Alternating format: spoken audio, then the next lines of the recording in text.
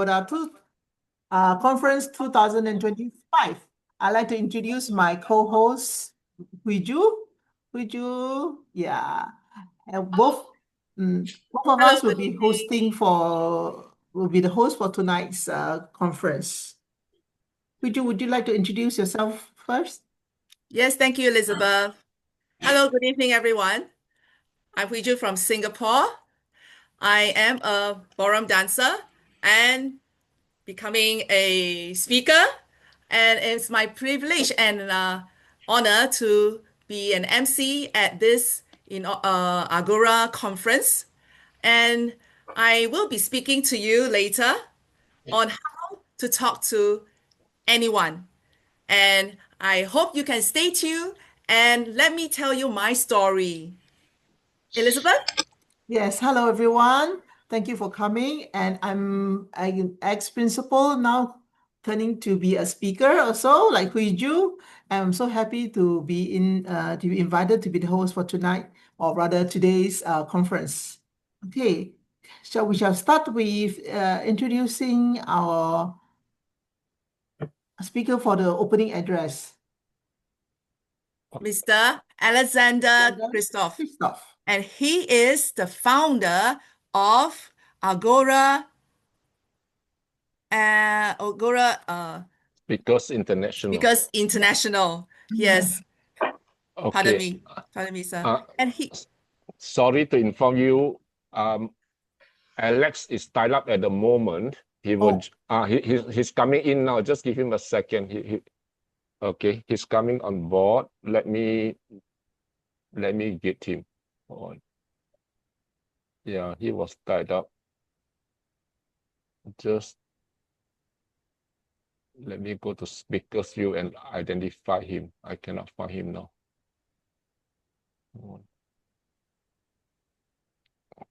I cannot find him. Ask him to put up his hand. Alex, can you pull up your hand? Raise hand.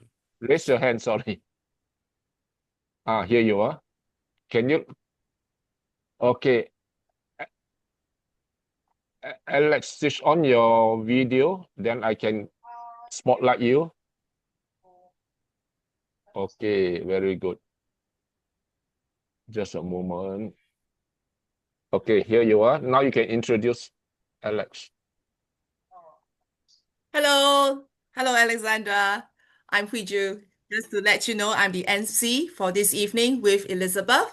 And to everybody, please welcome our founder and the president of Agora Speakers International, Mr. Alexander Christoph. He is a very highly technical and people-oriented leader with a passion for building exceptional systems and very high performance and predictable teams. He has track record in delivering state-of-the-art solutions and processes. He is also skilled in tackling complex, high-impact projects with innovative solutions. He has extensive experience in collaborating with stakeholders of all levels, and he is a data-driven leader. So let's bring him on as he come to our Agora conference. Let's welcome him with a round of applause. And here I will show you how to. Thanks everyone for the warm welcome, and thanks a lot for the Singapore team and all the participants for this amazing work and all the effort that has gone into preparing this conference. This is the second day of the convention. I already spoke a lot in more generic terms during the first day, so I want to bore people to death with any more chatter. And instead of that, I'll just wish all the best to all the contestants. Thanks again for all the effort that has gone into organizing this. I know it's not an easy task. It requires a lot of work. It requires a lot of head scratching. And let's have a great second day. Thank you. Thank you very much, Mr. Christoph. And ladies and gentlemen, this evening we will have a number of overseas and Singapore speakers, and together we have two competition, 2 speech contests, one of which is educational speech contest, and the other is social awareness speech contest. So before we carry on, let's bring on our first speaker, Mr. Mark Chan. Mark Chan, raise your hand. I cannot find you. Can you see me? Yes. I'd like to share my screen, and then I will give a 1-minute intro before we start.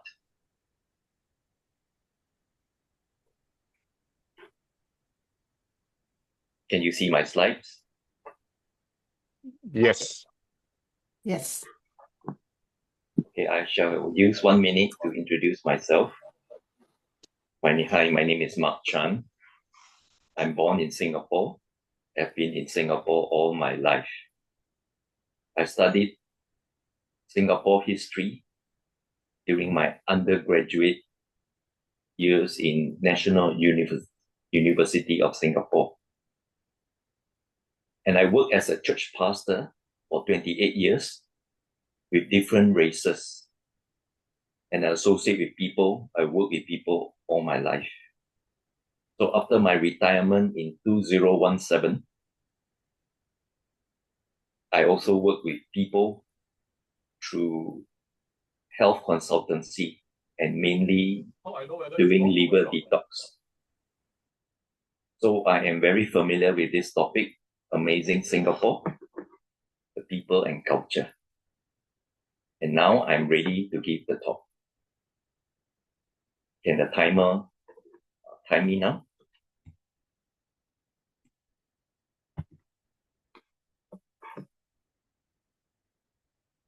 Okay. Singapore is a brand name throughout the world because of this one man, Lee Kuan Yew. He's our founding prime minister who is very competent, very fair, and a man of integrity, and he is incorruptible. Because of him, he put tiny Singapore into the world map, and he has made Singapore win many accolades. One of the best accolades is the Changi Airport, which for 13 years was the best airport in the world. And Singapore for many years Singapore Airlines has been the best airline also for many years. And Singapore is known to be having the strongest passport, where 193 countries, this passport of Singapore is able to enter visa-free. And Singapore has the second busiest port in the world. Of course, it's dominated by the ports in China, but Singapore ranked number 2. And Singapore is ranked number 3 as the least corrupt nation of the world. And Singapore has the 5th best retirement system in the world. And Singapore has many safety nets. For example, healthcare. We have the MediShield, where we have compulsory savings into our healthcare system. There are financial assistance for those low-income earners and those who are out of job. There is a workfare bonus, and then we have retirement plan, education subsidy, housing, public housing is also highly subsidized, and we have long-term care for the elderly. And Singapore has the number 2 best workforce. And Singapore is often praised by businesses for its strong labor pool, including skilled labor, competent senior managers supported by government upskilling initiatives. And Singapore is the 3rd richest country in the world based on gross domestic product per capita. And there is a book written about Singapore by one Taiwanese representative. It unveils the secret behind Singapore's 60 years journey from a small island nation to a global benchmark of success. As you know, Singapore today, we just celebrated our 60th National Day of Independence. And this is the makeup of Singapore. There are 4 major races: Chinese 74%, Malay 13%, Indian 9%, and Eurasians and others are 3%. So we are mainly Chinese origin. And most of the Singaporeans, about close to 80% of them, are staying in the public housing, which is also world class. And slightly more than 21% are staying in private. They are either in condo, apartment, landed, or other dwellings. And the government of Singapore ensure racial harmony in our public housing to ensure that quota system is being observed so that no ethnic enclave is encouraged.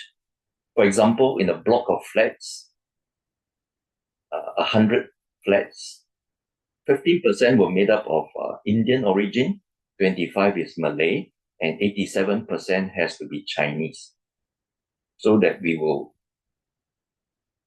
intermingle with different races and not develop a racial enclave in Singapore. And the Chinese, the favorite color is red, and we celebrate Chinese New Year based on the lunar calendar. And we also have the Qingming, which is the cleaning of our ancestors' tomb.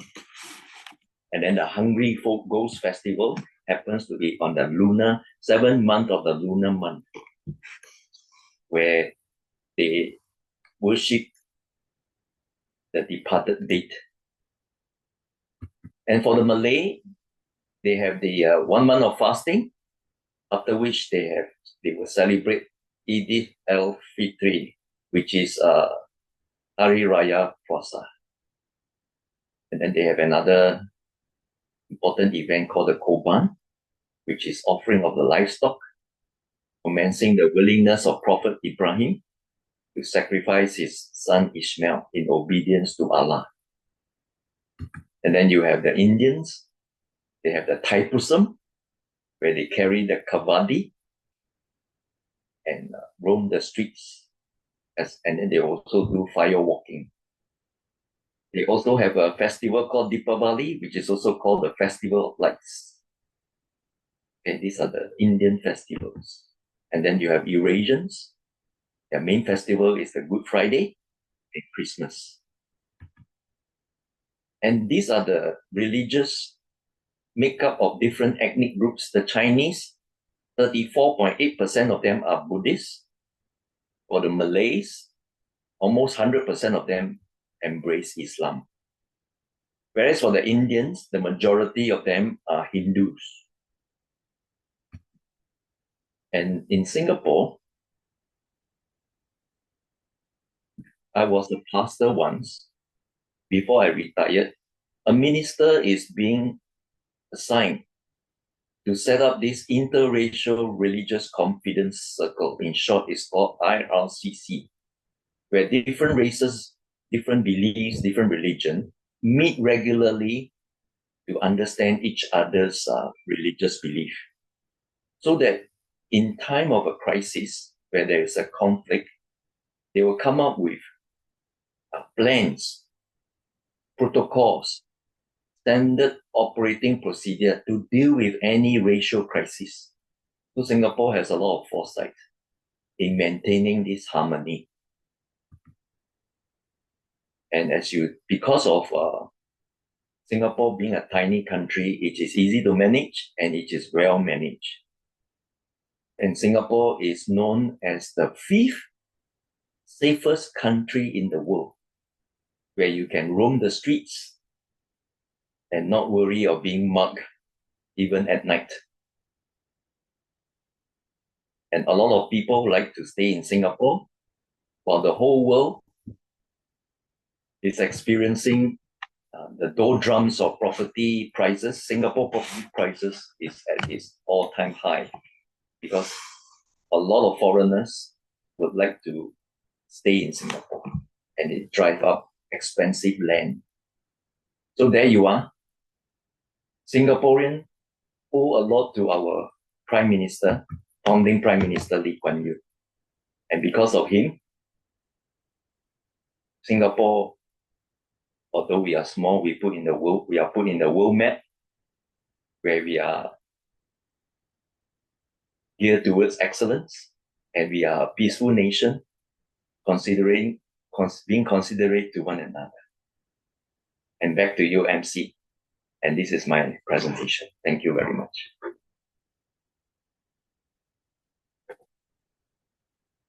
Much for your message.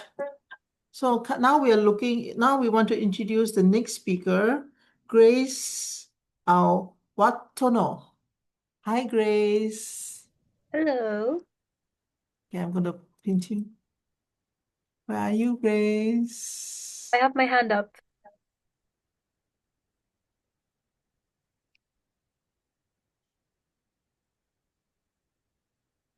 Okay, Gracie, how are you?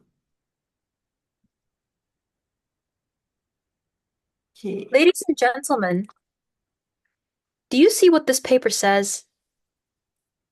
Today, I'm here to tell you, don't follow your dreams. Abandon them. Bury them if you must. I know that sounds like heresy in a room like this, but let's be honest. Dreams are cheap. Everyone has them. You could probably dream with your eyes closed. They are vague, slippery things. Be successful. Change the world. Do what you love. They're pretty slogans, sure, but ultimately useless when you're staring at the ceiling at 3 a.m., wondering how to keep going. Dreams don't tell you how to drag yourself out of bed on the worst days of your life, when rock bottom feels like it has a basement. Don't follow your dreams. Follow your tools. When Ban Peng first asked me to give this talk, I have to admit I laughed a little. I'm 20. What on earth do I know about success? I don't even have a favorite brand of toothpaste yet. And earlier this year, I filed my taxes incorrectly. I thought I was going to go to jail. But maybe that's exactly why I'm standing here before all of you. Because success isn't just the territory of CEOs with corner offices or professors with decades of research. Success is something that you start building now with the scrappy tools you already have in your hands. Hi, everyone. Good evening, good afternoon, good morning. My name is Gracie Waltono, and this is my story. Growing up, I was raised by stereotypically Asian parents who taught me to want the world or want nothing at all. I was told that as long as I did everything correctly, I would leave everyone else in the dust and I would emerge victorious. And you know what? For a very long time, that worked. I was the smart kid in primary school, the one who ticked all the boxes. Good grades, good behavior, good hair, promising future. The teachers loved me. Parents bragged about me. Everyone wanted their kid to be my friend.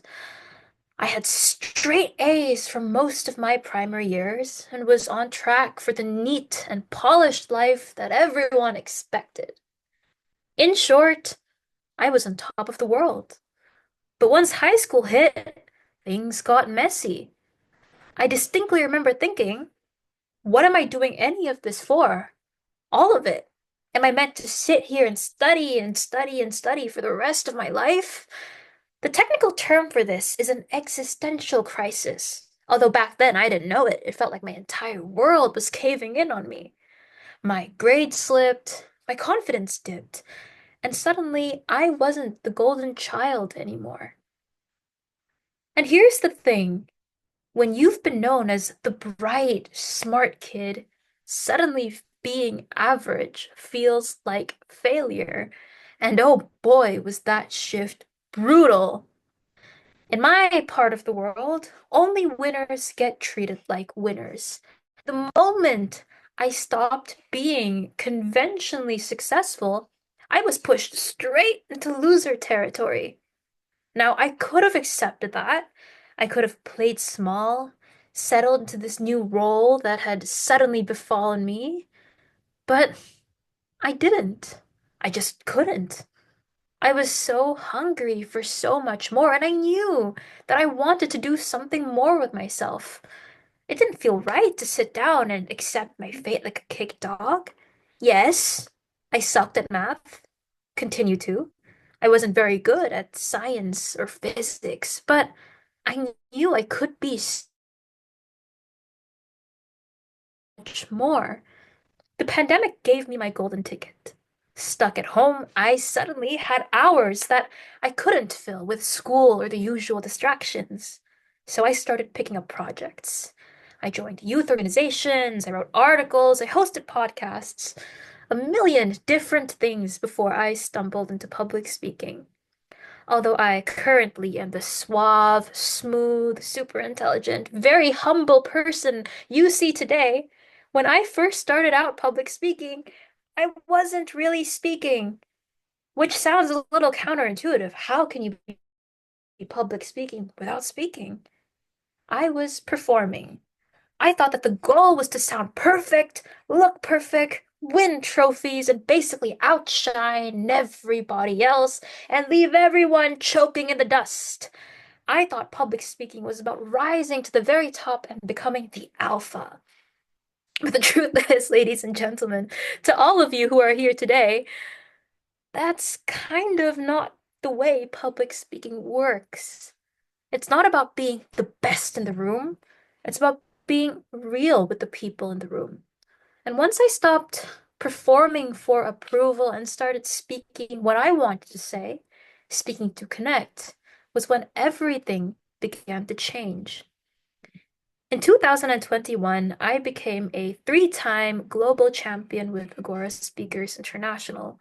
Not because I was perfect, not because I was the best student in school, but because I finally found a tool that I could sharpen and use.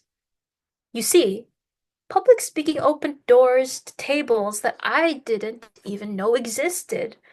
It connected me with people from all across the world who are today still my friends. I see people like Gabriella, all the way from Romania, Banpeng in Singapore, Fred from Canada. So many people who have since then become my friends. And I think that this gave me a space to think, to argue, to be heard. It gave me community at a time when the world felt very small. And it's also what brought me to Agora Singapore, where I had the privilege of meeting Banpeng. Banpeng didn't just open a door for me. He pushed it wide open, as he has done for so many other people.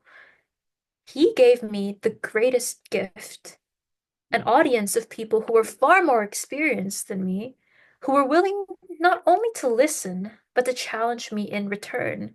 And to a 15-year-old, this community was monumental. Every single time I joined, I'd go to my mom and go, "You'd never guess what happened." And they'd go, "Were you in another Agora meeting?" Clearly, I used to joke that I had three parents, my mom and dad and Agora. I've recycled this to the point of repetition, but I think it stresses just how much I love this group. Ladies and gentlemen, public speaking became my first tool. It took me from a high school student to a three-time global champion, connecting me with audiences from all across the world. Writing became my second tool. It earned me a commendation from Oxford University for an essay that would be considered a little controversial in Indonesia. Law became my third tool. This year, with a professor, I worked to help indigenous communities take governments and corporations to court for climate damage. I've presented research on migration and securitization at an ethics conference in Leiden, still wondering how on earth I ended up there. I've represented my university on platforms that I once thought unreachable, and each time I was reminded that we are capable of much more than we believe. If you had seen me in high school, you never would have guessed that this was possible. I bet $10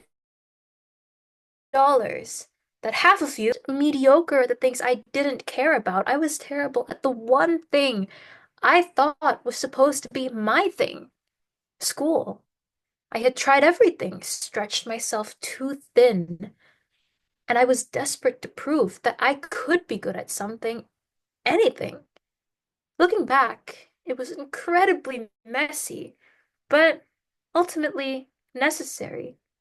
It forced me to keep moving, keep searching, until I found the right set of tools and started building a path instead of performing one. On paper, my journey looks super polished. Point A to point B, point C, etc. But the truth is, success is just a collection of well-curated failures. And everything I have today came from one simple decision: to stop waiting for dreams to materialize and start working with the tools in front of me. The poets were wrong. Hope is not a thing with feathers. It is a thing with horns and caluses and mess. In order to shape your life, you don't float gently. Things don't just happen to you. You roll up your sleeves and get your hands a little messy. So, to everyone in the room, young, old, from any part of the world, don't follow your dreams. Follow your tools. Don't wait for the perfect moment or the perfect idea, because those things do not happen. Take the tools in front of you, sharpen them and wield them. Build, create, fail, learn. Keep moving, even when the path seems unclear. Nobody ever knows what it is they're doing with themselves, but in great attempts, it is glorious to even fail. One day, you are going to look back and realize you didn't just chase success, you forged it, you built it, you claimed it with your own hands. So, to close my speech today, I urge all of you to think, what tools do you have in your toolboxes? And what can you do with them? Thank you so much, everyone, for having me, and I pass the floor back to our wonderful MC. Thank you, Gracie, for so much for your inspiring speeches. From performance to connection. Yes, true. We should use whatever we have and build on it, and just go for it. Thank you so much. You're so inspiring. Love your journey. Okay, let's bring on our next speaker, Raju. Raju, yes. Let's welcome our coach Raju. Okay, Raju. Where are you, Raju? I pinned him already. Raju, can you Yeah. please turn on the camera? Yes, I see Coach Raju raise his hand. Yes, I pinned him already. So can you kindly on your camera, Coach Raju, you're next. So let me introduce Coach Raju here. Okay, a story from the Mahabharata. Wow, sounds so interesting. Coach Raju. I think the next speaker can go first. Raju, Coach is here. Coach is here. He's here. Hello, Coach Raju. Yeah, hi. How are you? Thank Yes. you very much. Hello. Thank you. Okay. First, I'll start with introducing myself before Bunpeng pushes another speaker before me. And okay, let me start my story. I was excited to get married. But then shortly after, my wife stopped listening to me. And the only place I could find people listening to me and even clapping was in public speaking. So that is when I became an accidental speaker. And now I'm a very passionate public speaker. And in my free time, I work as a CFO. So that is a short background about myself. And today, what I'm going to talk about is I'm going to talk about the lessons learned from Mahabharata. Okay, for which I'm going to give you a preview of what it is all about. This was a scripture which happened actually 10,000 years back. 10,000 years back. There lived a king called Pandu. He had 5 children. Their name was Yudhishthira, Arjuna, Bhima, Bhima, Nakul, and Sahadeva. So he had 5 children. And his brother, his name was Dhritarashtra, who was blind. And guess how many children he had? More than our participants at currently in Agora. He had 100 children. 100 children, and they were known as Kauravas. All of them grew up together. Now, what happens when you grow up with someone, you know, that rivalry and jealousy start building up, right? So, and Yudhishthir, who was the eldest one in the Pandavas, he had a weakness. Like every one of us have weakness. His weakness was gambling. So the Kauravas found out that, invited them for a game of gambling, and ensured that they lost everything in the process. So they were sent to forest for a period of 13 years. When they came back from exile and wanted the kingdom, they said, no, we don't know who you are. We are not going to give you. Then there was Lord Krishna. He wanted to mediate between them, but the talks failed. What happened? Then started the battle called Mahabharata, which is the biggest battle. It lasted for 18 days. Millions and millions of people were killed. But there are several lessons which we can learn from this, which is applicable even today and even 100 years later. And each one of you, why you need to listen to this? Even if you get 50% of it, let me tell you, you will have a better tomorrow. That's for sure. Okay.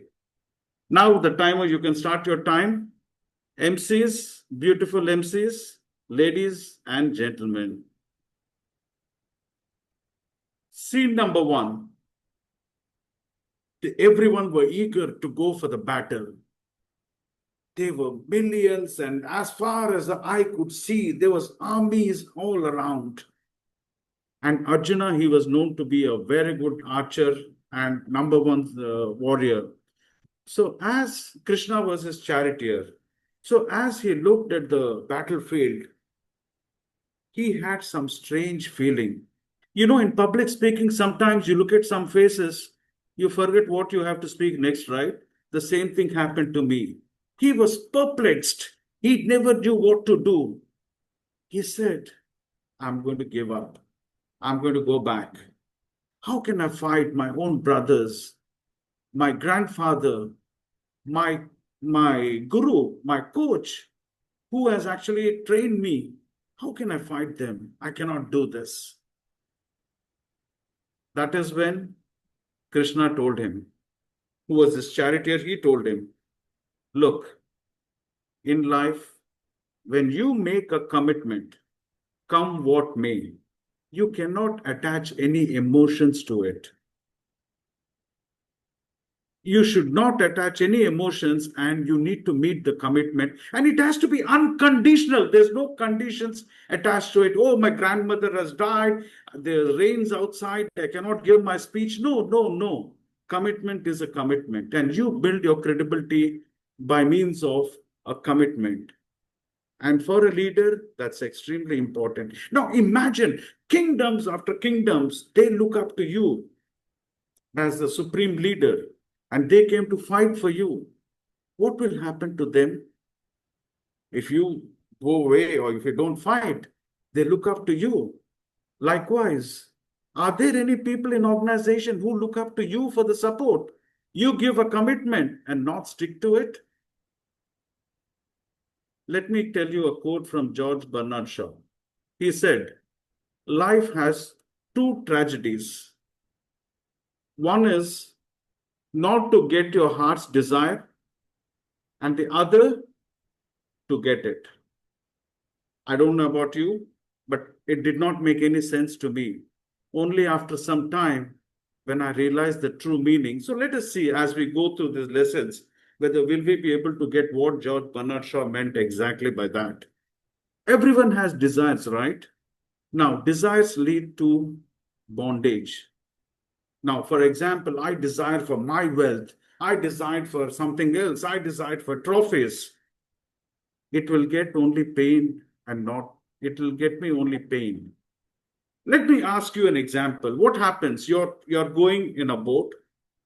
The boat capsizes. Then what do? You jump out of the boat, right? For yourself. Now, scene number 2. What happens if your family is there with you? What would you do? Without a second thought, you will go to help your family, right? Without a second thought. And that is what we need to do in our real life. So what is the secret over here? Commitment means you go ahead satisfying the desires of others, but not your own. Lesson number 1. Don't give any emotions to your commitment. Commitment should be unconditional and ensure that you satisfy the desires of others. Others look up to you, not for your own desires. Now, the same thing happens. It could be that you have your own possessions, like you want a car, a house, and all this. This all makes you claustrophobic, all the materialistic things. But when you're faced with crisis and competition, you think, okay, I need to run away from this. I had enough of this. No, commitment is a commitment. People look up to it, and you need to stand by it. Lesson number 2. You know what Tiger Woods did after he won a championship? He didn't go partying around like we do. He was practicing his swing for 1 hour. Where's the necessity for him to do it? But he did it because his concentration is only on the process, not the end result. So I see many Agorians are also students. When you write for your exams, don't think that I need to get 100 out of 100, 95, whatever it is, grades, but focus on the process, focus to learn.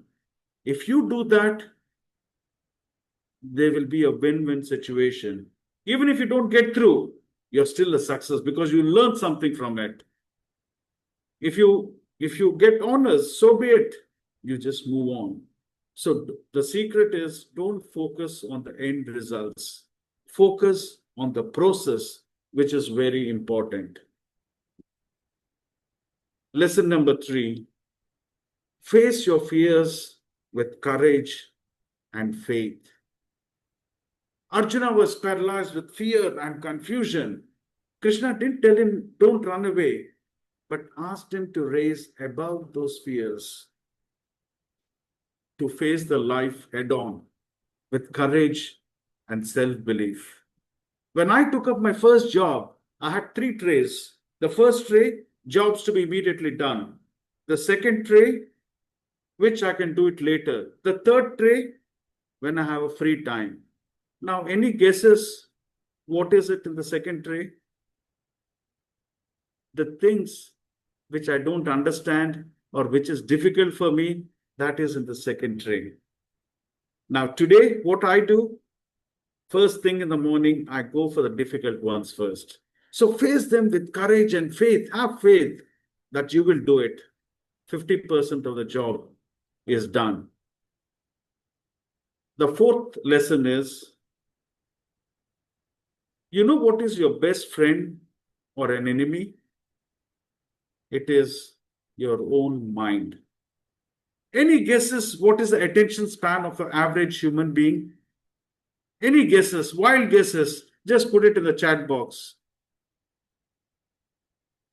Wild guesses, no problem. There's no right or wrong. Okay. Well, I wouldn't say you were too close. The average span is 8.5 seconds. 8.5 seconds is the average span. Attention. So if you don't imagine, even when giving a speech, if you don't grab the attention of the audience, you have lost them. That's it. So the focused mind, being focused and disciplined, is what leads to inner liberation. And self-discipline leads to our strength and personal growth. It's very important that we should stay away from all the distractions, concentrate on what has to be done. What is the fifth lesson? Treat joy and sorrow alike. There should be equanimity, like in both sorrow and happiness. We should be overwhelmed by joy or shattered in sorrow. That will lead to inner peace. True pleasure. Treat pleasure, pain, gain or loss, victory and defeat alike. It's difficult, but it is possible. Try it out. Once, like I attended a course on advanced meditation. Then I said, it's very difficult for me to meditate. Then the master said, okay, it's pretty simple. He said, just go clean all the toilets and wash all the vessels. I said, what? Yes, do it. I went and did it. And guess what? After doing all that, meditation became very easy. So what happens is your ego dissolves. Like true service is something which you do without any expectations. That is when, like we will be able to focus on whatever job we are doing. So ask yourself every day before you go to bed, did I make a difference in someone's life? Did I do it? Give a pat on your back the day you did it. And keep doing it, that will transform you. So ladies and gentlemen, I would like to summarize the whole thing. First one, ensure that you cater to the desire of others rather than your own desires. Focus on the process. Face with courage. Control your mind and treat sorrow and selfless service as a divine process. So, hope you have understood now what Bernard Shaw actually when he meant. Life has two tragedies. One is not getting your heart's desire, and other is getting it. Go ahead. What are you waiting for? You follow these rules, you will have a better tomorrow. Over to you, MC. Thank you so much, Coach Raju.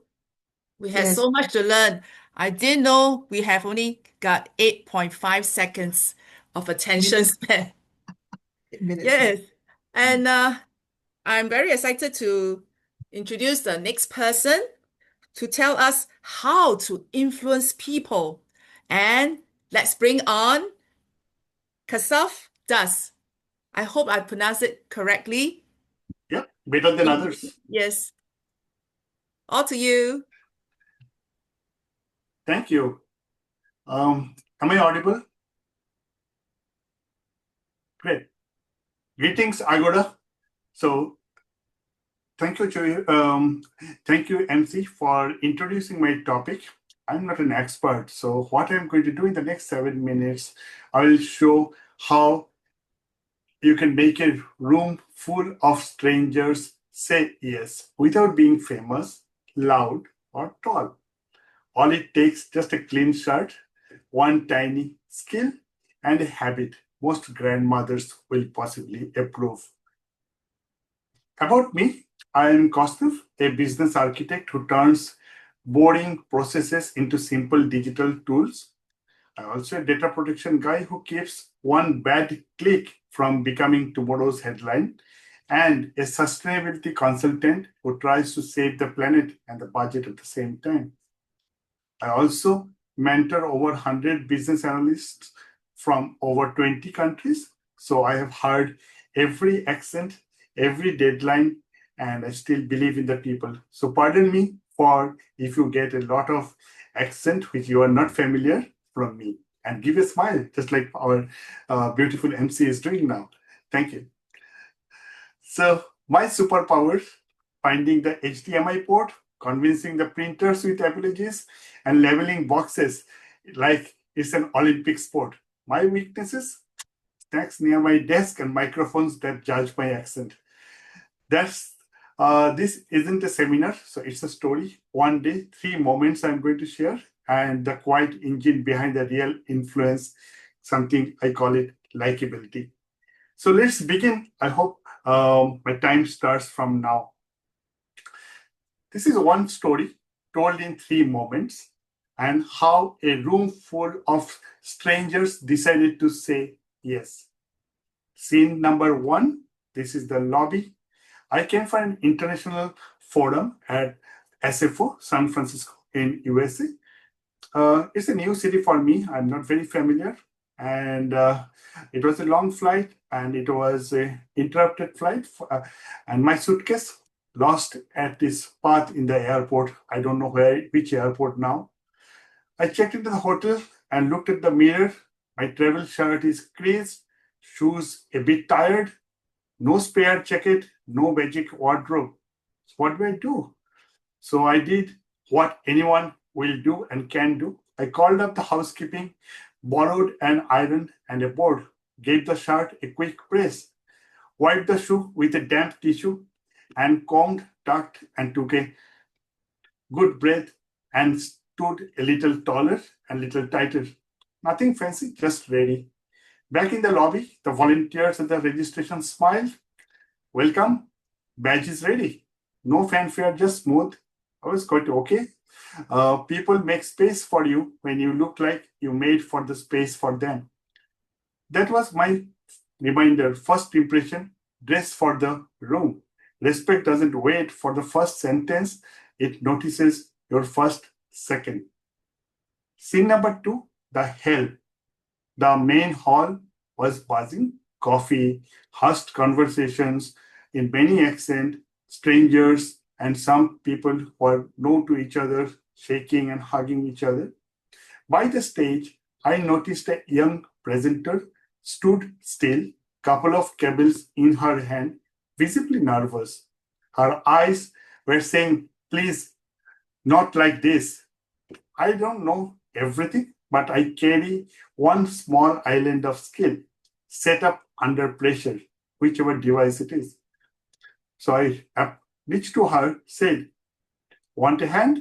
I asked, and her eyes says it all, as if she saw a lifesaver. We looked into it. She didn't have the right connector. And in my pouch, I always have few connectors because I know these things can happen. We found the right input, mirrored the screen, tested the clicker, and I also saved her slides into a spare USB as a backup. Then I said, what's your first line? She whispered it. I said, good. And then I said, now your second line, and the outcome is in one sentence, and thereby the bits only. Problem, plan, promise. That's your spine. She nodded. She's relaxed. Her turn came. First slide. On time. Clear opening line. Then the 3 bits, and she is on the floor. I didn't take the stage. I was just the setup person and useful in one focused way. During the break, a regional director stopped me. He said, I'm moderating a panel in 10 minutes. Any tip to keep it tight? Of course, I am not an expert, but I just drew a small triangle on an index card and said, question, insight, and invite. Each answer gets 90 seconds, I say. Ask a sharp question, pull one concrete insight, then invite the next voice. Just repeat. He smiled like he had just found an extra minutes on his agenda.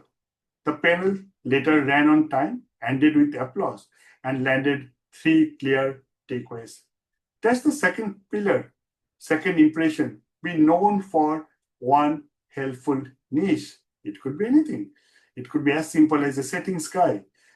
When people trust you in one thing, they start trusting you in many other things. Useful is a language everyone understands. And I distinctly remember when Barack Obama mentioned to his daughters that when his daughters said, Father, what can we do? to when we grow up?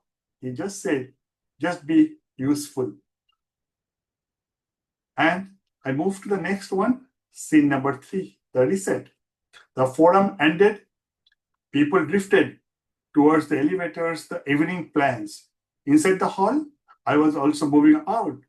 And inside the hall, the quiet work began, few volunteers, and as if the part after the photos.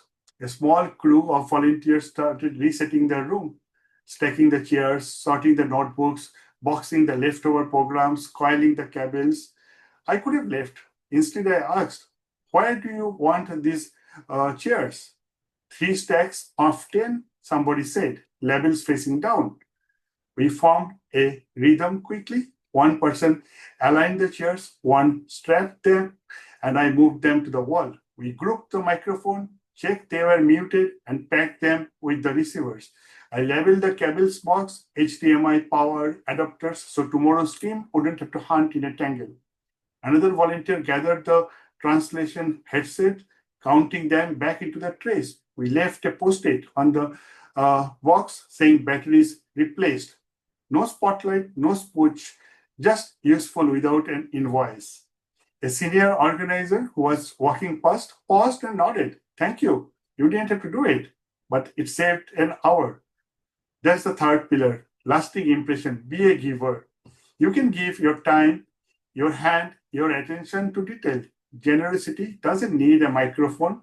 People remember how you made their work feel lighter. The next morning, breakfast buzzing with new friendship. People I hadn't met waved me over. You helped a young presenter, I saw that. Thank you. Another person, your triangle kept me our panel on time. Sit with us. And further, we saw the label boxes. Great help. Thank you. They didn't all remember my name because I have not even told my name. And as you know, it's not easy to pronounce my name, which my mother gave me. But they remembered the feeling. And when I finally presented my ideas that morning, the room leaned in early, not because my slides were perfect, but because the hearts were already open. So when Banpeng told me, why not Kaustavi speak about how to influence people? So I felt influence flows likability. And likability flows from 3 simple choices. Dress with intention, let the room relax when you arrive. Build one useful strength. It's the depth that creates the trust. It could be a simple thing, but it's where you are the master. And give more than you take. Service lingers after the lights go out. So when I walk into a next room, office, client-side, community hall, I think like the director. Opening shot, neat, clean, present. Middle part, be someone's setup person so that I become useful. And final frame, leave a gift behind. Solve problems, lighter load, tomorrow made easier. If you do this, I'm pretty sure any country, any age will feel safe with you. They will like you, and just the way I feel being liked in the meeting. And when people like you, the room says yes, and you influence people without making any efforts. Thank you, Agora. And thank you, Banfeng, for giving me the opportunity to speak here. Over to the MC. So much. Thank you so much for your wonderful speech. Now I'd like to introduce the next speaker, Chan Hui Ju. Okay, for our MC tonight, and she'll be talking about how to talk to anyone. Hui Ju. Yes, thank you, Elizabeth. Yes, ladies and gentlemen, let me introduce myself. Some of you who knows me, I used to work in the flavor industry in a laboratory. And after I left the corporate, I moved on to my next life journey, and I want to explore speaking. And before speaking, I'm also have another life, my dance life. I was a ballroom dance competitor. I represented Singapore at International Ballroom Dance Championships, and I majored in the 5 dances, mainly the waltzes, slow foxtrot, quick step, and Viennese waltz, tango. And life for me is really on the dance floor. And now I my life journey has reached another part, and I want to explore speaking. And I'm very happy to have this opportunity to be invited by Mr.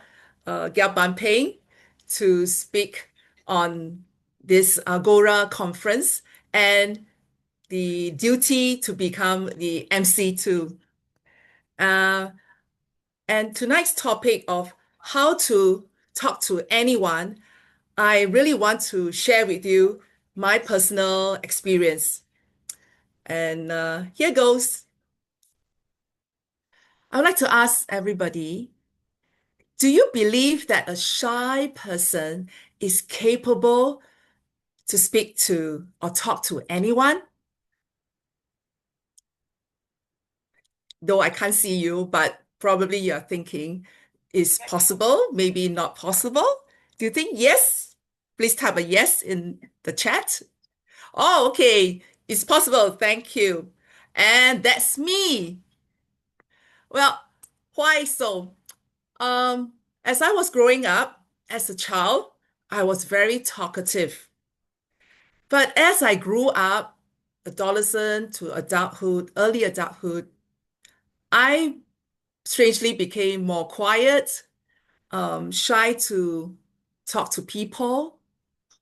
And as I entered the working life, I was working in a laboratory.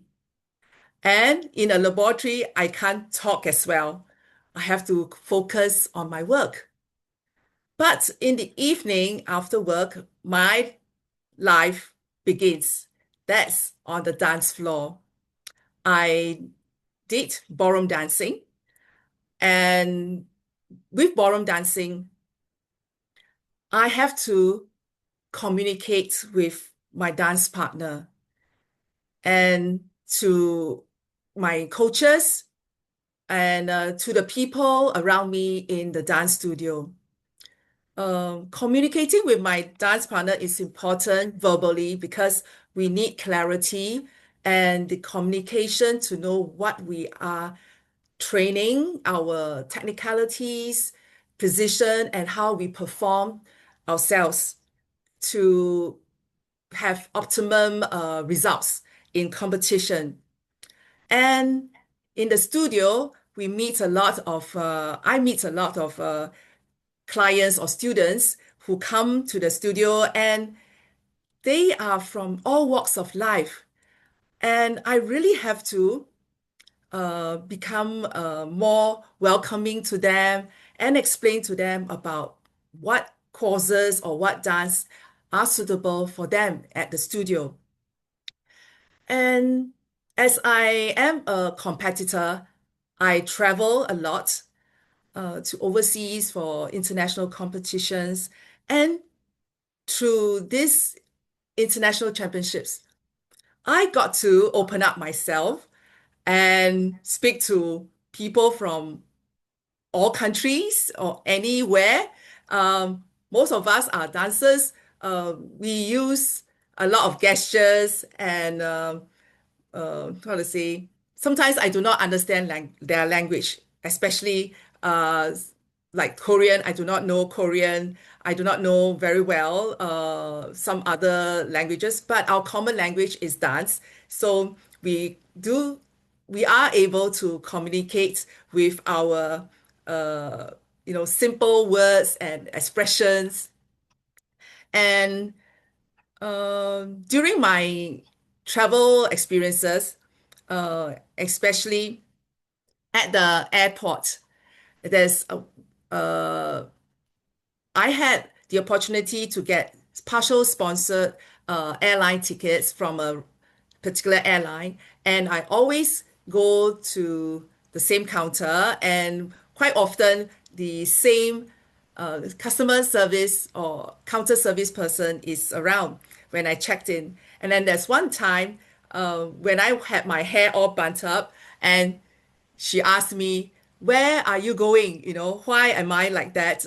So I had to tell her that, oh, last night I had a competition in Singapore, and this morning, today, the next day, I have to fly off to Hong Kong for another competition. That's why my hair is still the same. And we kind of really had a good conversation, short one. And who knows, she was very kind. She upgraded us to the business class so that we can have good rest before we adjourn to our next program. And I find it, I really felt very heartwarming. And there's one more thing that I want to share with all of you, which I have not spoken to anyone, honestly, which happened just last weekend.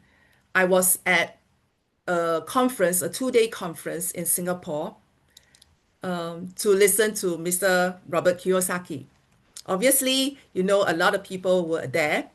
And when I was queuing up to waiting for the door to open in the morning, I had a short conversation with a girl, a lady, and we kind of kicked off a little bit, and I was introducing to her about speaking as a plan B if she wants to change her present job, and we got connected.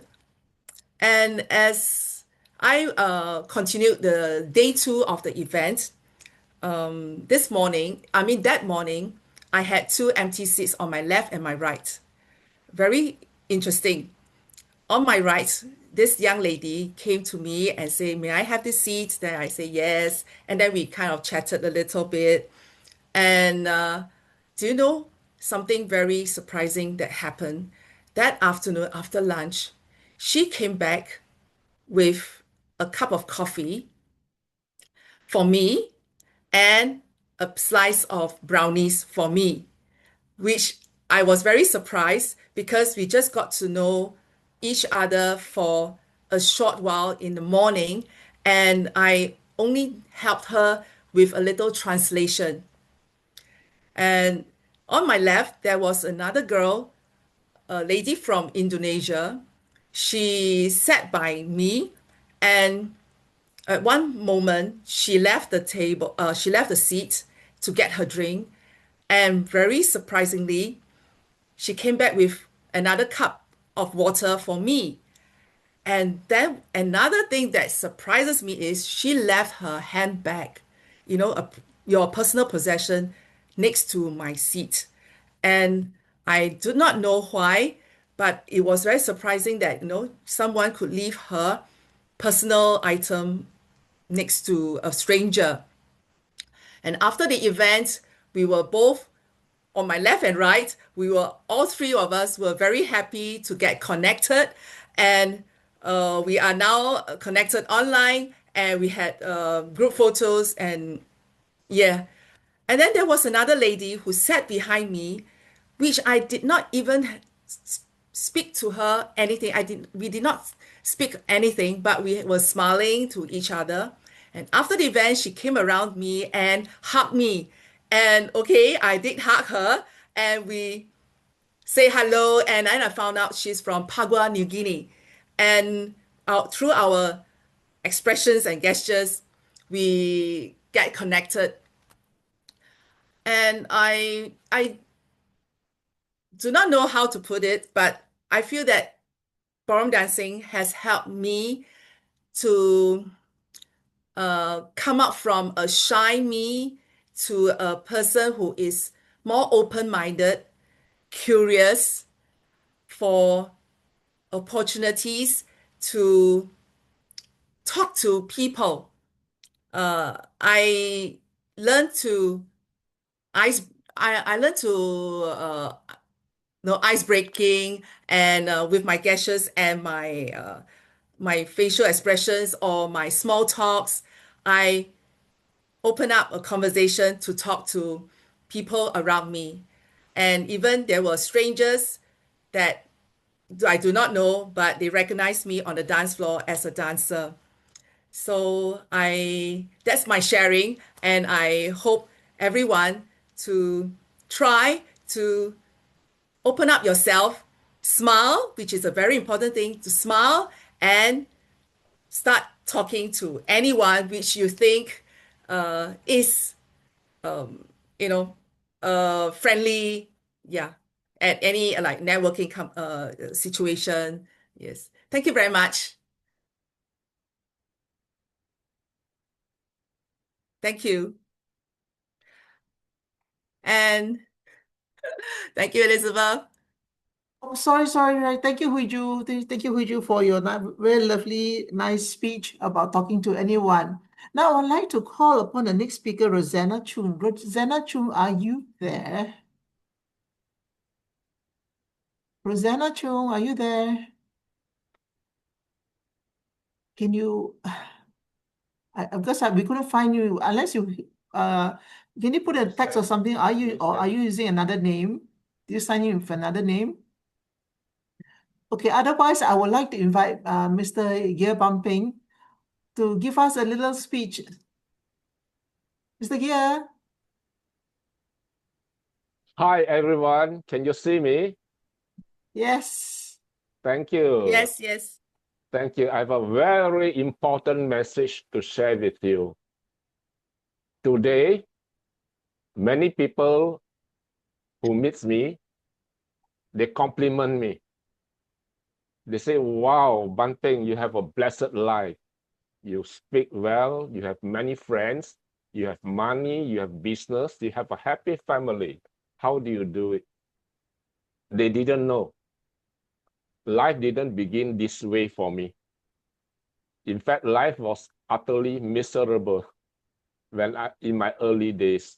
I grew up in a small village in Malaysia where everybody is poor. So it's normal to be poor. But I decided I don't want to be poor. And I have a problem. What is the problem? Yeah, hello. Can you hear me? Disconnected 咗頭先。 Sorry. Oh, Can you sorry. mute the rest of the people? Thank you. Now, I have a problem because I'm not a good student. I'm one of those who need to study very, very hard, burn midnight oil to prepare for exams, and very often I don't even make the grade to pass the exam. So that's me with my problem. But I knew I wanted to be rich. I wanted to have money. I wanted to do whatever I wish to do, which I'm able to do now. If I walk into a shop or supermarket, I can buy whatever I want. If I go to a restaurant, I can order whatever meal I want. So that life is good life. That is a dream life. And do you want to have this same life? Can I see your hands? Okay, very good. I'll tell you what is the secret. Today, it will make a difference to you. Many years later, when you meet me, you will thank me. Many people don't get to live this life. They don't live the life they dream of, even though they know what they want. They know what they need to do, but they don't do it. If you know this, it will change your life. Each of us have an elephant, a very big elephant that we are riding on. Our thinking mind can tell us what we want. We can research and talk to people and know what to do, how to do it, who to help us. We know all these things in our head. But we are riding on the big elephant. And the big elephant will take us wherever it wants to go, not where your brain tells you ought to do and where you ought to be. So what is this big elephant that you're riding on? It's the subconscious mind. It's your habits. So if your subconscious mind is stopping you, and it stopped many people because there's a lot of reason why they would not do something. There's a lot of reason why people will not change, even if the change is good for them. Change is not comfortable. In fact, change is very uncomfortable. So if you do not change, you will end up exactly where you are, which is not a very good place when we started. So how do we get the elephant to do what we want it to do? How do we get our elephant to take us to where we ought to be? Change your habit. First, you make your habit. Then your habit will make you. That's what I did. I have to do that for 30, 40, 50 years, 60 years before I see the bright sunshine and enjoy the warmth. Before that, life is miserable. When you don't have money, literally, people look down on you. It's not a matter of just having money to do what you like to do. Although money is very important, it is really not that important, but the journey you travel to get to where you are is the important part. So how do you do that? How do you build a habit? You do it one day at a time, one step at a time. It's just like Huiju doing the dancing. You do it until you can do it without thinking about it. It has gone into your system, embedded inside you. Then you do it naturally. The way you learn to ride a bicycle. So the bicycle is riding. At first, you cannot ride the bicycle. You keep on falling down. You scrape your knee, you skin your elbow, you get up and you climb on the bike and you try again. You may fall down. And people may laugh at you, but don't give up.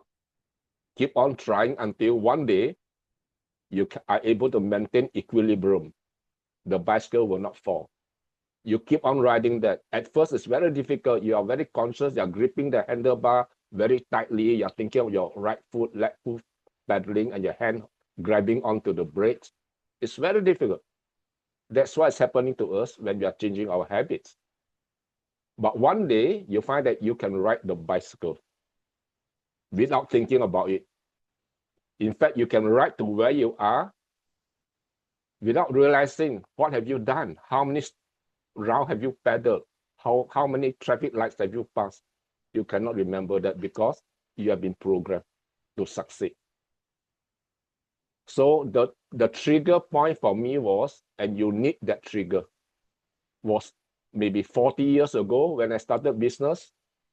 A client told me, Ban Peng, nobody will respect you if you do not have $1 million in your bank. My goodness, in those days, I hardly have $1,000 in my bank. How to have $1 million? But I took his word seriously because he's successful. He knows. He's traveled that journey. I worked very hard. Took me a long time before I finally see $1 million in my bank account. And that changed everything. Not because of the 1 million, but because of what I need to do in order to get there. And the people I meet, the journey I travel, the obstacles I overcome, that made me who I am today. And so today, I want you to remember to ride your elephant the same way you ride your bicycle. Day after day, step after step, bit by bit, build the habits of success. And you will get there. Thank you for listening to me. I see you at the top. MC, please. Thank you, Mr. Ban Peng. Yes, don't give up. Yes, we won't be giving up. And now the next one, we are moving forward to the education speech contest. It's going to be so interesting. Yeah, the excitement is here now.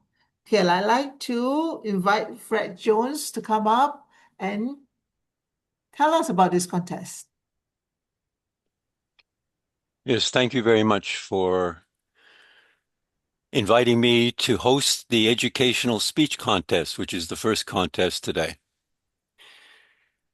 The educational speech contest has the goal of finding excellent science communicators who can enlighten, inspire, and teach people. So we have 5 contestants today who will attempt to do that. And I just want to ask the timer to please pin yourself or raise your hand, actually. And so the timing of this contest is the indicators will be green at 5 minutes, amber or yellow at 9 minutes, red at 10 minutes, and black at 10 minutes 30 seconds, meaning you are disqualified and you should stop your presentation if you see the black screen. But I'm sure no one will see that. The order of the speakers has been drawn randomly, and I will call upon you one at a time. So the first speaker today will be Chris Callahan. Chris, can you raise your hand so you can be spotlighted, please?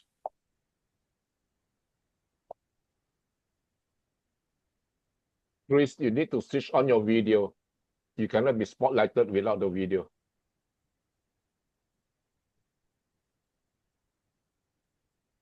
Right, there's Chris. Thank you very much. Now, Chris, I'm going to ask you let's test your microphone. So if you can unmute yourself and say after me, speak up, lead, and make history.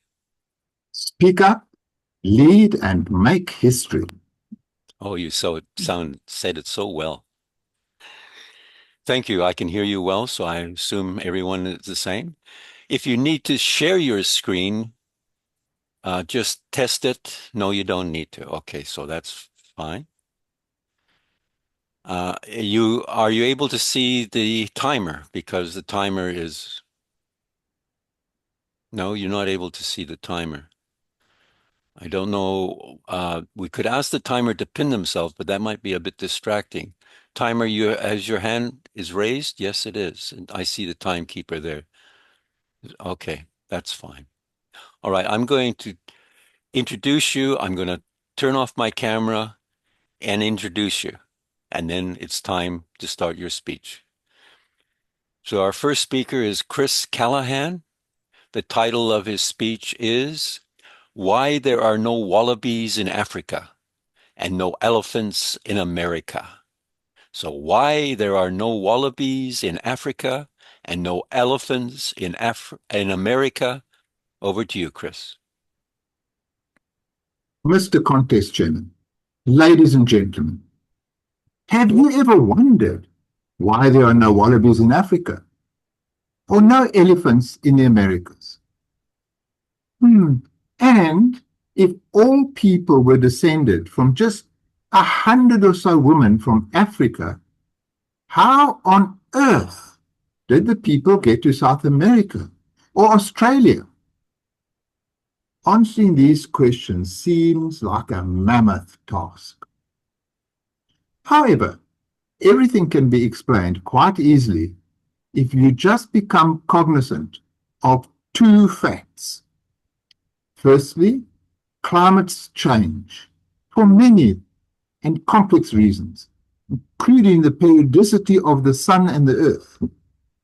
Secondly, the earth is in constant motion. Oceanic and continental plates move. They collide with one plate overriding the other, causing volcanism and uplift. Furthermore, land may move up or down due to isostatic forces.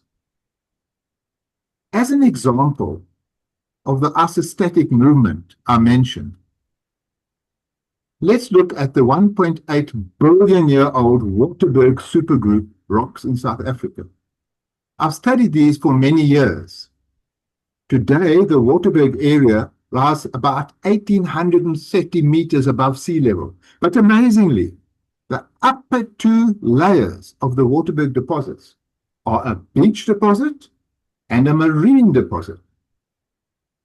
Also consider something a lot more recent. Table Mountain at the southern tip of South Africa was an island as recently as 15,000 years ago, and maybe an island again in less than 100 years if global warming continues. These examples are important in that they give context to what happened in the Americas. You see, South America and North America were separated at the breakup of Gondwanaland.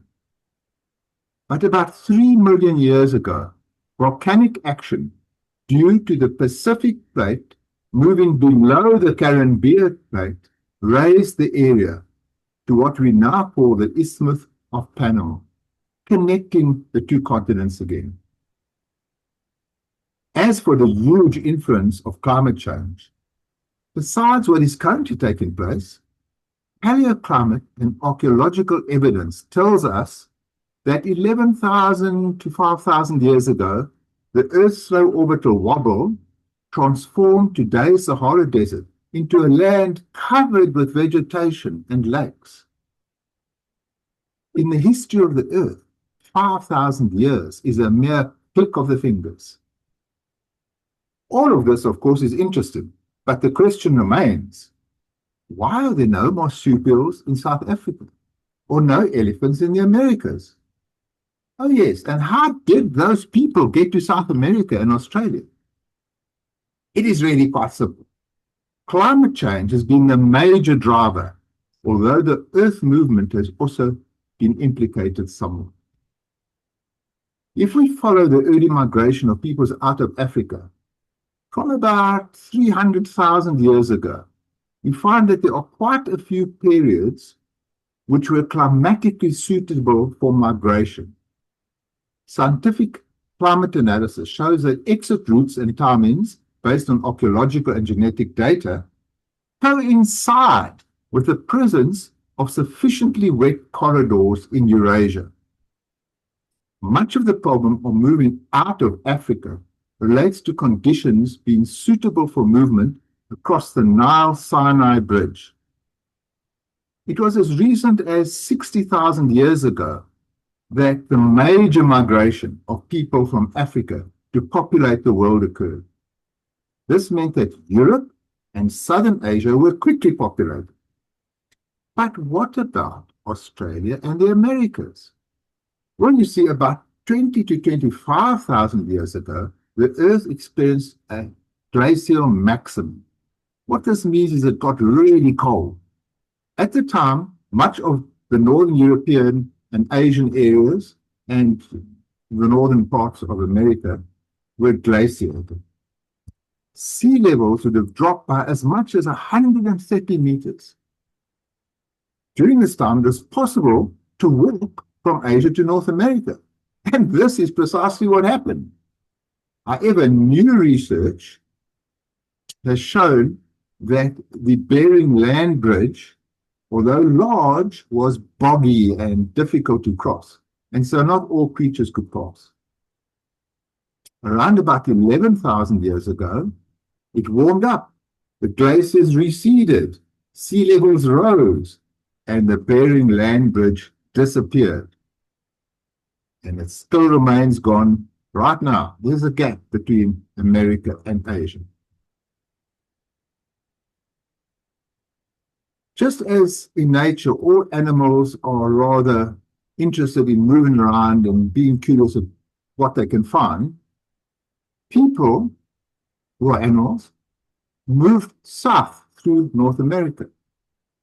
Conveniently, when they got there, the Isthmus of Panama had already been old history, and so the adventurous among them could move across the isthmus into South America. So that's all straightforward. But what about Australia? How did the people get there?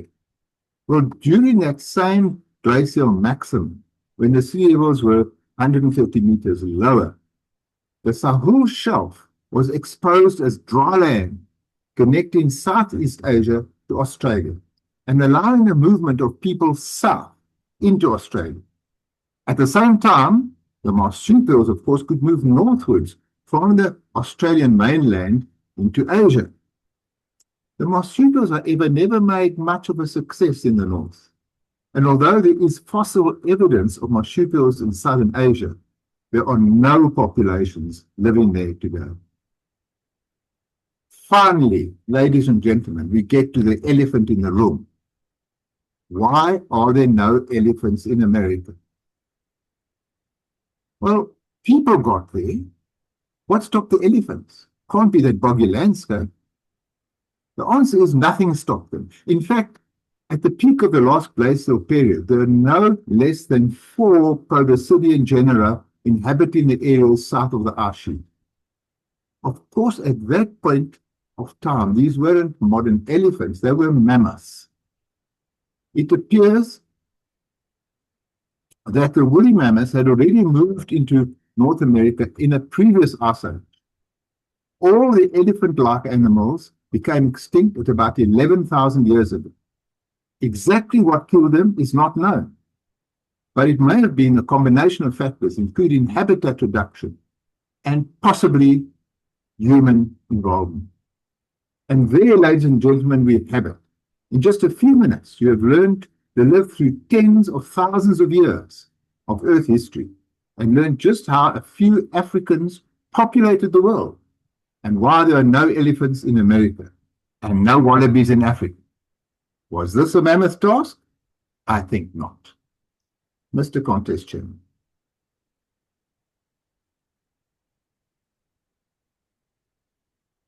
Thank you very much for your enlightening speech. I'm going to give 1 minute for the judges, starting now. 1 minute of silence.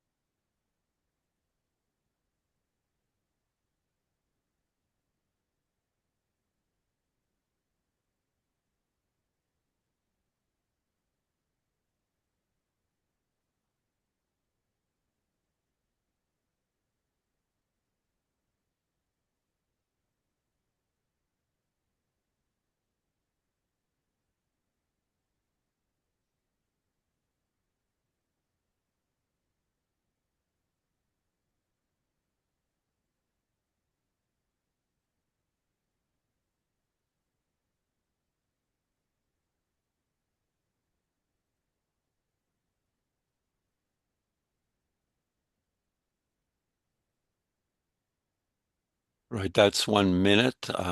There will still be time for the judges while I get the next contestant set up. So the next contestant is Paula Sibua. Paula, can you raise your hand and turn on your video so you can be spotlit?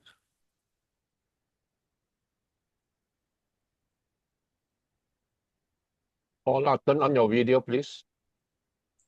I'm here.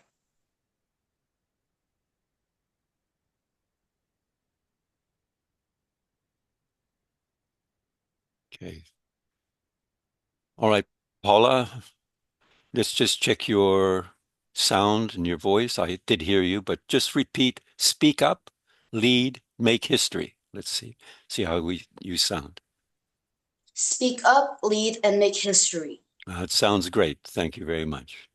Now, if you want to share, are you happy with the setup, with your camera and everything? You're looking good to me, but is it fine? Okay, you're fine? Yeah, I'm fine. Okay. And if you want to share your screen, do you need to share your screen at all? No. Okay, that's fantastic. All right. I'm going to introduce you. I'll turn off my video and I'll introduce you and ask you to start now. So, Paula? It's Paula Sibu. The title of her speech is Nostalgia. So Nostalgia, over to you, Paula. The title of my speech is actually Becoming a Star Through Reading. Maybe I haven't, listed it. But can I start now? Yeah, what was the title of your speech? Becoming a star through reading. Okay. All right. I'll introduce you again then, okay? Okay. Becoming a star through reading. Policy Boo. Policy Boo. Becoming a star through reading. Over to you. Did you know out of 9 billions of people on this planet, only a small percentage read even one book a year? Isn't that surprising? Good evening, fellow Agorians. My name is Paula Siboya. I am here to tell you why reading isn't just important, but also life-changing.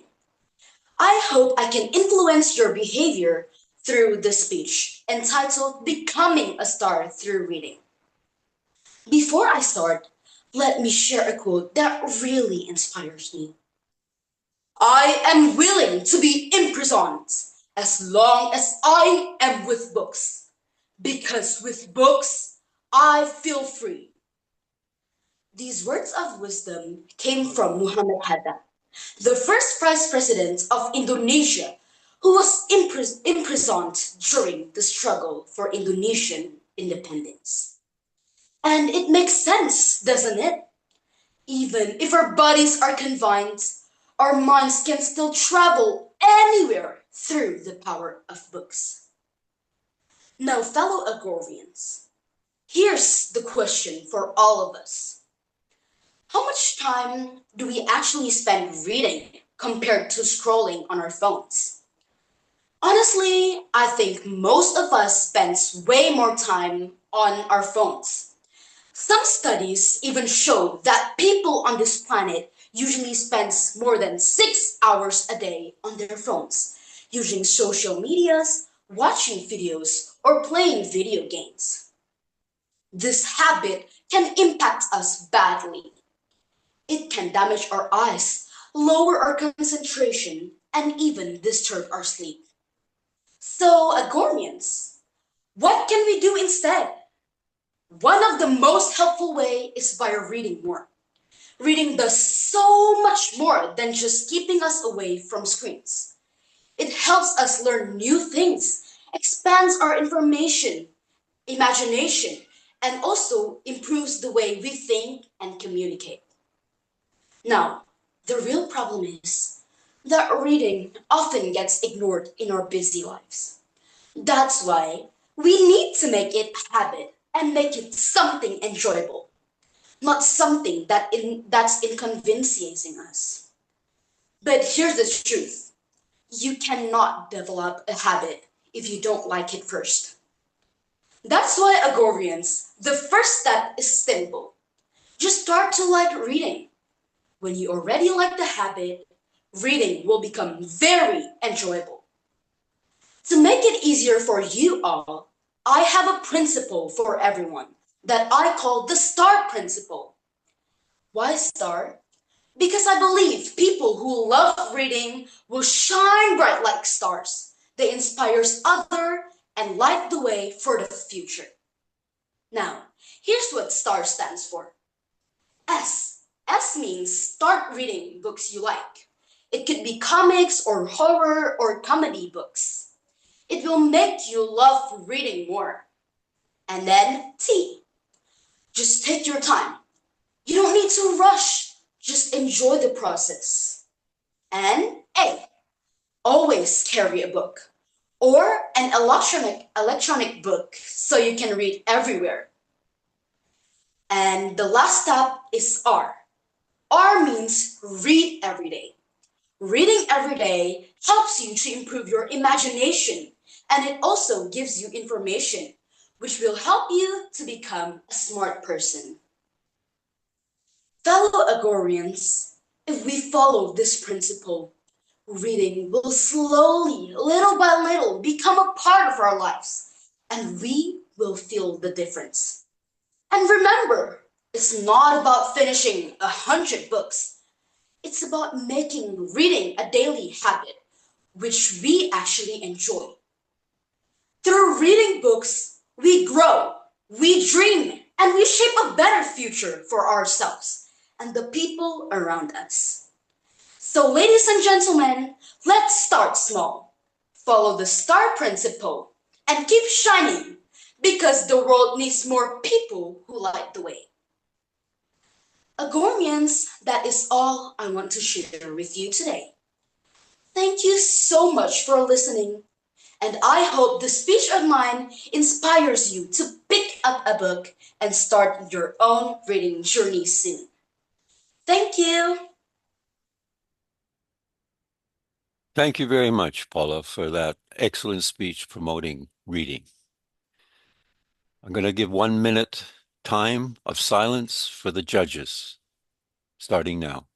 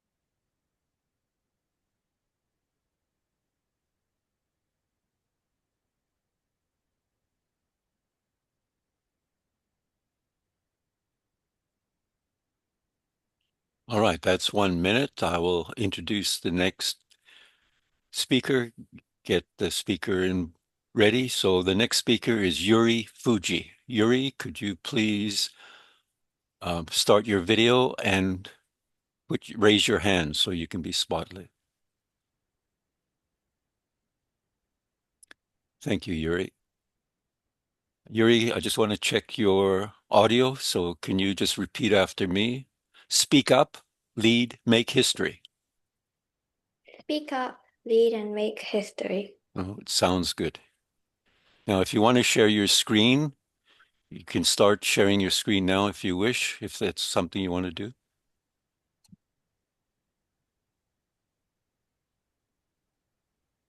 Okay. So with that, I'll introduce you and I'll turn off my camera and then you can start. Yuri Fuji, climate hoax, question mark. Climate hoax, Yuri Fuji. Over to you, Yuri. Thank you. Hello, everyone.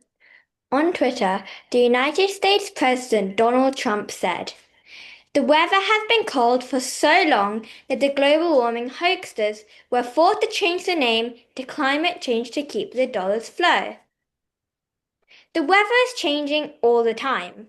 We also know the difficulty in forecasting even tomorrow's weather. But have you ever wondered, just like President Trump, whether the climate is really changing? Various factors change weather. So let's see why we can confidently say, yes, climate is changing because of human beings. Is climate change a hoax? I'm Yuri, and today I'm going to talk about whether climate change is a hoax and address some common misunderstandings. I hope you find it interesting. You may be asking, what is global warming? Well, global warming means the long-term shift in the Earth's average temperature. Climate change means global warming and its effect on the Earth's climate system. Extreme weather events means weather events significantly different from the average or usual weather patterns. I'm going to start off with what attribution science is, and then I'll talk about whether natural factors are causing global warming. Finally, I'll conclude by explaining how the Earth is not just warming. Now, let's start with the first topic, attribution science. What is attribution science? Climate scientists have recently developed their method of study, learning from medical scientific studies from factors causing diseases, such as cancer studies. And using this method, climate scientists determine how likely and how much human activities influence weather events and climate change. It's called climate attribution. So, let's see how a cancer study works to get a clue of how climate attribution works. Lung cancer is a disease where abnormal cells in the lungs grow out of control, forming tumours. And a cancer study gives the probable explanation for the development of cancer, and that's called causal attribution. I recently lost my great-grandfather to lung cancer, and this is a sample chart to determine how likely he was to have gotten this cancer. He smoked a lot, he lived in a polluted city, Tokyo. He was over 90 when he died, but his father was nearly 100 when he passed, so he's from a family of longevity. We don't have a time machine, so we can go back in time and experiment whether he could have lived longer if he hadn't smoked. But if we have enough data on similar people like him, and compare different groups of people with him, we can understand which condition is most likely to have caused his cancer. And by this analysis, for example, we can estimate the probability that he would have lived longer if he hadn't smoked.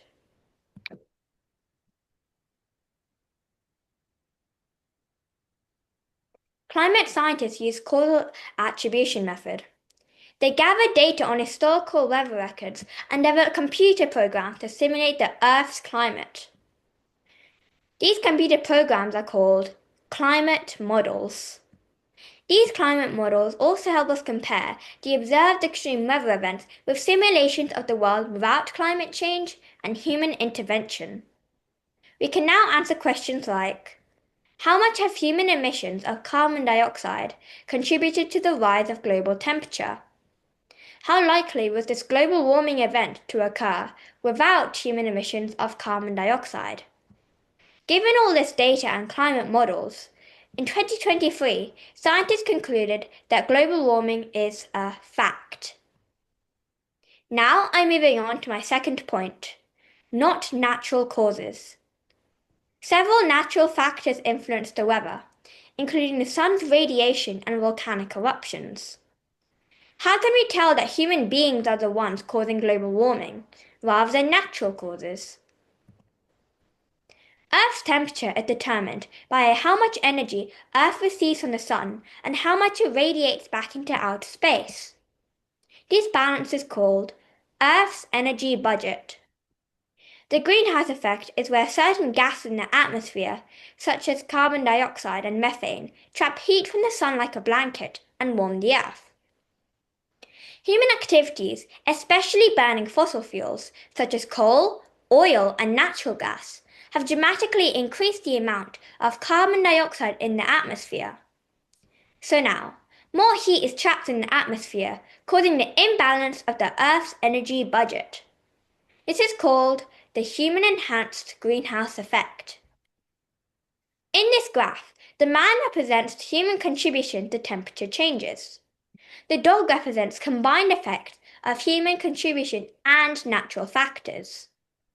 The actual temperature change within a few years' time is like a dog moving back and forth next to its owner. It sometimes goes ahead of him, while other times follows behind him.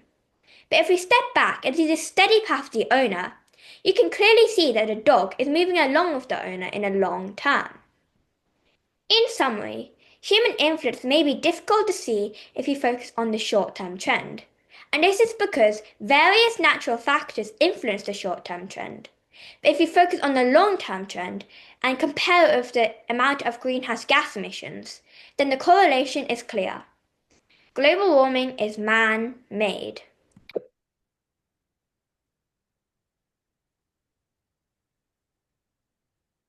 Now on to my last and final point. Not just warming. How is the Earth not just warming? Recent weather attribution studies suggest that cold spells are also caused by climate change.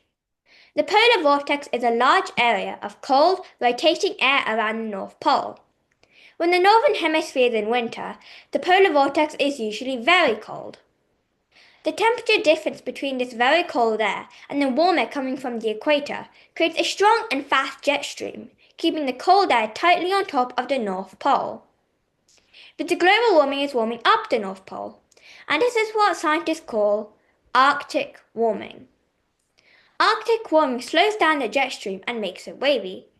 The wavy jet stream sometimes expands the polar vortex southward, bringing extreme cold spells to the regions where they're usually warmer.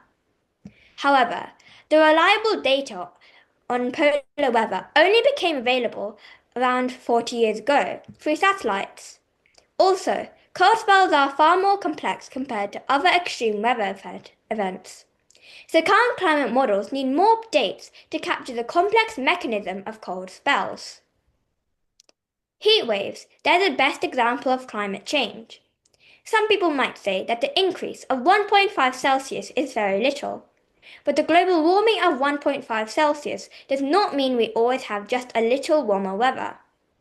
We are experiencing the shift in the bell curve of global temperature.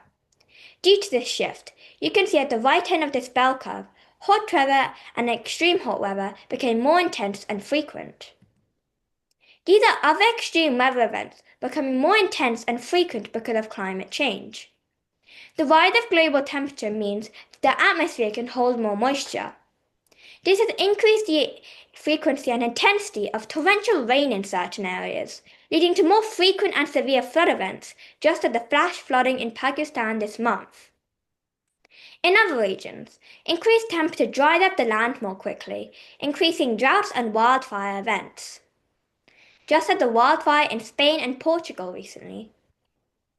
This January, World Meteorological Organization confirmed that global temperature of 2024 has already risen around 1.5 Celsius from the period 1850 to 1900. Because of this rise, very hot heat waves are 8.6 times more likely, and they'll be hotter by 2 Celsius. When the global warming reaches 2 Celsius increase, we are very close, it'll be almost 14 times more likely, and it'll be hotter by 2.7 Celsius. To conclude, here, attribution science tells us that the human's burning of fossil fuels causes global warming by increasing greenhouse gas concentration in the atmosphere. The global temperature is rising and has risen around 1.5 Celsius or more. This change in global temperature makes extreme weather events more frequent and intense. Are you experiencing any of these extreme weather events in the area where you live? Do you think that climate change is a hoax? If so, I hope my talk will change your mind. Thank you everyone for listening to my speech, and I hope you all have a good day. Bye. Thank you very much, Shuri. I'll give 1 minute for silence. I just suggest that someone is making marks on the screen. Those is probably someone who is a co-host, because all the other people are not should not have permission to do that or allowed to do that. That is not acceptable. That is not something that we can accept, interfering with someone while they're speaking. Anyway, I will give 1 minute silence for the judging.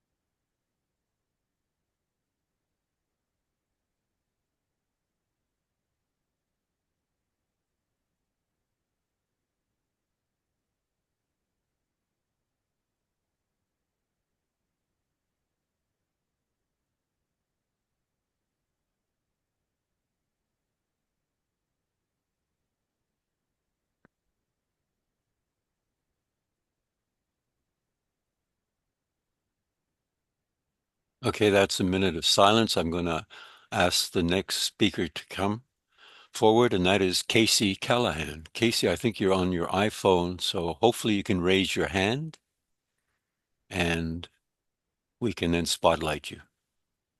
There's Casey. Wonderful. Casey, you're unmuted, so can you just repeat after me? Speak up, lead, make history. Speak up, lead, make history. Sounds good to me. So you're Now, I assume you're not able to share your screen because you're on an iPhone, so I assume you're not wanting to share your screen. I'm not wanting to share a screen, but technically it's not an iPhone, it's an Android phone. Okay. So you're not, but it's not required to share your screen because we could test that. No. Okay. No. Thank you very much. So I will introduce you and turn off my camera and hand it over to you. So our next speaker is Casey Callahan. Title of his speech is Artificial Intelligence. Artificial Intelligence. Over to you, Casey. Thank you, Mr. Contest Chairman. Now, artificial intelligence is getting a lot of press lately with these newer versions that can draw pictures and hold conversations, all of this stuff. So I thought, let's take a bit of a look at the history of artificial intelligence.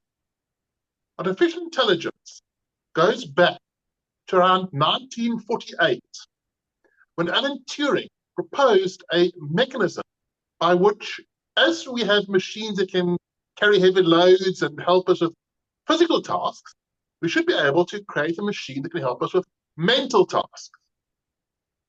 And he was also the proposer of what's now known as the Turing test.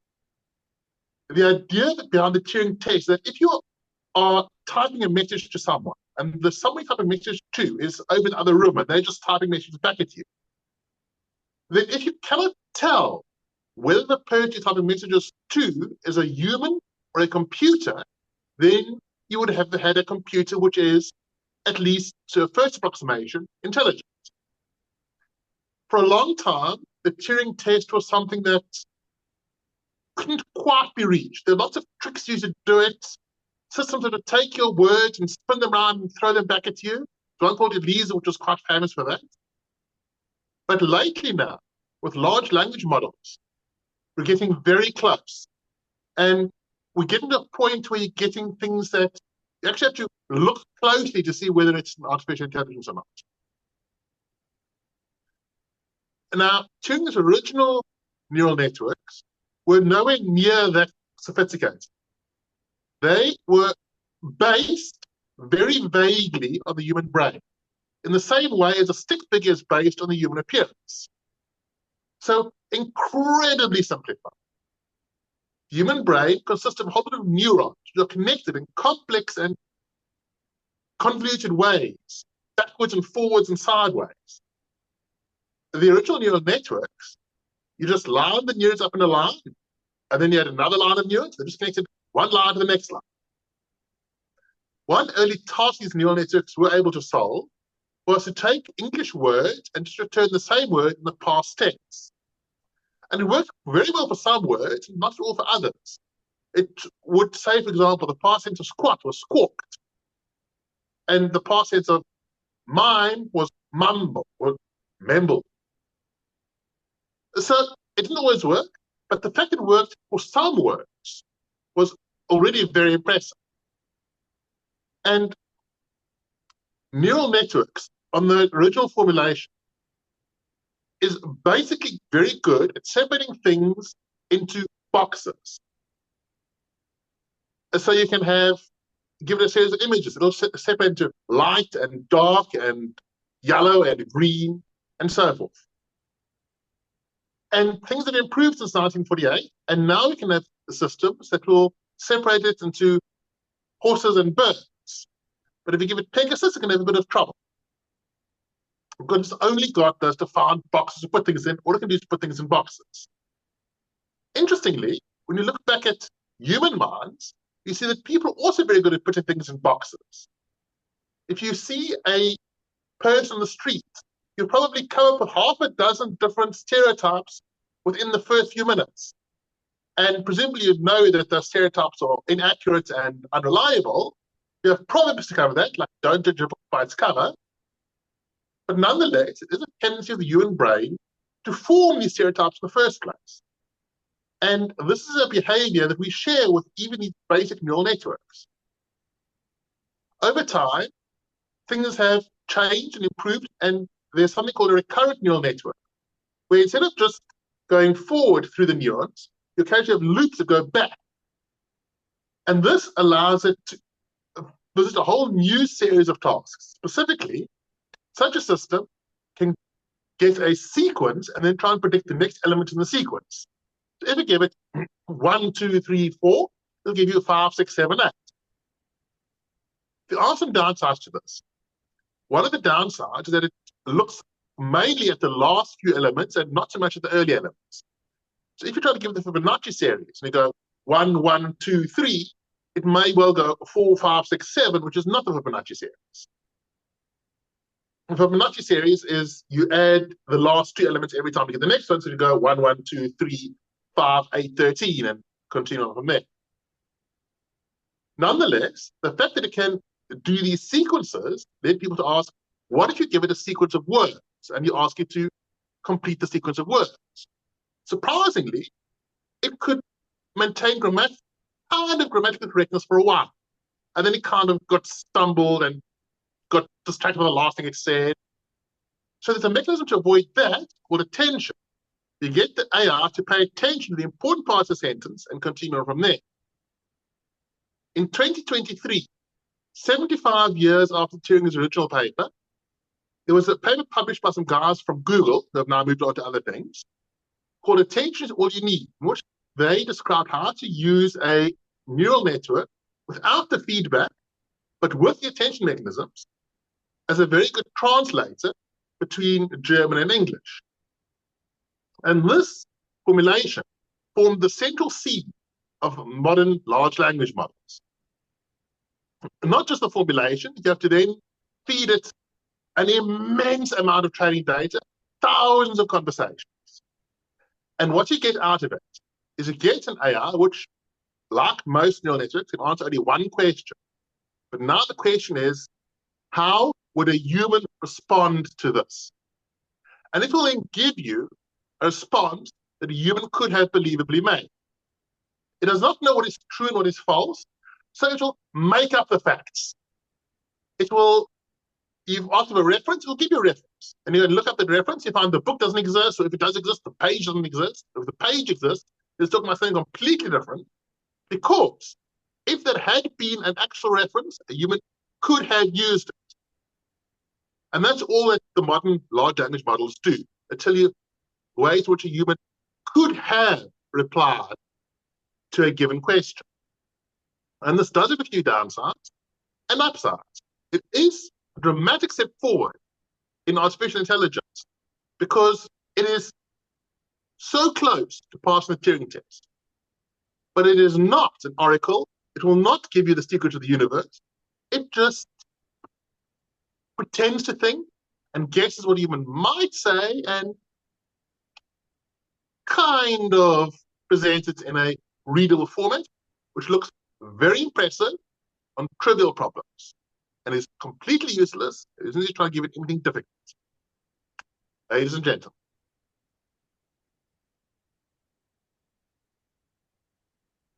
Thank you very much, Casey, for your speech on artificial intelligence. I'll give 1 minute for the judges, 1 minute of silence.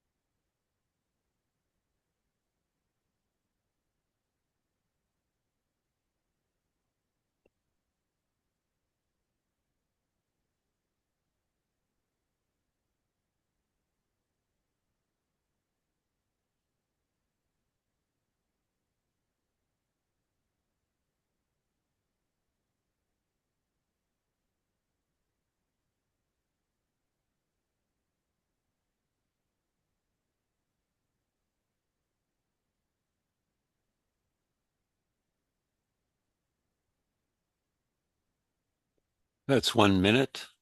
I will now ask the next person to come up. Sorry, I just got to stop something there. There we go. It is now time for Theodora to come. Thanks, Theodora. Thank you, too. I didn't have to name you. You knew that you were the last contestant. So thanks for being here. Yes, Right. And I can hear you well, but let's just go through speak up, lead, and make history. Speak up, lead, make history. Sounds great to me. You want to set up your camera? Anything else? Do you want to share your screen at all if you want to? Yeah, I'd like to share my screen. Do you want to start with the shared screen or at least just check on share that it works for you? Yes, just a second.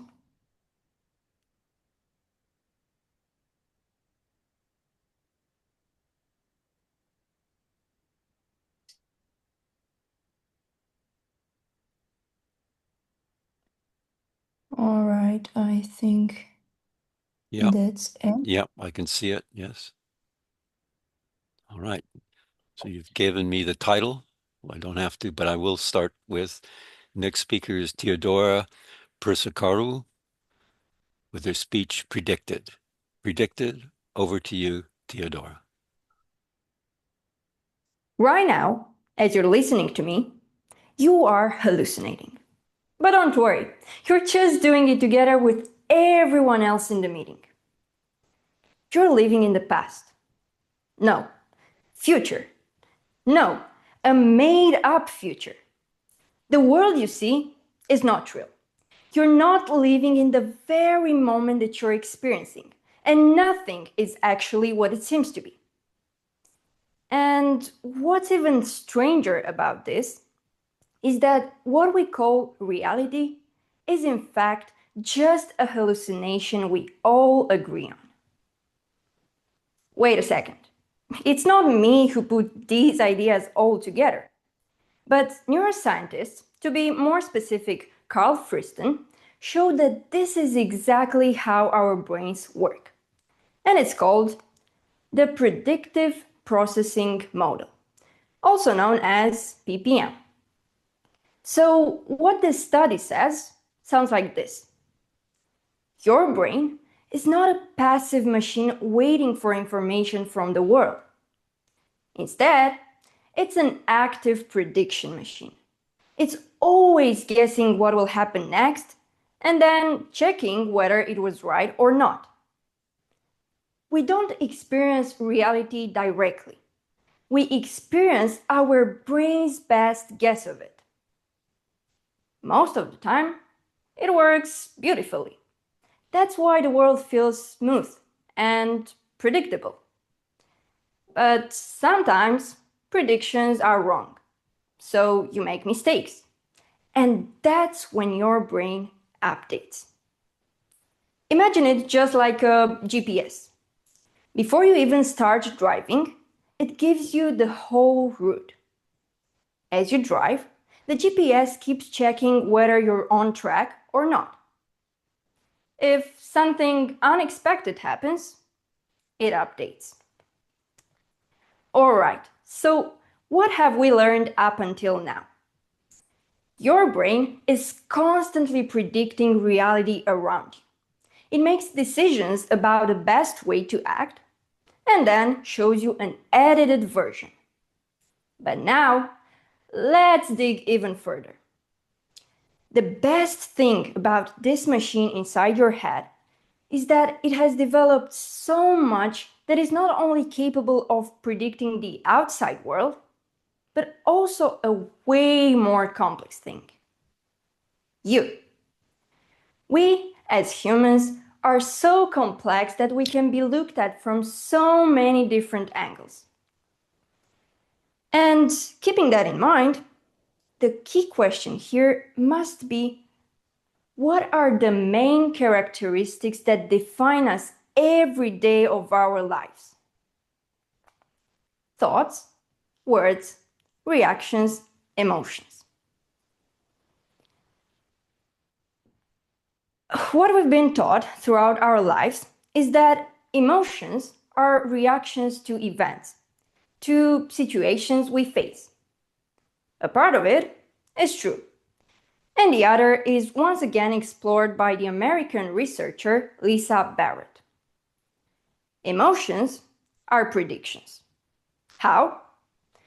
Well, your brain is always one step ahead. It makes assumptions of what you'll need to be ready for. As the time passes, it assumes a specific emotion is exactly what you need to feel then and there. And it releases hormones, such as adrenaline, to prepare you. So, next time you feel nervous before presenting a speech in front of an audience, don't blame yourself for feeling that way. Blame your brain instead. Or don't, because that's his best guess of what your body needs in that specific moment.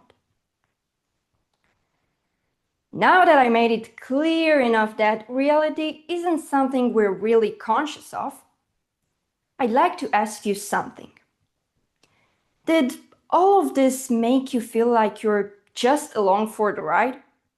Or maybe you're forced to experience whatever predictions your brain feeds you? Is this really all we are? Predictions of our brains? Thankfully, it's not quite like that, because there's something we haven't yet discussed. Thoughts and words. And here comes the exciting part. If experience teaches your brain to predict, then thinking and speaking are the most powerful teachers of them all. The common misunderstanding in the idea you think first and then you speak led to some sort of chaos, because in fact, these are two parts of the same cycle. The Cambridge Scramble test, often used, is just a simple example of how these two tools can shape our brain's predictions. The rule? It's always the same. It doesn't matter in what order the letters in a word are, only that the first and the last letters are at the right place. See? It's you who takes control over the order, the meaning, and the speaking part. So, imagine this cycle is like breathing. Thinking is breathing in. You gather ideas and possibilities. And speaking is breathing out. You release them into the world, shape, test, and refine them. Reality is a hallucination we all agree on. It's a fact, not a quote, not a presumption, not a theory with no demonstration. Sometimes you and your brain may disagree on what's correct. That's just the way science works. But in the end, you're the person in power who tells the story about who you really are in this world. A story so convincing that you experience it as undeniable reality. And as a happy accident, your conscious self is great at being happy about sharing that story, shaping it with words, and refining it as you speak it out loud. So, have you managed to predict me? What do you think will happen next? Thank you. Thank you very much, Theodora, for an excellent speech as well. I'm glad I'm not a judge, but I will give the judges 1 to 2 minutes. I think we have time. The judges will have time in between this contest and the next contest, but I will give you 1 minute. I'm sure you will have other time that you can work on it. So 1 minute of silence.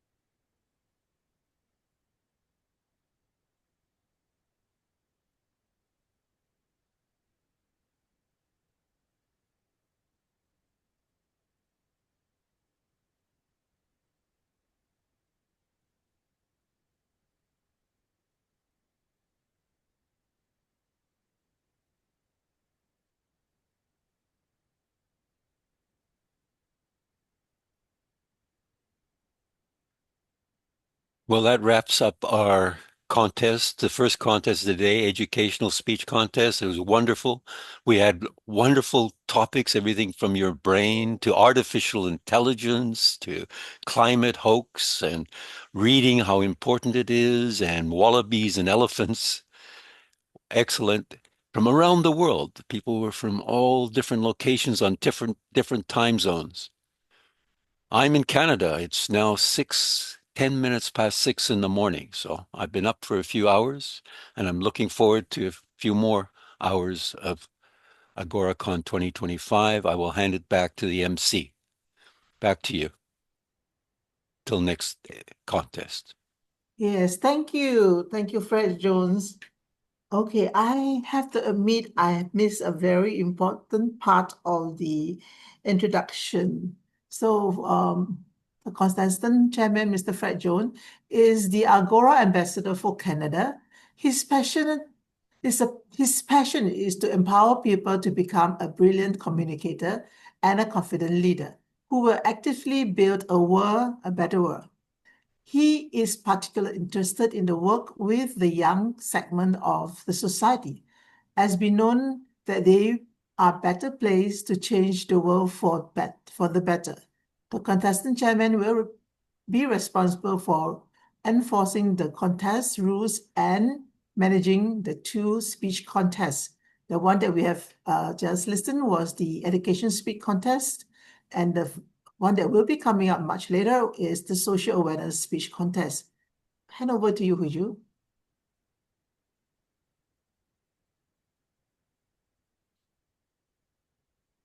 You're muted, Huiju. You have to unmute yourself. Oh, sorry. That was a very educational speech contest that we have just heard from the five speakers. And we'd like to move on to our next speaker. He is Mr. Stanley Mark. Is he around? Is Stanley around? Please raise your hand. Is Stanley Mr. around? Mark, please switch on your camera. I think I cannot see him.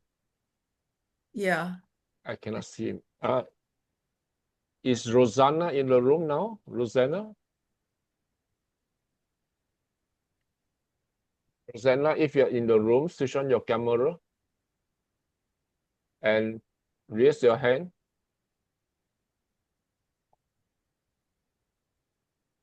If not, we move on to the next speaker then. All right. Ladies and gentlemen, let's give a very warm welcome to our next lady speaker, Miss Nancy Tan, to tell us how to work with emotional intelligence. Let's give her a very warm welcome. Nancy Tan. Oh no, Rosanna is Natalie. here. Rosanna is here, sorry. Rosanna also. Okay, so we'll Switch hand it on your over. camera, Okay. Rosanna. Switch on your camera.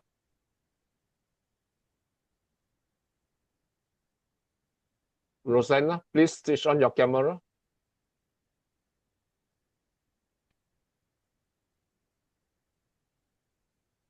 Rosanna, can you hear me? Switch on your camera, please.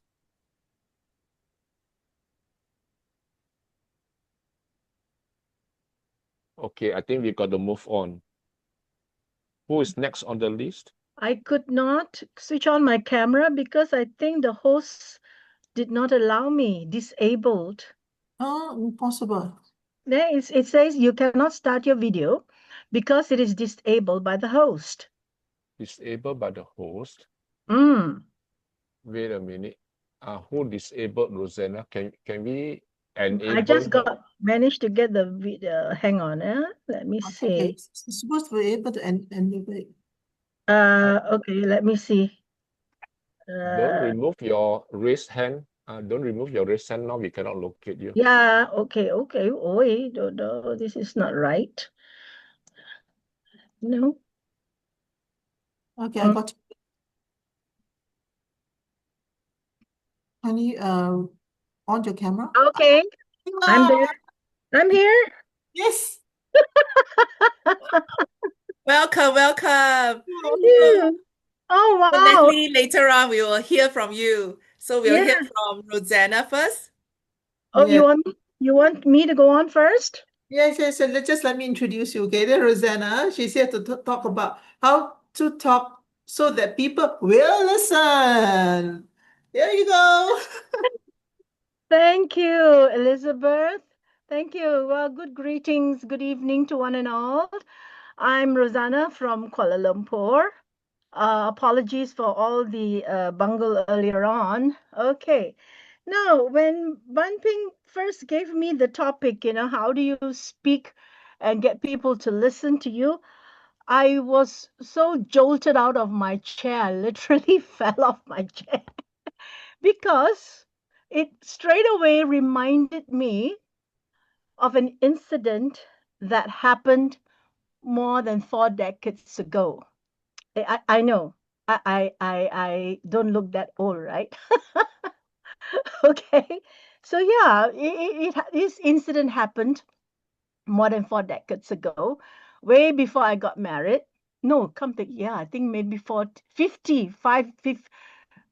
decades ago. Okay, so I was in this pub in my younger days, having a drink with some friends, and there was live singing going on.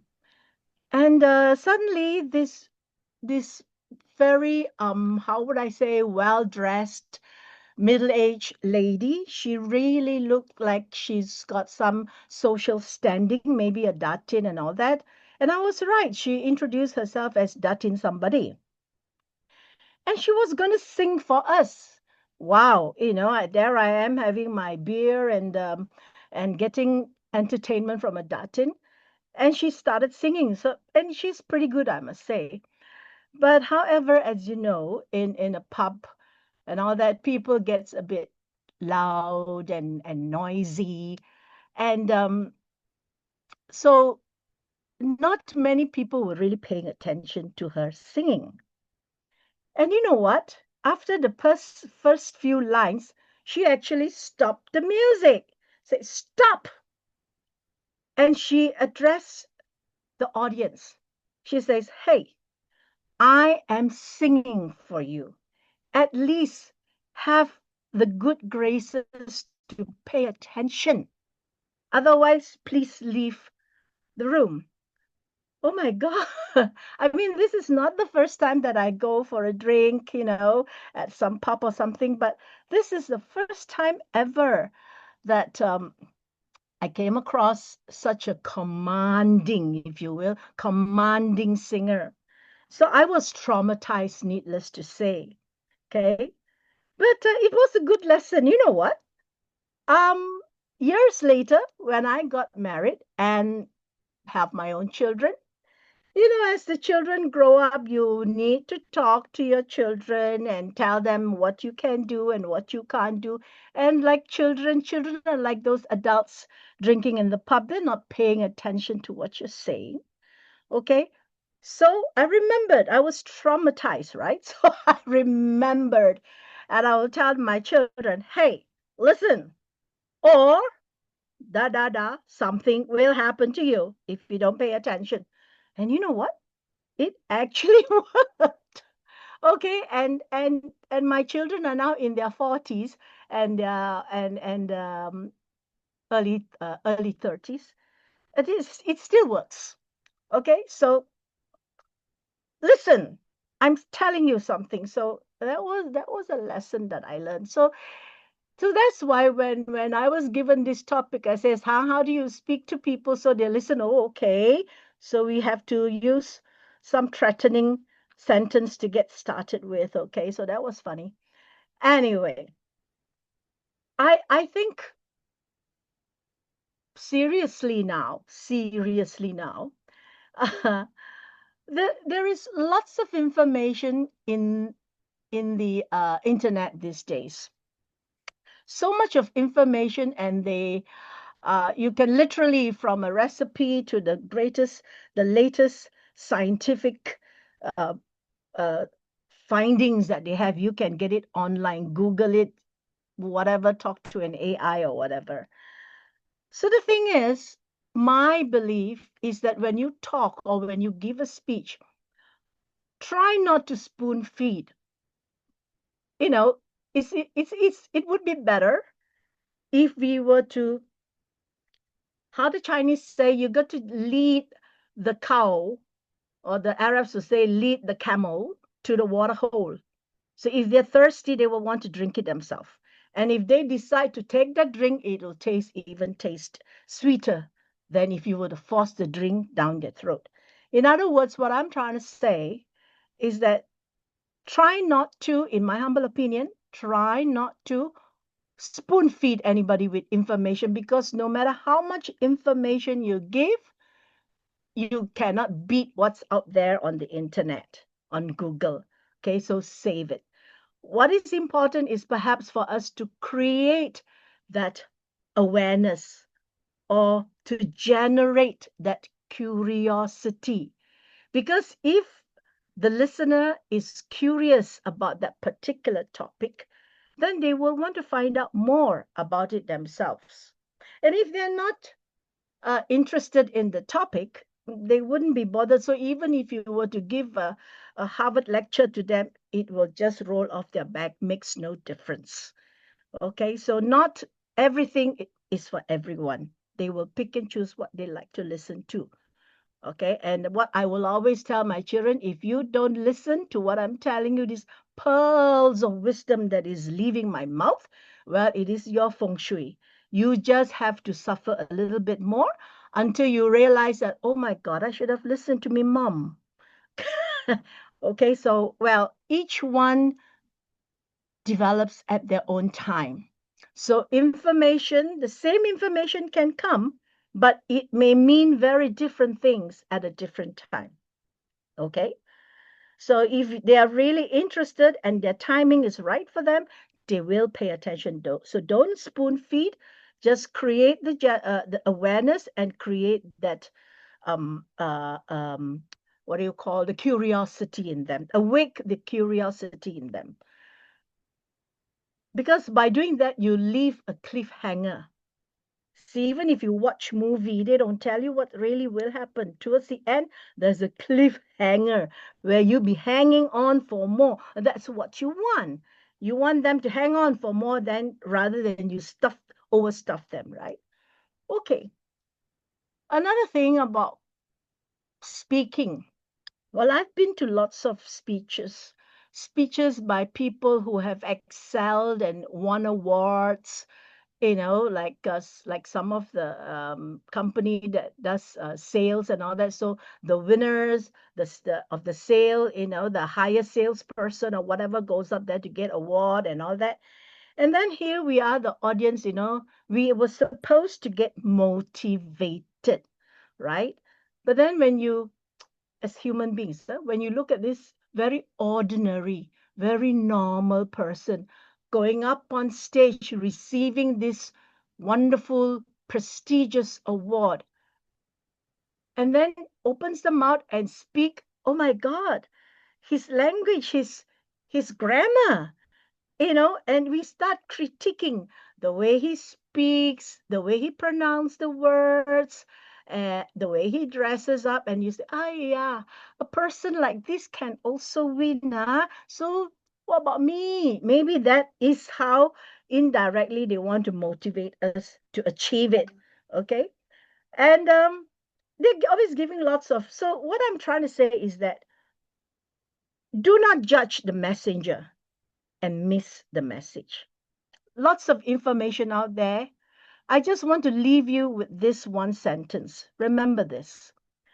No one really cares how much you know.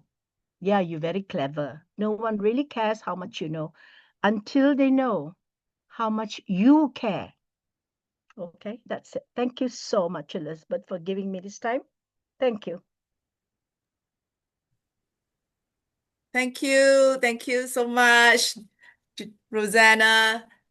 All the way from KL, Kuala Lumpur. You are so wonderful. Merdeka! So wonderful. I really enjoy your speech. Thank you so much. Elizabeth, your camera. Oh, sorry. Yeah. We missed you. Okay, the next person is Stanley Mark. Let me see whether I can pin him.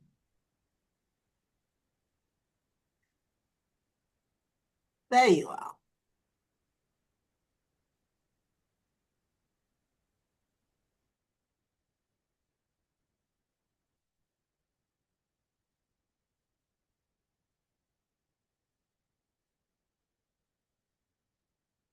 You need to unmute.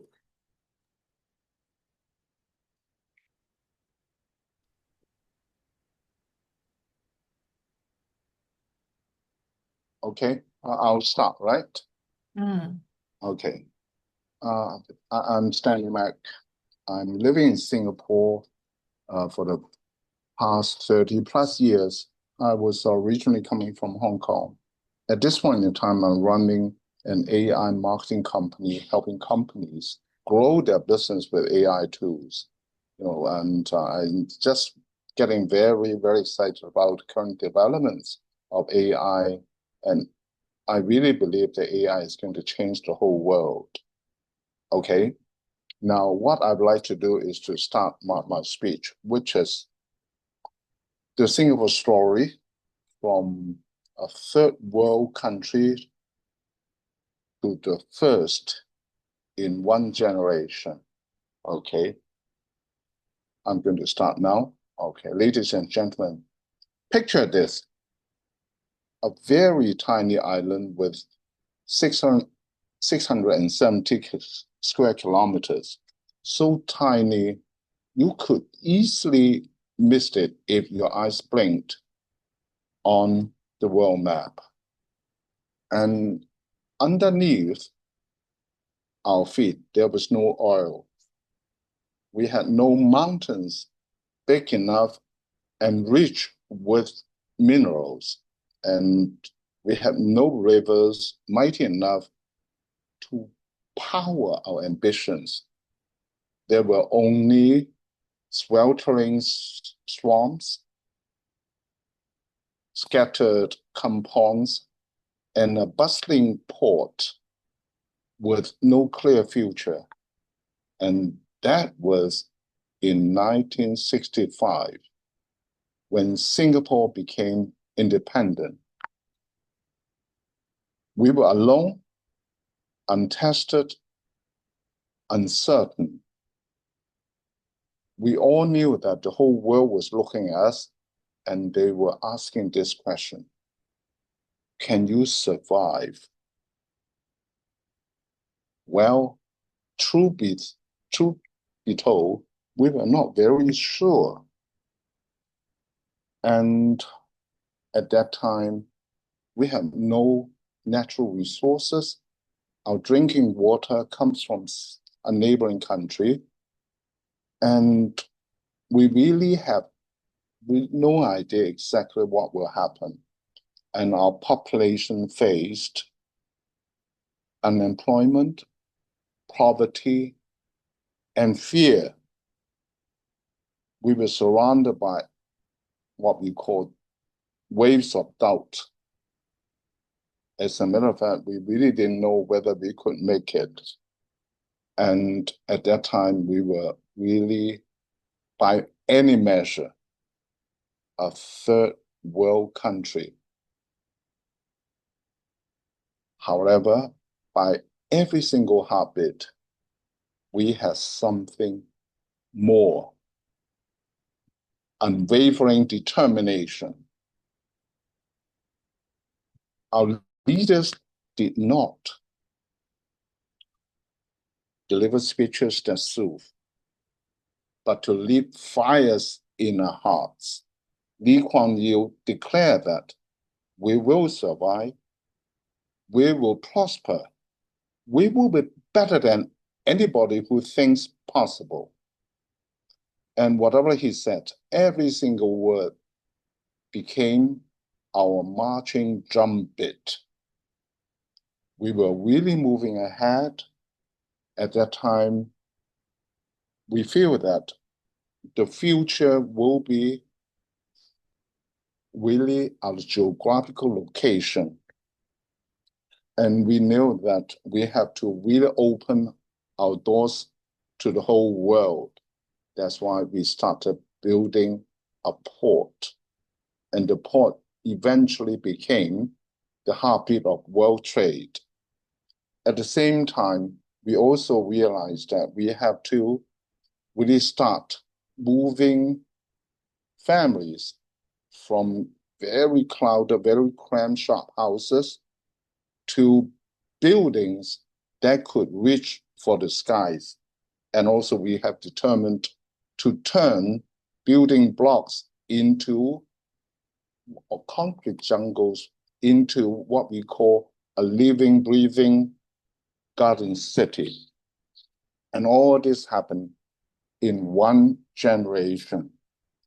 And we knew that it is also very important for us to plant trees, but not just for shade, but to make a statement to the whole world that we would love to make Singapore an example of a very green, living garden city.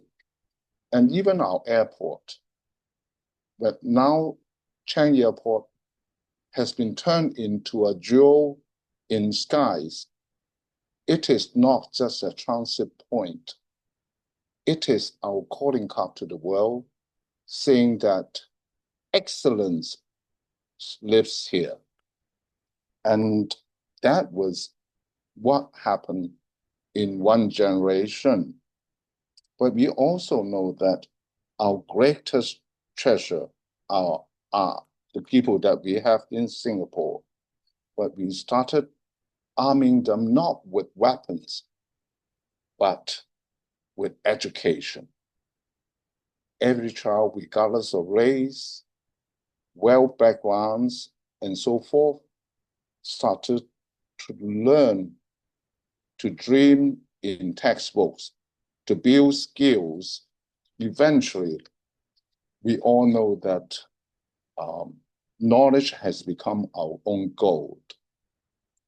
Resilience becomes our own compass, and flexibility and discipline our steel.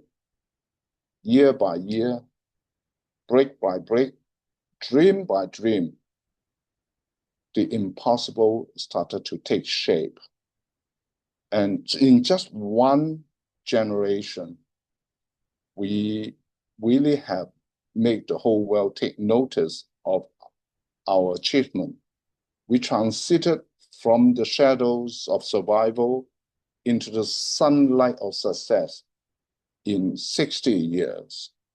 And we are no longer the poor son of Southeast Asia, but our first world country in one generation.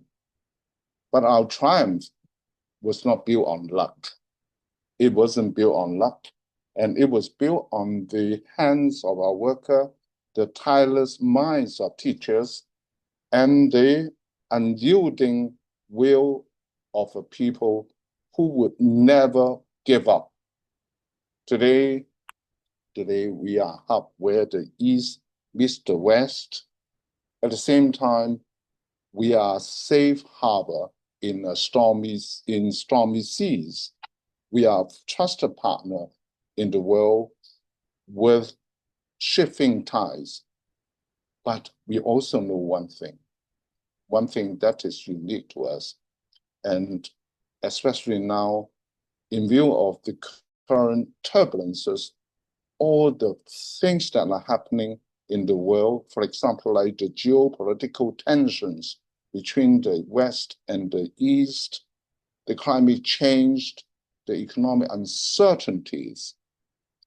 But we know we have to continue to work hard to really make our life wonderful in the future. And at the same time, we remain as that small red dot, small enough, humble enough for us to remember our beginnings. At the same time, bold enough to chart our future. And we know that at this point in time, there are so many things that are happening, but our history whispers to us, we have been here before. We have dealt with the impossible, and we have wisdom. And this is Singapore.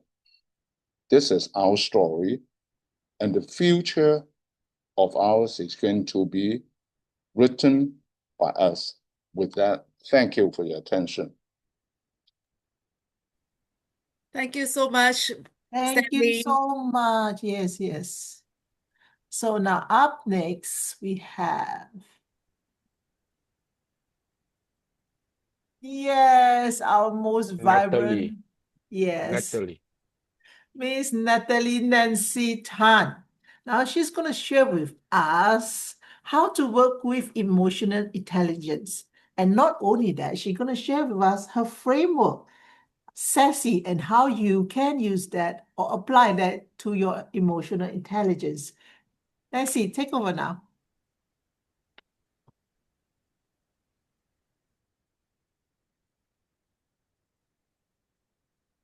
Yeah, Nancy, go ahead. No sound? You must unmute yourself. Okay, because I was unmute by the host, so I Oh, couldn't so unmute sorry. myself. Sorry, I don't know what happened. Oh, okay. Yeah. All right. Hey, everybody. I'm Natalie, and my speech today is how to use SASSY as your emotional intelligence gauge. I speak of resilience, not from theory, but from lived experience. I've spent more than a decade as a dance fitness instructor, helping people push through both physical and mental barriers. Along the way, I discover resilience isn't just about bouncing back, it's about bouncing back with style, moving forward with what I call a sassy comeback. This journey of mine combined my transition into speaking and coaching on resilience has shown me how emotional intelligence can turn struggles into strength, and that's what exactly I'll be sharing with all of you today. So before I start, can I ask a quick question? When life knocks you down, do you bounce back or do you stay stuck, in fact? Most people think that resilience is about toughness, but resilience is really about emotional intelligence, knowing how to read yourself, regulate yourself, and rise again. This is where my SASSY resilience gauge comes in. I've learned that as a dance fitness instructor, I've watched people push their body, but many were breaking down emotionally. Later, I saw the same thing in workplaces. High performance people meeting deadlines but drowning in stress, and they're highly functional and they do not speak up. What made the difference wasn't who was stronger, it was who had the emotional intelligence to pause, process, and pivot. So I created a tool you can use in any tough time. A tool that has a cool name, SASSY Gauge, and each letter links to an emotional intelligence. S, shock. What do I mean by shock? It's self-awareness. Notice your triggers. After you notice your trigger, you accept it. You acknowledge what is real, which is your emotional regulation. Instead of pushing it away, you accept it, you give it a name, and you acknowledge it.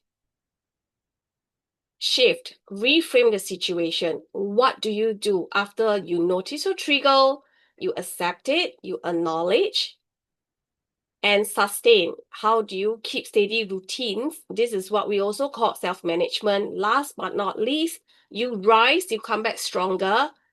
You are aware of what's happening and you take small little steps to make it better. For example, you spend weeks on a proposal and your boss rejects it. So what's your first emotion? You're probably shocked. You're probably upset and you're frustrated. And what do you do after that? Acceptance. Yes, it hurt. It seems like all your effort is being wasted. There is no acknowledgement. And what do you do after? Do you blame your boss for discrediting you, for dismissing your effort? Or do you think about what can I do to improve? And after which, we keep sharpening our skills. And lastly, I believe all of us will return with a better plan. And this time, more often than not, it gets approved. Now, there's resilience measured by emotional intelligence. I want to leave you with this. When is the last time things really annoy you? Maybe at work, maybe at home. What stage of sassy were you in? Shock? Acceptance? Shift? Sustain? Or you rise? Now hold that thought. Because once you know your stage, you can choose your comeback. I want to remind you again, resilience is not about failing. It's not about falling. It's about using your emotional intelligence to rise again and again. So the next time, whether it's life or work, throws you a curveball, instead of asking, why me? Ask yourself, which part of sassy am I in right now? Because every struggle deserves a comeback, and every comeback can be a sassy one. Thank you. Thank you so much, Natalie. Thank you. Thank you. The next speaker, let me see, can I? Yes, Andy. Yes, let me introduce Andy. Okay, Andy. Okay, slowing down to the needs, to the speed of life. Wow, slow and speed. That's interesting. Okay, you need to on your mic? Yes, I'm muted now. Yes.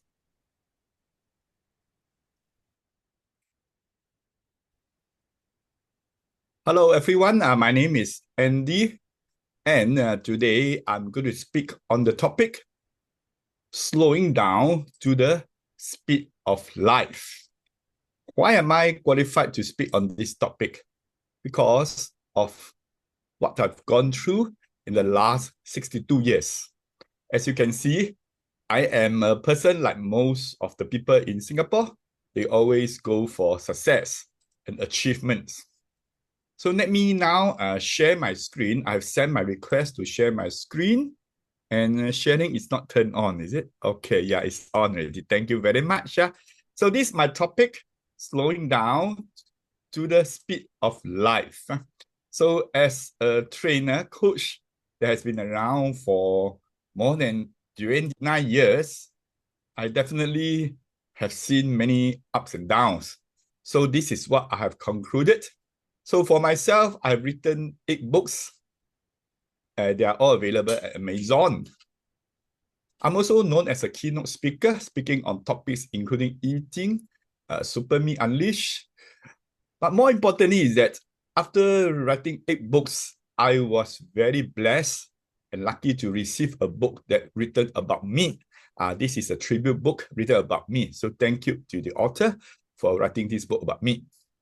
So today, slowing down to the speed of life, I'm going to talk about what is the fastest way to live. I'll share with you 3 anchors, the purpose, love, and gratitude. I'll also share with how we can go with the flow of eating. And most of us want to win. So today, share with you the concept how you can win without fighting with the Santu art of war. And finally, I will share with you my Super Me story. Hopefully, you can take action tonight. So are you always chasing every day? We all know true success and happiness is found when we slow down. Slow down doesn't mean I talk very slowly. No, slow down is when we move at the speed of life. You may wonder, what's the speed of life? Well, the speed of life is not how much you have achieved. The speed of life is how much we enjoy. Not enjoy with luxuries, but enjoy with love and gratitude. Because life is meant to be experienced and enjoyed. Don't you all agree? Are you enjoying yourselves now? Slowing down to the speed of life begins with 3 anchors. we call it the PLG, purpose, love, gratitude. I will consider this as the compass for our life. So imagine you hold this compass. This is a powerful way to live so that you are living from your truest self, that is your soul. So you are no longer having fear or survival, so you do not need to chase. But first of all, you need to slow down, right? So we talk about purpose, love, gratitude. Very important to know what is your purpose. So let me share with you the video from this lady. Purpose, that if you are not aware of what is your life purpose, you get easily swayed by people. People say this may be the right thing, that may be the right thing, and you are so confused. You see, so that's why when I keep on the journey to realize that what is my life purpose, and especially I even go to this Kia Ether, you know, to attend this Mission to Million, and a formula to confirm that, you know, my life purpose to connect, inspire, empower like-minded people to pursue their passion in life with purpose, love, and gratitude. So it's important to know your purpose. So like Dr. Vivian Passion Co, once she knows her purpose, she's very motivated and inspired. And for me, I know my purpose. I realize that what I achieve right now is not just goals, but they leads to fulfillment. So what is my purpose? My purpose is to harness the potential in people. Very simple. And the first person to harness is always myself. So in other words, if I harness the potential, I also harness myself. And whatever the case is, this purpose will guide me. And it leads on to the second compass, and that is the love. Love is the connection. Love gives you the strength, and it allows us to live above attachment and gratification. So for example, if you are attached to the outcome, that's not love. You are just attached to the goal. But when you truly love what you do, you will do it well, regardless of whether there's a reward or what's the outcome. So with love, you are able to connect from a space of wholeness. So I love my job not because it pays, but because it gives me a chance to inspire people. Their rise inspires me too. So the third thing is gratitude. With gratitude, you're able to transform how you see life. We are grateful for even not good things happening. That is true gratitude, right? And once you have gratitude, you're actually grounded to the present. So when I face setback, especially in last year, 2024 and 2023, I see this as a chance for me to do something to improve. Important thing, not to complain, but to be grateful for the lessons learned. So in other words, I slow down. I am grateful for what happened. This is in summary my purpose, love, gratitude. Next, the second anchor to slow down to the speed of life is to adopt the concept in eating. The old name was called I Ching. Some people call it Book of Changes. So I've written a book called Eating Explained back in 2023. So what is eating? Eating is a philosophy, it's a way of life. Way of life that you live life with the flow. Because life is flowing like a river. You know, in the river, if you fight the river, you'll be drowned. You need to flow with the river. So using eating concept, if I flow with the river, I'll arrive at where I'm meant to be. So slow down, go with the flow. They will bring you to where you are meant to be. So just like the bamboo is very flexible, you know, the bamboo doesn't resist, doesn't fight, it just flows. When there's a big wind, the bamboo will just bend. You know, the bamboo is used in many countries as the furniture as well. So when we slow down to the speed of life, we too become like the bamboo, become very flexible, resilient, and unbroken. Just now the speaker talked about being resilient, right? So be like the bamboo. The third angle to slow down to the speed of life is to go through life without fighting. From young, we are told that we need to fight for this, fight for that. But if you read the Sun Tzu Art of War, this military classic written 2,500 years ago, it told us that supreme excellence lies in not fighting.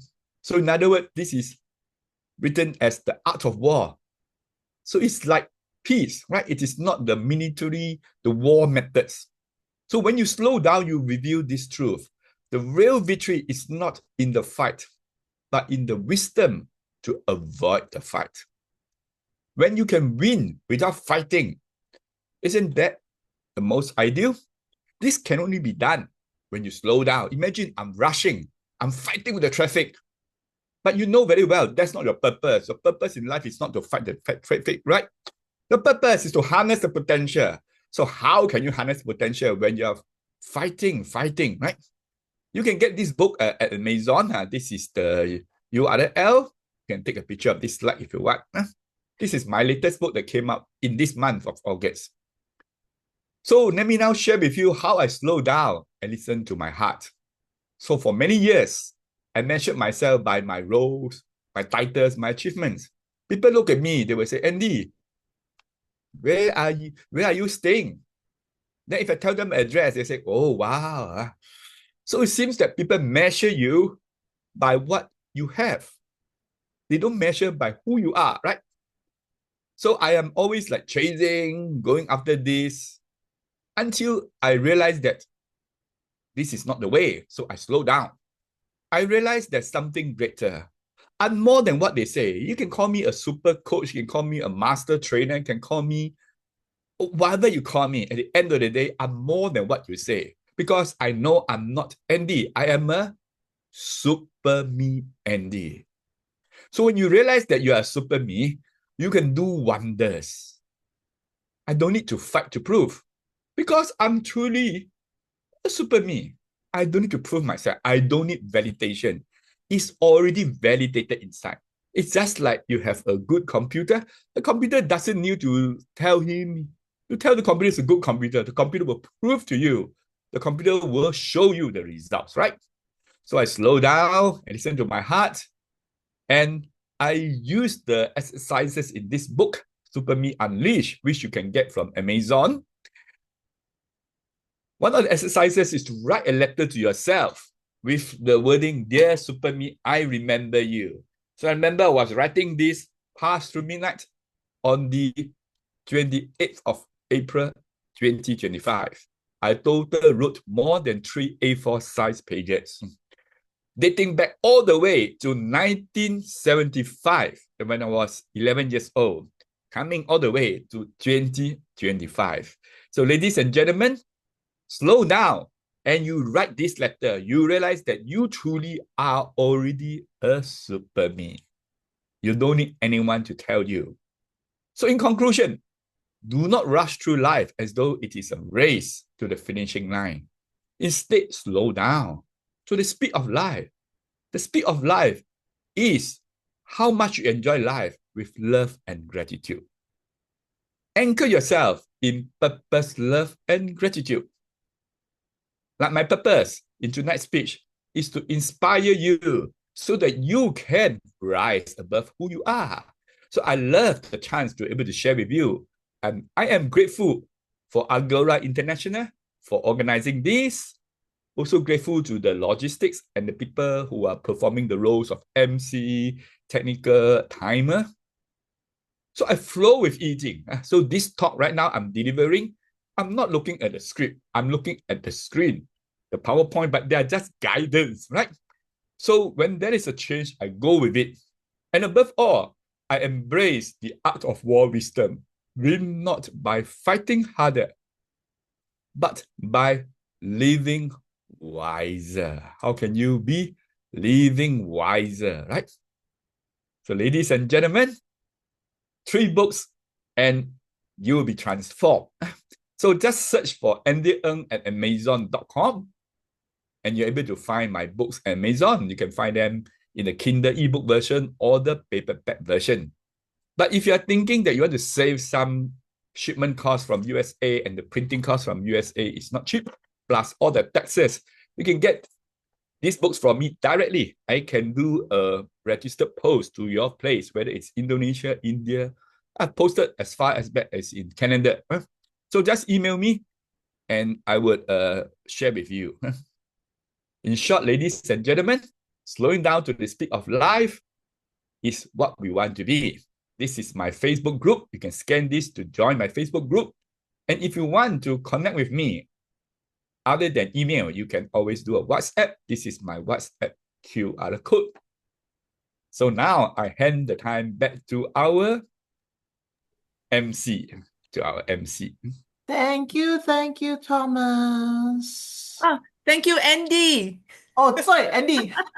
I'm gonna Super me. How to become a super me. Yes.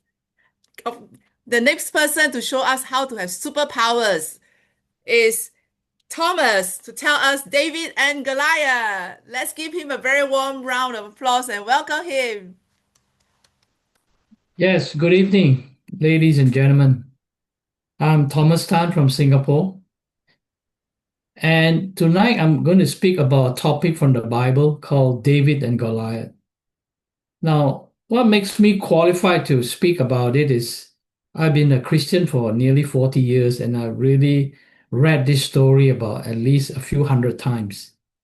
And sometimes I have read this story too about David and Goliath to my children as well.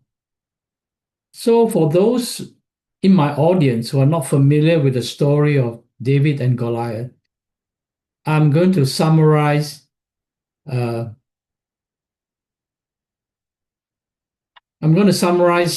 story for you all tonight. Now, this story is from the book of 1 Samuel chapter 17. For those of you who are interested, you can go and read it in the Bible. Now, this incident of David versus Goliath happened 1,000 years before Christ was born. And it happened in the valley of Elah in present-day Israel. Now, Israel was at war with the Philistines. And they were really at a stalemate. Israel was in one mountain, the Philistine was in another mountain, and the valley of Elah was in between them. And one day, the Philistine, who has a great warrior called Goliath of Gath, decided that they will use their champion to challenge the Israelites to a one-to-one combat.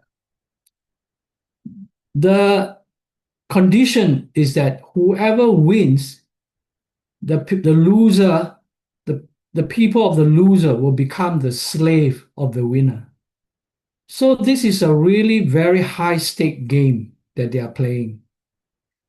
And when Goliath came out and when the Israeli army saw the size of Goliath, they were actually frightened. They were paralyzed with fear, for Goliath came out every day to challenge the Israelis to a one-to-one combat. And nobody would come out to fight. No army of the Israelite will come out to fight against Goliath. And even though the king gave a lot of incentive that whoever volunteered to fight with Goliath will get riches, his daughter for marriage, nobody took up the challenge. They were somehow paralyzed with fear of Goliath. Now, Goliath came morning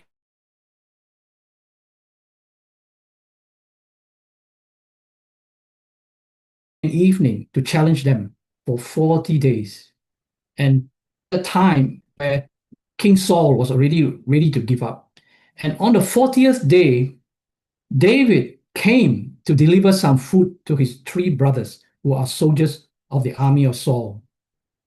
Now, when David came, he heard the taunt of Goliath. And this is the first time he heard it. And he was very, very angry. And he says to the soldier there, "How come this uncircumcised Philistine dare to challenge the army of the living God?"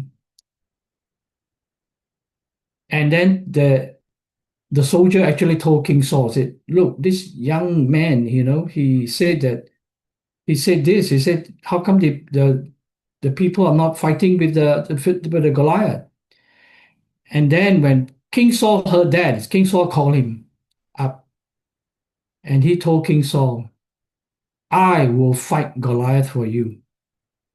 Now, that sounds like a very noble thing to do and say. But you must understand David. David is just a youth. He's not more than 17 years old.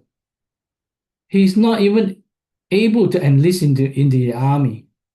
In the Singapore context, he doesn't qualify for national service.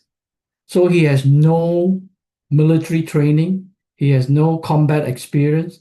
In fact, his background is that he's a shepherd for keeping his father's sheep. So, but the thing about David is that he knows God. And of course, everybody knows God. But what was interesting is that God knows David personally. And it is God's will that David volunteer to fight with Goliath. So the Holy Spirit actually came upon David and emboldened him to volunteer to fight against Goliath. So against all odds, David was able to defeat Goliath. How did he do it? With a slingshot, a stone, and he just threw it at Goliath, and Goliath was brought down. Now, the story behind it is that David, when he went into battle, he was so confident that he would win because he knew that God was with him and that God will give him the victory. So it doesn't matter how he sling that stone, it is just going to bring Goliath down. And he was able to kill Goliath. And that is why it was a victory of epic proportion. This sort of thing has never happened before, and I don't think will happen again. Now, the Western people, the Christians, they use this story to illustrate how good triumph over evil, how the weak triumph over the strong. So, I mean, this is a nice, inspiring story, but how does it apply to all of us? Now, we understand Goliath because we know what Goliath is. Goliath symbolizes challenges in our life. It could be, you are sick, there is death in the family, or you lost your job. These are all challenges. These are all the Goliath. Now, the difference between David and us is that David volunteered to meet Goliath. David volunteered for the challenge. Now, a lot of time Goliath is thrust upon us. We have no choice, So we have to rely on family, brothers and sisters, relatives, friends to help us get through challenging Goliath situation. The thing is that David is a very special person. Like I said, even though he is such a young boy, he was very close to God and God knew him. So most of us, if we want to be a David, first of all, you have to be a Christian. And if you're not a Christian, it's very, very difficult to be a David because David had the Holy Spirit that comes upon him time and time again that really gives him the power to do what he has done. So, but what about Goliath? We don't really know much about Goliath because the story is from the Bible, and the Bible is actually written by the Jews. So it is a very biased opinion about how the story runs. Now, Goliath is a man of war from youth, and he is really a very strong person, 7 feet, maybe 200 kg in weight. And that's why no normal Israeli soldier dare to fight with him because they know that it is going to your death. Now, Goliath is always portrayed as an evil man, but this is depend on perspective. If you are coming from the side of the Philistine, he is their beloved soldier. He is highly respected. He is the warrior. And to call him evil and all that, they will never call him evil. To him, he is their hero. But the West has portrayed him as the evil one, and David as the good person. So now we have, when we talk about David versus Goliath, we're talking about good versus evil. So, end of the day, we must be careful about this story. It is a good story, it's an inspiring story, but it's not for everyone. When you face your Goliath, which we all do, don't think that you're going to be a David to be able to kill the Goliath. Sometimes you can, sometimes you can't. Now, there are people who choose their own Goliath as well. Like if you are about 70 years old and you decided to go and climb Mount Everest, now that is choosing your own Goliath. And what I would advise you to do is that to think that you can be another David because David is so unique. So that's how I'm going to leave it tonight on the story of David and Goliath. You are going to face your Goliath, but your David will be from friends, relatives, and brothers and sisters to help you. Thank you and good night. Thank you very much, Thomas, to letting us know to know more how to choose to be David or Goliath. Yeah. And then we'd like to introduce our next speaker, Dunstan Chan, who tells us more about the journey and not the destination. Let's welcome Dunstan. Can you Are you unmute? able to Can you hear speak me? now? Yes, can Yeah. hear you. Yes, yes. Yes, can Is it hear clear? you. Is it clear? Yes. Okay, good. All right. The topic given to me is called the journey, not the destination, right? And let me share first. I need to share screen. Now, how do I do it now? Can you Can see you the make? little green arrow below? Yeah, I know at the bottom there. Yes. Okay.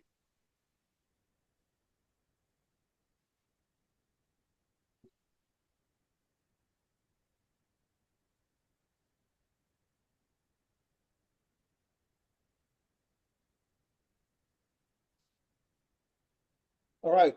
Can you see that, the screen? Hello? Yes. Yes. MC, you can see the screen time. All right. Now, the every year, organization like Agora, other organizations, well, they hold competition, contest. In fact, we are in the middle of 4 contests, I think. There is the storytelling, I can't remember, a few of them, 4, isn't it? Contest. And I used to be a member of another organization, which is a much bigger organization.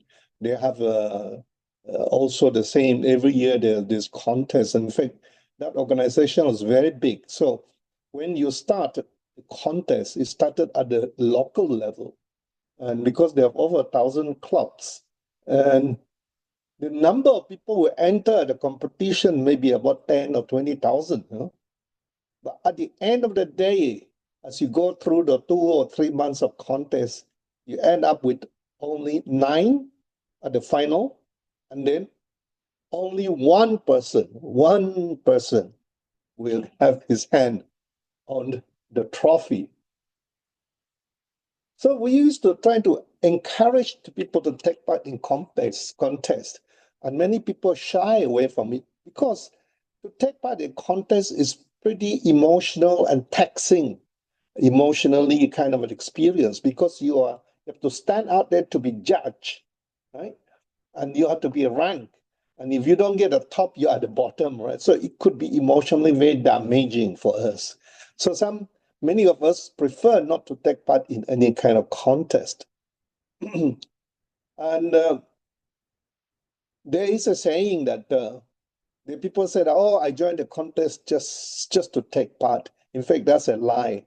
Nobody ever wins a championship if they have the mindset that they join just to take part. The only people who ever win contest is that the people who went there with a single-mindedness of wanting to get their hand on the trophy. And that is a fact, you know. Of course, we try to console ourselves in case we lose. We say, "Yeah, it's okay, I'm just taking part just for participation." No, actually, you take part to win. And and as I said, the contest is a very emotionally taxing experience, because you are sacrificing your ego on the altar of competition, right?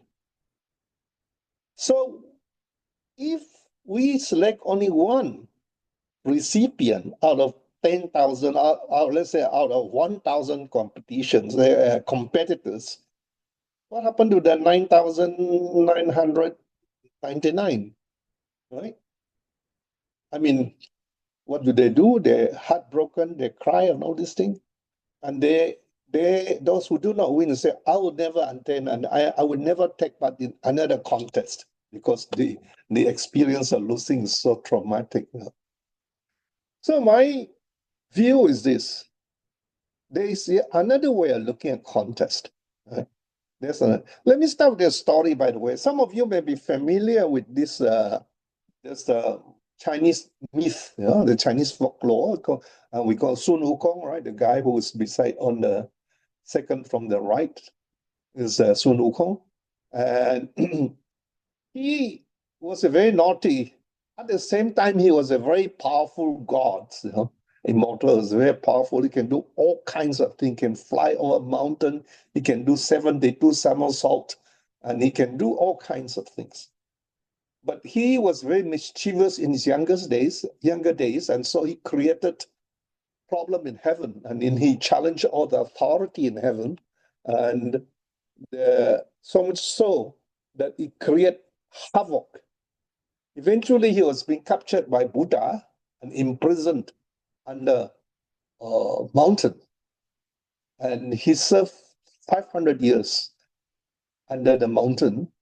Eventually, there was a time when the emperor of China was asking this monk, Tang Chen his name, and to go to India to collect the Buddhist scroll, right? Because there was a bit of dispute over the original of teaching of the Buddha. So this Tang Chen was being asked to go, but the journey from China, I think it was started from Xi'an, I think, to India. It's a very long journey. It's a very hazardous journey. So the gods, what they call this, assigned the Monkey King, we call him Sun Wukong, to be one of the escorts, right? As a atonement for his mistakes in the past. So he has to take to protect the monk all the way from China to India. And the other two, which is the Pixie and the other one called Sandy, both of them were also horrible, naughty guys in the earlier days. They were also being asked to do penance by being the escort to the monk. The journey from China to India was a very, very tough journey. Sometimes they meet fiery mountains, which is so hot that it could melt the metal. I mean, some of you who have been to China, maybe you may have gone to this place called Tepan in Xinjiang, and that is originally supposed to be where one of the roads you have to pass through. And Tepan was a very hot place. Then it ranges from very hot, it's got a fiery mountain of Tepan, to very, very cold places. And the journey was very hazardous. And there are demons and beasts and all things waiting to attack them. Halfway through, well, I don't know what is halfway, sometime through the journey, the monkey was getting fed up because he's so powerful, he could actually jump to the end of heaven and back in a flash. So he said to the master monk, he said, Master, why do we have to go through all this difficulty, the journey of climbing mountain, crossing rivers and swimming in the sea and meet demons and all these things? Why don't you just climb on my back? With 72 somersaults, I can reach the end of heaven. So if you climb on my back, all right, I can take you all the way to India and you collect the Buddhist scroll. That makes sense, doesn't it? Because the destination is to collect the Buddhist scroll. Then Tang Zhen looked at him. He said, Monkey, I'm very disappointed with you. After listening to my preaching for so many years, reading all the scriptures, you still do not understand. In life, right, the journey is the mission, not the destination. The journey is the mission is the journey. And Monkey was puzzled for a while. But those of us who are in organization which give us accolade of titles and all these things, many of us strive for that title. To us, if we get a title, that's it. You know? But Tang Chen was saying, no, it is the process which going through this difficulty, that is the mission. So the prize for those of us who take part in speech contest, like now, there may be thousands of you. There's only one who get their hand on the trophy. What happened to the rest? The rest is this. Tang Chen said to Sun Wukong, he said, the journey transformed you, not the trophy. You know, just same like all these contestants. You take part, some of you will be crowned champion. The fact that you got your hand on the trophy doesn't make any difference. It is the journey you go through. So when you take part in a contest, like now we bring it back to the present time, you kind of value you worship the cups, yeah, the trophy cups. But what you don't realize is this. In the process of going up to the club, you have defeated hundreds of other contestants. Right? Because there's only one winner. But there is one contestant which you must defeat. If you can defeat this contestant in every contest, right, you have achieved your purpose. Who is this contestant whom you must defeat? Do you know who? There's one person in all the thousands contestants whom you must defeat. That contestant is you. You have to defeat the person whom you were before you take part in the contest.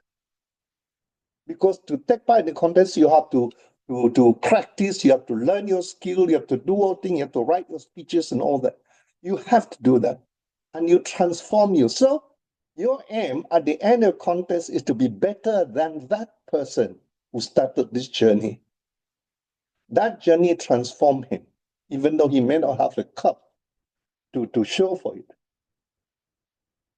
There is an interesting movie, some of you may have come across, a very old movie. It's called The Silent Flute.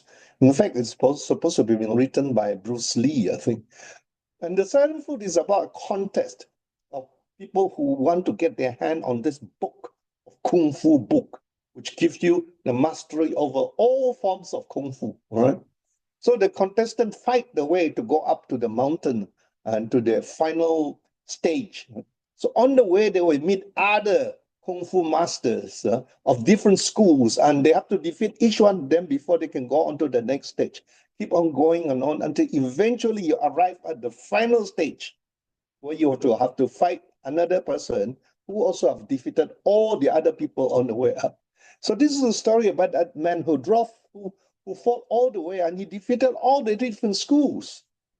And then eventually he met this protagonist who also made it up to the, and he defeated him.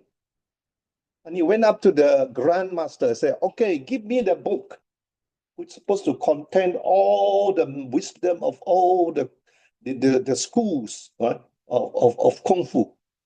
So then the grandmaster gave him a book. What did he see? Did he see all the different schools of Kung Fu techniques there? No. When he looked at it, the book has no pages. It was only a mirror. And he looked at the mirror. This is what he saw. He started as a little kitten. By the time he won, he looked up, he has become a lion. So ladies and gentlemen, your journey, in fact, is the mission. Your journey which transforms you from a little kitty as you fight through all the different hurdles. And eventually when you get to the top, you look at it, you are not the same you anymore. You are somebody. You're somebody who has gone through the pain of fighting, and there's somebody who suffered the danger of humiliation, and you have changed. The little kitten has become a lion. So my message to all the contestants, there are 4 contests, I think, in this conference, is that remember, you may not get your hand on the trophy, but you must move 1 step or 2 steps or 3 steps further in your aim of being a good communicator. With that, Madam MC, I hand back to you. Thank you. Yes, thank you very much, Dunstan. We had a good lessons of whatever we do is the process, is the journey, it's not the destination. And never stop learning. And for the audience that has just popped into our Agora Conference 2025, now we are proceeding to our second speech contest, which is Social Awareness Speech Contest. And I have the pleasure to introduce our contest chairman, Mr. Fred Jones. He is the Agora ambassador for Canada, and he will be responsible for enforcement of contest rules and for managing the 2 contests. And let's give him a very warm welcome, Mr. Jones. Thank you very much. We look forward to our next contest, the Social Awareness Contest. Now, the Social Awareness Speech Contest aims to find people capable of inspiring and galvanizing support for acting on the problems that our world is facing. So we have 5 contestants ready to attempt doing their best to meet that goal. Now, the timing, once again, I will repeat, and I will ask the timer, please raise your hand so that we can see you all the time. You sort of disappeared last time. Your hand is not raised at the moment. So please raise your hand so that we can see you. And the timing for this competition is as follows. The green will be shown at 3 minutes, 30 seconds. The amber or yellow at 6 minutes. The red at 7 minutes. And the black at 7 minutes, 31 seconds, which means you're disqualified by going over time and should stop your presentation. So if the contestants are not able to see the timer, so I don't see the timer's hand is being raised at the moment. So please, could you do that?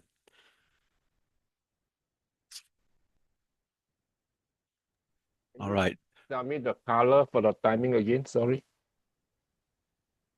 The colors on the timing is green at 3 minutes, 30 seconds. 3 minutes 30 green. Amber or yellow at 6 minutes. 6 amber, yellow, okay. The red at 7 minutes. 7 minutes. Great. And the Okay. black at 7 minutes, 31 seconds. 7:31 black. Got you. Thank you. All right. So you are now, hopefully the contestants can see, I can see at the top of my screen, and because your hand is up, we will see you.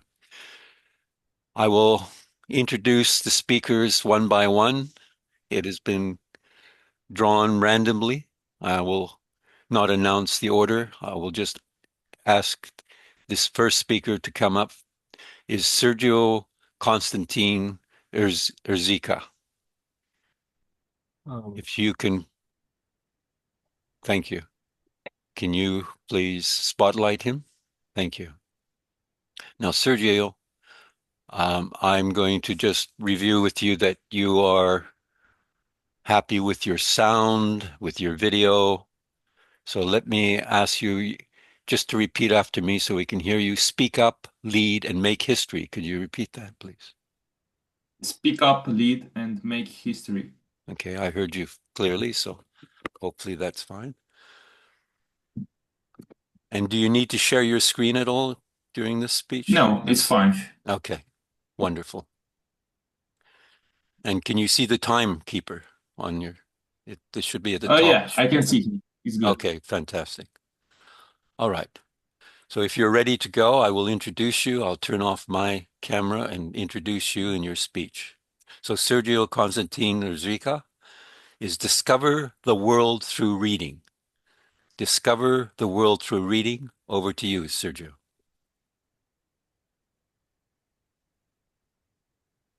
I have bad news. Students can't read anymore.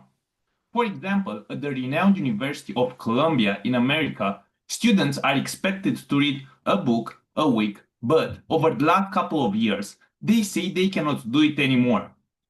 One student had told the professor that she had not been required to read an entire book all her life.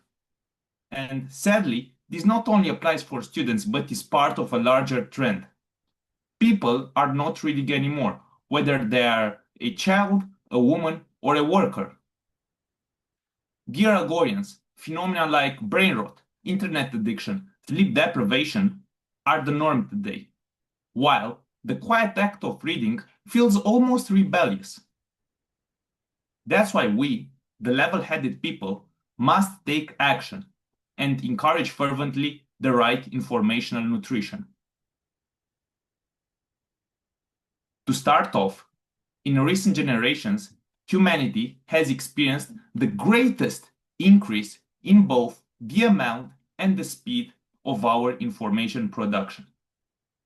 Every smartphone contains more information than the ancient library of Alexandria, and it enables its owner to connect instantaneously with billions of people with just one click. Yet, does that realistically make us better informed? Are we really becoming smarter with this ocean of data at our hands? In a study done by National Institute of Health and conducted on teenagers in Brazil, it was demonstrated that screen time is tightly associated with anxiety, depression, and stress symptoms in adolescents. That's why perhaps it would not be ideal to leave digital devices in your own kid's room. Because the question that we ought to think about is, do we really control the stream of information, or does it control us? On the flip side, why not leave a book in your own kid's room? And this question brings me to my next point, which is reading is one of the best ways to explore the world. And when I say that, people usually ask me, but what should I read? Anything. Just start out with anything. When you start out something new, it is normal that you're just not going to be good at it. Carl Jung, the famous Swiss psychologist, said, "The fool is the precursor of the savior." Moving on to the next point, let's just have this thought experiment that I can tell from my personal experience is true. Imagine that you'd have to live in your own head for 1 week without being able to read at all. Afterwards, you will be offered a printed sheet with all the internal actions of your thoughts, and you will just see how meaningless, dull, and filled with resentment your world actually is. That's because if you ignore books, your world is going to get narrower and narrower and narrower. The same vicious circles will be occurring continually and will drain you of energy. This will inevitably make you reach the beach of disappointment, frustration, and failure. Briefly put, books are the greatest adventure in the world.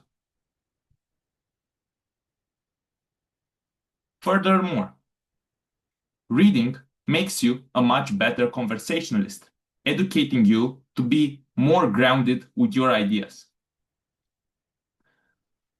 This is because books take you out of your world and they offer you a framework of how the world works. For instance, you get to travel to ancient Greece and have a discussion with the greatest thinkers in the world. Or you get to travel to Italy in the Renaissance period. Or you get to be a spectator in the Napoleonic Wars and sit with l'Empereur. Or you get to travel to ancient Rome and be there with Marcus Aurelius. That's because books do not set any boundaries, and your domain of exploration is up to your imagination. Understanding a wide range of topics and being knowledgeable on a variety of subjects obviously changes you in a more engaging, dynamic, and interesting person to hang out with. Based on what has been said, I come to you with a humble request. I just want from you 20 minutes. That's it. Just set aside 20 minutes before your bedtime. Take a book that appeals to you and start. Page 1. Let yourself be driven away by the mysterious adventure that's unveiling. Take a moment to savor the calmness, stillness, and the power of your own mind.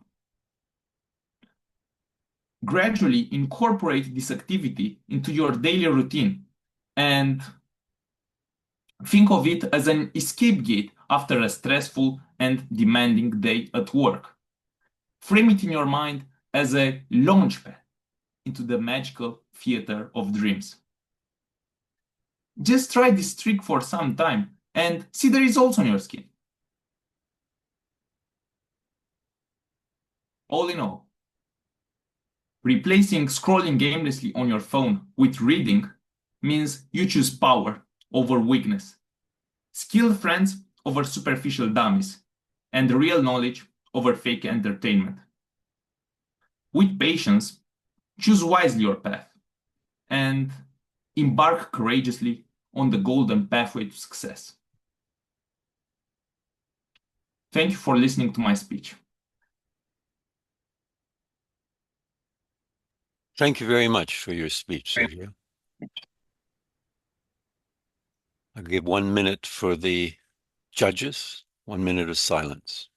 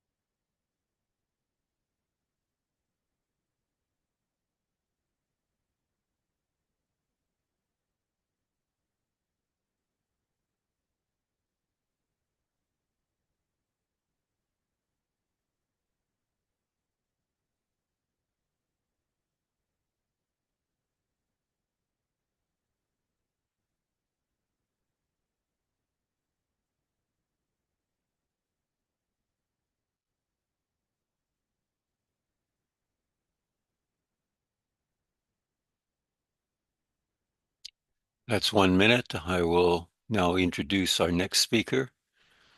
I'll ask Shauna George if you could raise your hand so you could be highlighted. There's Shauna. Hello, Shauna. Hello. Can you just repeat? I just want to check your volume and repeat after me. Speak up, lead, make history. Speak up, lead, make history. Sounds good to me. And you're looking clear on the screen, so I assume that that's fine. Do you want to share your screen at all during your... No, Fred. No? Okay. All right, so you ready to go? I'll introduce you. Yes. All right. Shauna George, the impact of communication. The impact of communication. Over to you, Shauna. Hello, everyone. Today, I wish to talk about the importance of communication and the impact that it has on our lives. We often think of communication as something simple, as just the act of sharing words. Whether we are speaking or writing, we imagine that once we've said something, the other person understands it exactly as intended. In reality, communication is much more than that. It's a dynamic two-way street. Communication is not simply the transfer of information. It is a living exchange where both sides contribute to shaping its meaning. Be it at school, at home, or at work, it helps to remember that the people we are communicating with bring their own experiences, expectations, and frame of mind into the situation. Let me share 3 personal incidents that shaped my understanding of communication. The first happened when I was 16. My father and I were on our way home. He was enthusiastically sharing an anecdote about me with the driver. It wasn't entirely accurate. Without thinking, I corrected him right there in front of the driver. Later, at home, my father gently told me that I needn't have done that. Did it really matter that much? Would it have made any difference to the driver? He was right. My intention was not to upset my father, yet that is exactly what I managed to do. That day, I realized communication is not just about facts. It is also about feelings. Words carry weight. For an exchange to be truly effective, both the sender and the receiver must take responsibility. This ensures that understanding extends beyond words to the impact they create. The second incident took place at one of the companies that I worked for. I was struggling to complete my assignments on time. When it was time for my supervisor to check my work, I would be nervous, even fumbling to get my papers in order. Instead of rushing me, my supervisor sat quietly beside me, waiting patiently as I gathered myself. That simple gesture made me feel at ease. His calm manner showed he cared. It allowed me to relax and be confident. Here, communication happened without words. This taught me that communication is as much about actions, gestures, and silence as it is about words. The third incident occurred a year after my son was born. My mother handed me a book called The 1 Minute Scolding. I have a tendency to go on, believing that repetition helps the message sink in. This book suggested a different approach. Keep it short to 1 minute. Start by telling the child what happened, where they went wrong, and what they could do differently. After that, the incident is closed.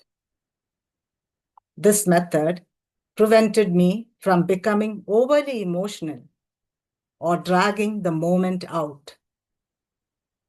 Instead, it allowed me to communicate calmly and effectively. Sometimes, the most impactful communication is also the briefest. These 3 moments highlight that communication is powerful. It influences not only what others understand, but also how they feel. It can heal or hurt, connect or divide, encourage or discourage. By practicing active listening, choosing our words with care,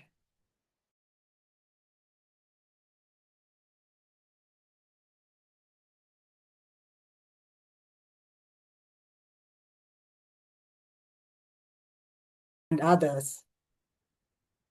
Today, at Agora Speakers, I'm truly grateful for the opportunity to keep learning how to communicate better. In doing so, I hope to connect better, understand better, and grow. Thank you. Thank you very much for your speech, Shauna, about the impact of communication. 1 minute of silence for the judges. Start now.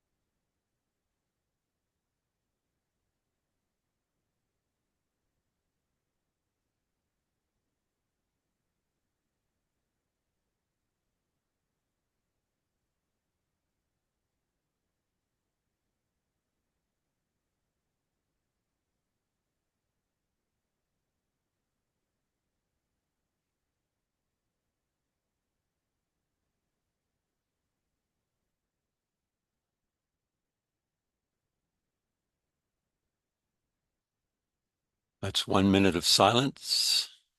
So it's time to call up our next speaker, who is Chris Callahan. Chris, can you please raise your hand so we can spotlight you?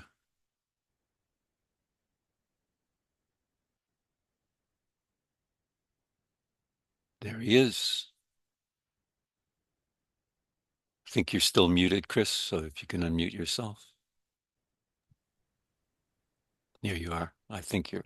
So if you can repeat after me, speak up, lead, make history. Speak up, lead, and make history. All right. Sounds good to me. Thanks, Chris.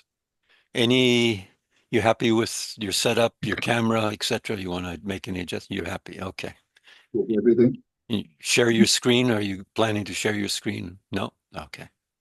All right. I will introduce Chris Callahan and his speech, Bringing Hope to the World Through Agora and the Shawl of Hope. Bringing Hope to the World Through Agora and the Shawl of Hope. Over to you, Chris. Mr. Contest Master, ladies and gentlemen, one of the fundamental tenets of Agora Speakers International clubs is that they grow into groups of people who make a difference. To make the world, a better place for all. Ideas such as saving the world from global warming are important, But sometimes one doubts the efficacy of suggestions to really make a difference. And the call to clubs is how to make that difference. Some years ago, I became involved with a group that really does make a difference in offering hope and a sense of well-being to people who need it most. The Utter Shawl of Hope project is one that any club around the world can easily become involved with. It can be a superb project to introduce club members to the idea of making the world a better place in small steps. During the COVID period, the founder, Rina Gous, who is not an Agora member, had a friend who was pregnant with twins.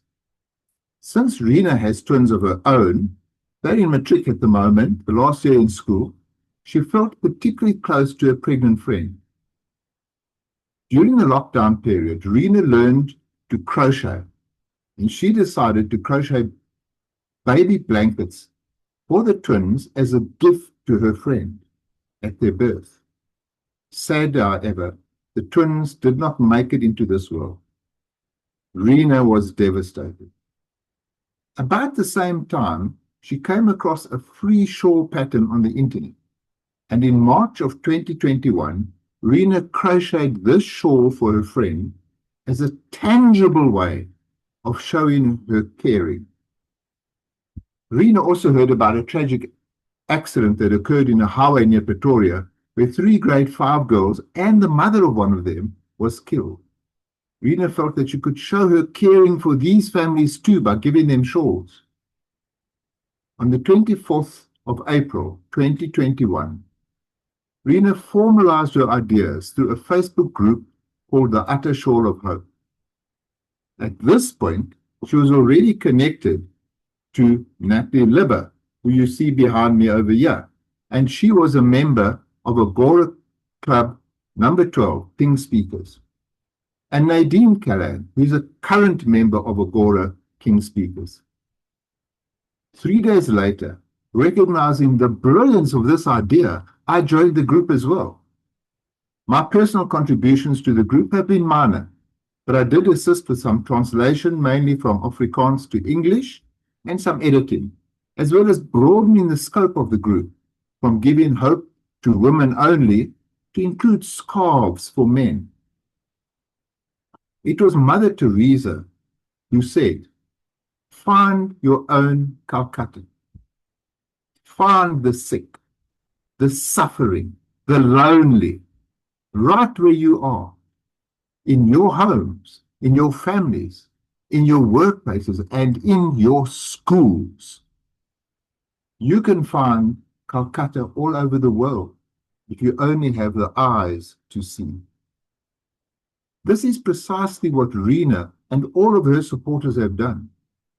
The Utter Shawl of Hope initiative provides beautiful, comforted, crocheted or knitted shawls, something like this, to women and girls, and scarves to boys and men who experience trauma, loss, or sickness. The principles are easy. Any Agora club in the world can extend this project into your own area. We know trauma, sickness, and death touch all of us. But how often do we find a way of showing how we feel to those who are affected? One of the greatest needs in the world today is to be given a sense of hope, a sense of comfort, and a sense of well-being. You too can be a part of this initiative in one of the following ways. You could crochet or knit a shawl or a scarf to donate.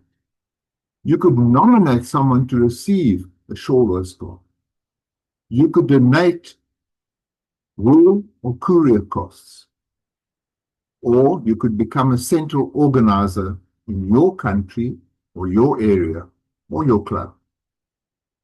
I'm sure you can find other ways that are possible for you too to take part in this initiative.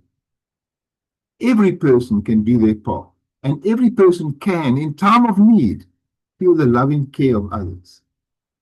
Nadine, one of our Agora members, has already crocheted or knitted 116 scarves and 150 shawls for the project, which has gifted over 1,700 scarves and shawls to people who needed some hope or just a hug that lasts. The project is spreading throughout South Africa. But what about you and your club? You could open a branch using the same Facebook page and resources that are available on it, wherever you are in the world. It is a simple and realistic way to make a difference in your area to the mental health of people who face traumatic disease or those left behind when death strikes a loved one. The Utter Shore of Hope project will not save us from global warming, but will give tens of thousands of people a sense of hope, of love, of well-being. The project has already sent shawls to the United States, the United Kingdom, to Australia. But how much better would it be if in every country we had a locus from which this heartfelt message could be gifted? Let us not wait for some huge, complex project in some distant future date, but rather take action now in a small way that makes a real difference in people's lives. Mr. Contest Master.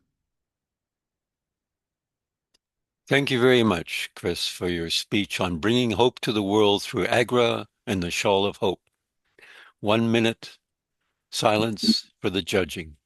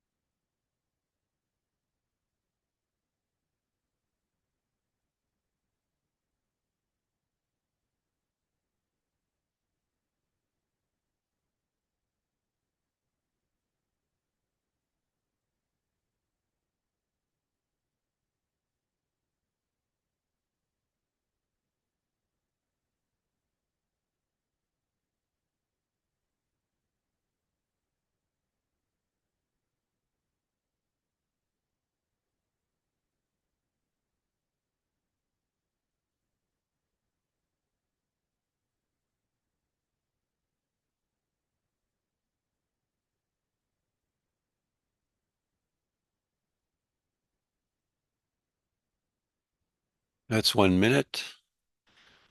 Time to call our next contestant, who is Esther Okoro. Esther, could you please raise your hand so we could spotlight you?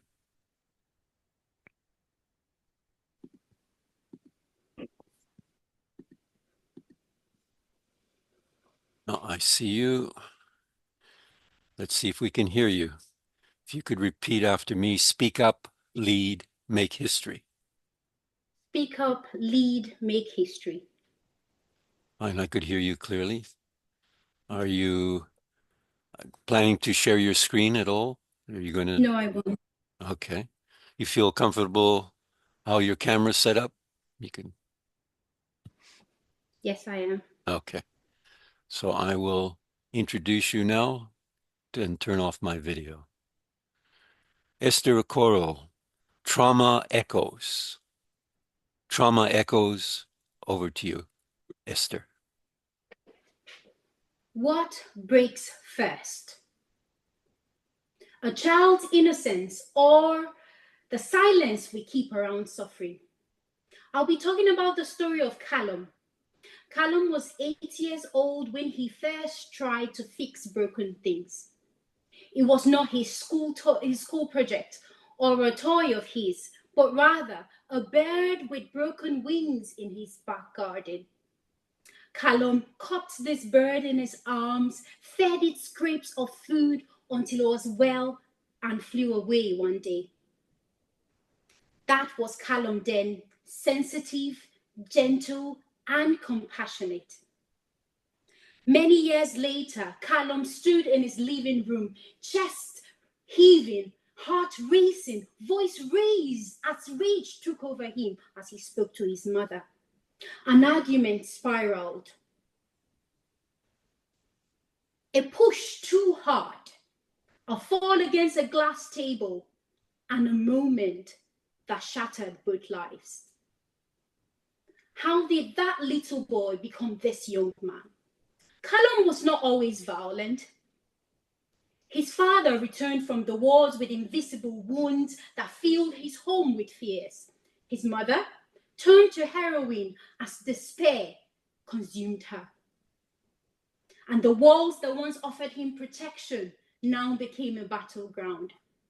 As he turned to the community for escape, he was met by school systems that was underfunded, social services that was overstretched, and mentors and role models that were scarce.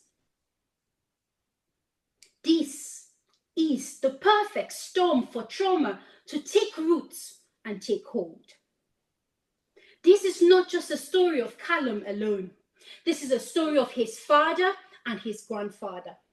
His father grew up in a household where domestic violence was rife. His grandfather was a miner, and upon the loss of his job, spiraled into alcoholism.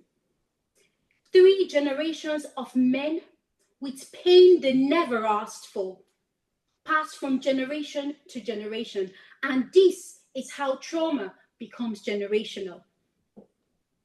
Young boys like Callum are around us in our society today, both young boys and young girls, who are labeled difficult, troubled, when in real fact they are but just wounded. That neglected child becomes a parent who does not know to nurture. And the boy who was never taught to cry becomes the man who only knows how to shout. Is there any hope? A year later, Callum was in a community support group. He was guarded, but giving small smiles. He was scared, but showing up. Did a miracle happen? Callum's miracle took the form of ordinary people with extraordinary consistency. 1, a youth worker who never gave up on him.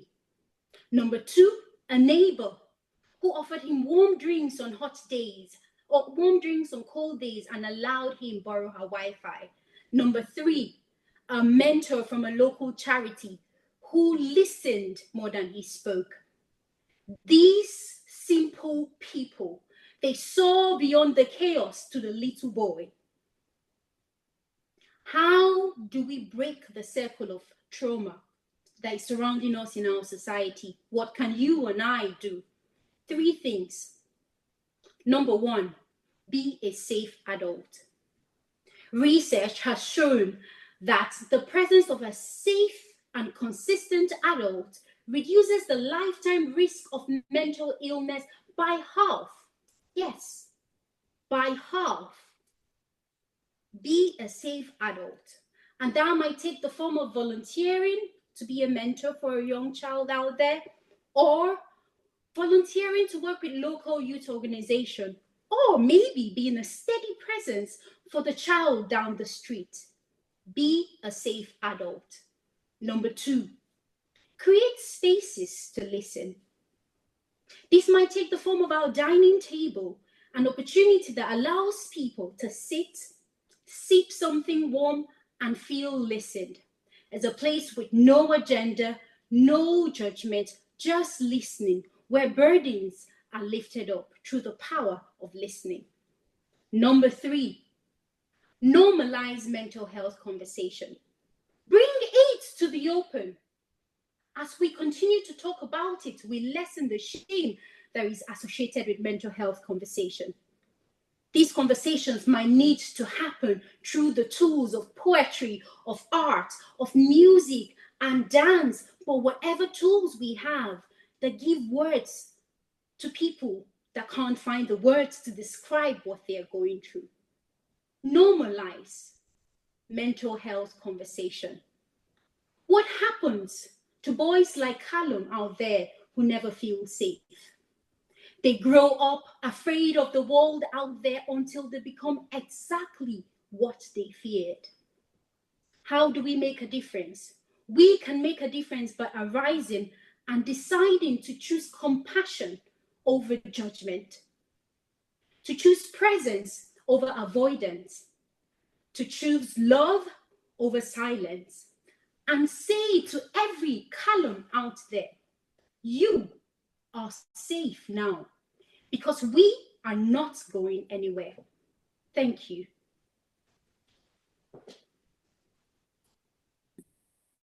Thank you very much for your speech, Esther, on trauma echoes. I'll give 1 minute silence for the judging.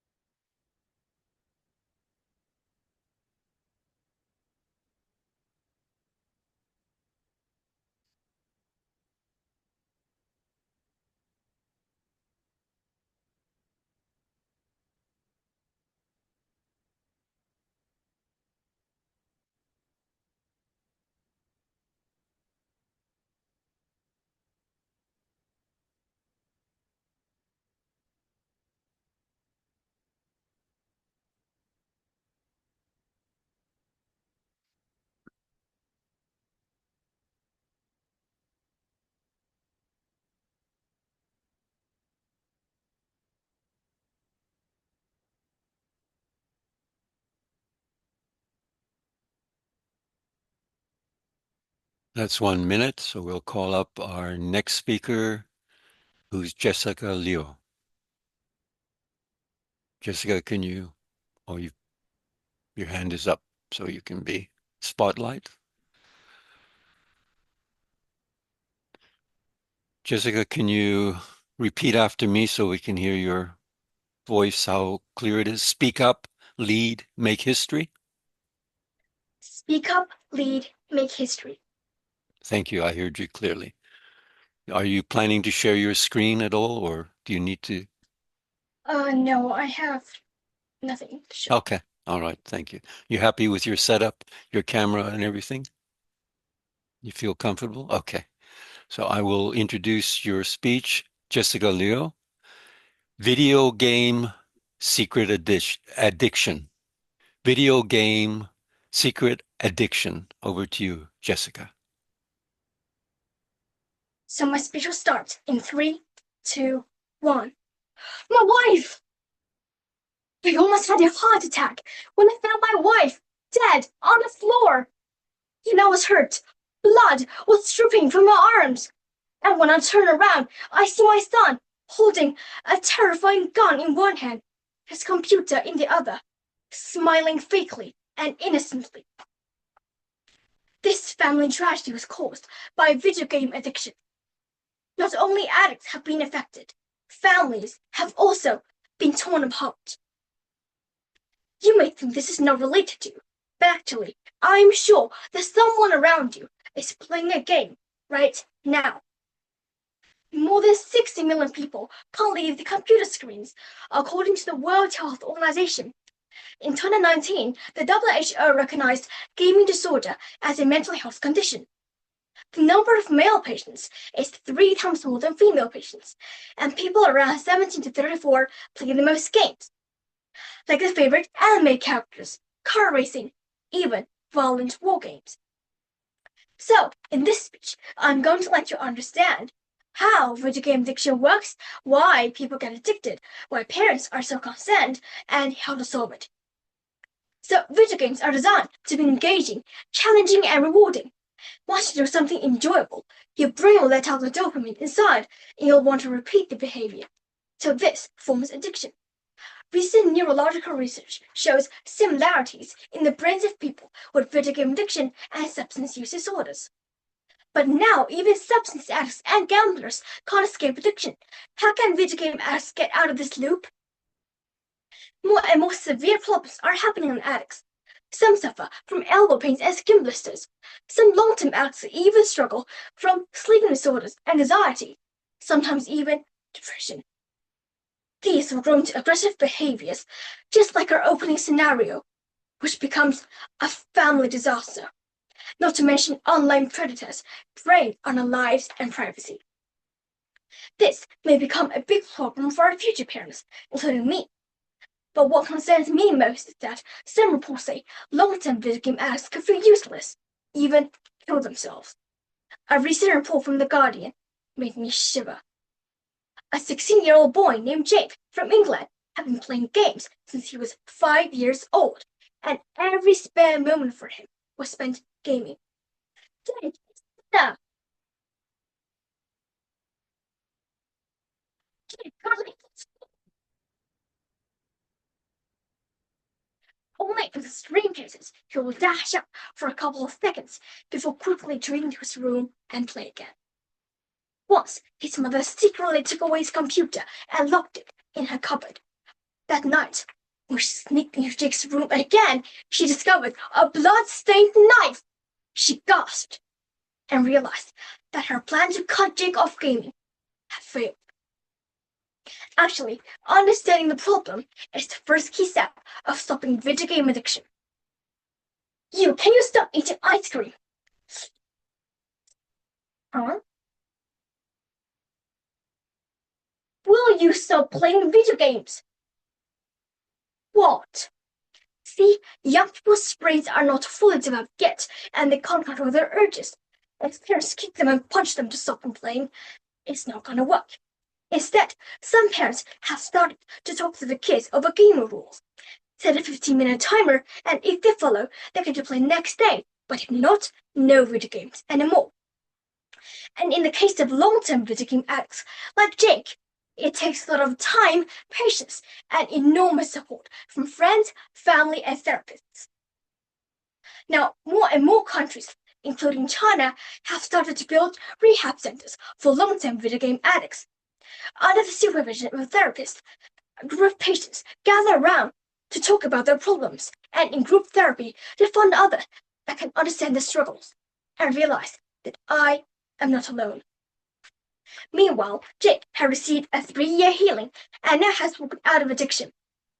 According to his mother, he has started to talk to more real people and developed a few sports hobbies. Now, not even Jake, not just Jake, adults can be a crucial victim to video game addiction too. Well, recent reports say that adults who play more than 6 hours may affect their work. And please don't let games become addiction.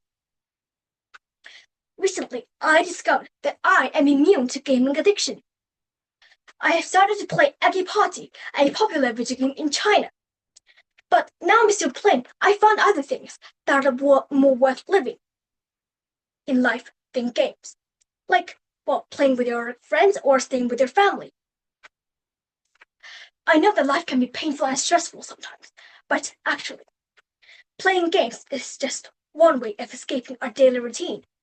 Think about all the things I can do in the future. For me, I still have to grow up, get into my dream college, Nanjing University. This keeps me from addiction. So dear audience, have your own dreams. Do the things that you love. Find your own purpose and passion. Only then, addiction can be prevented. Life is too short for addiction. The longer we are addicted, the shorter we can use our lives for something even better. So before any more tragedies happen, it's time to stop video game addiction right now. Thank you. Thank you very much for your speech on video game secret addiction, Jessica. We'll give 1 minute for the judging.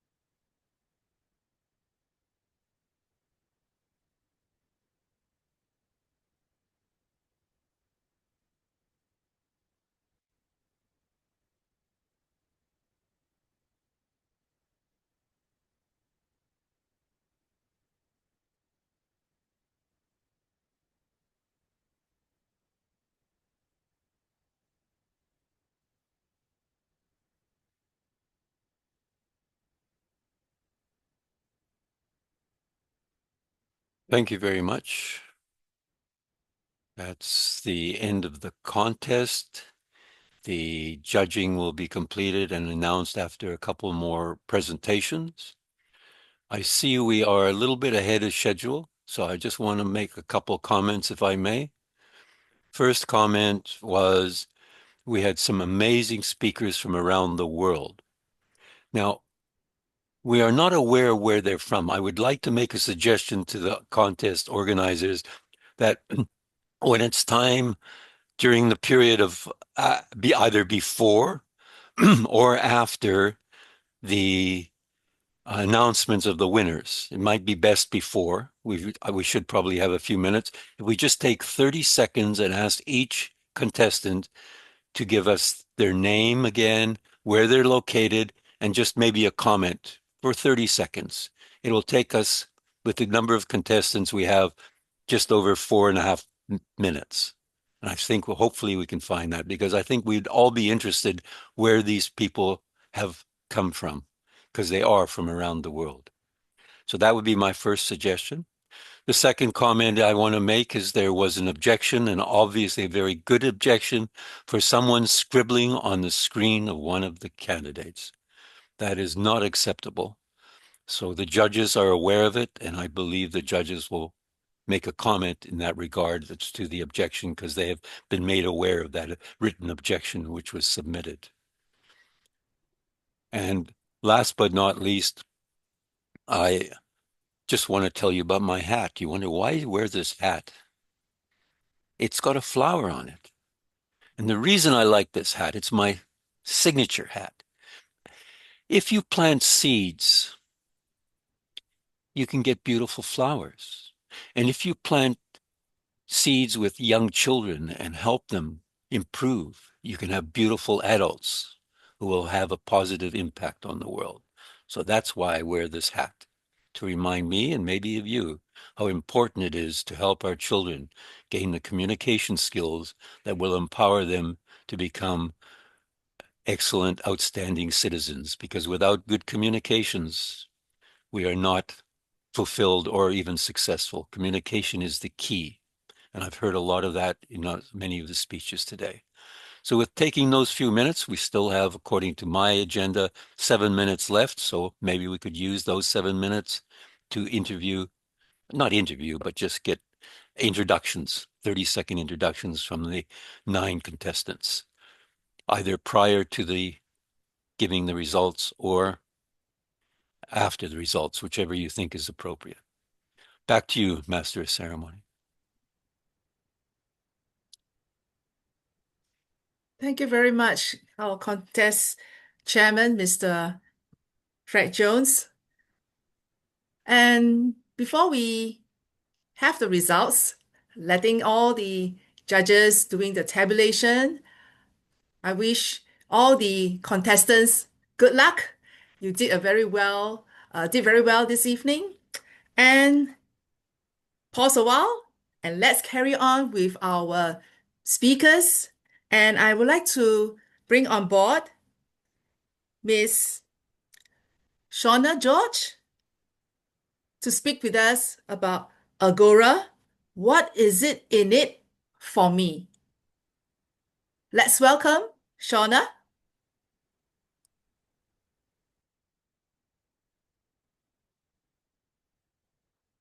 Can't hear you, Shauna. You have to unmute first, Shauna. Sorry. Thank you. Let me start again. Hello, everyone.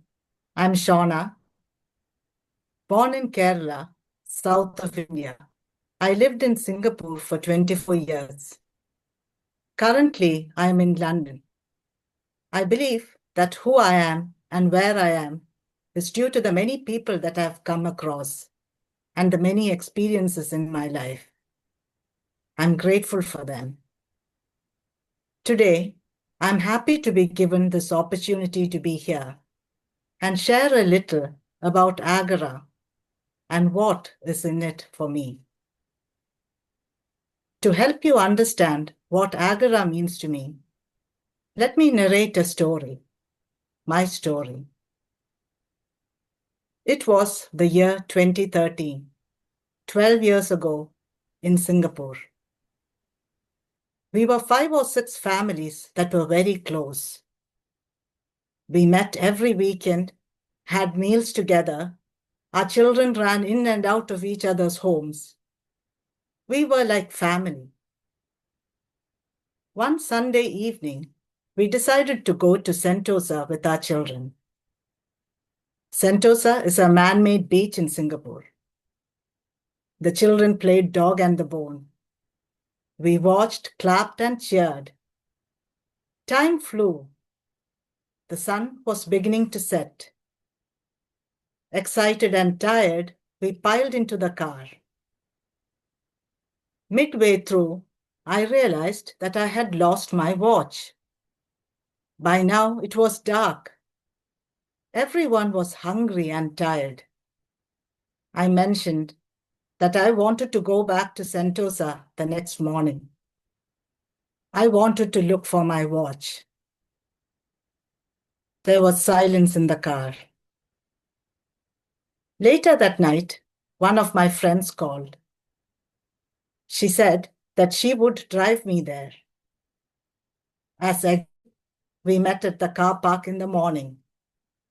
With a flask of hot tea in hand, we set out.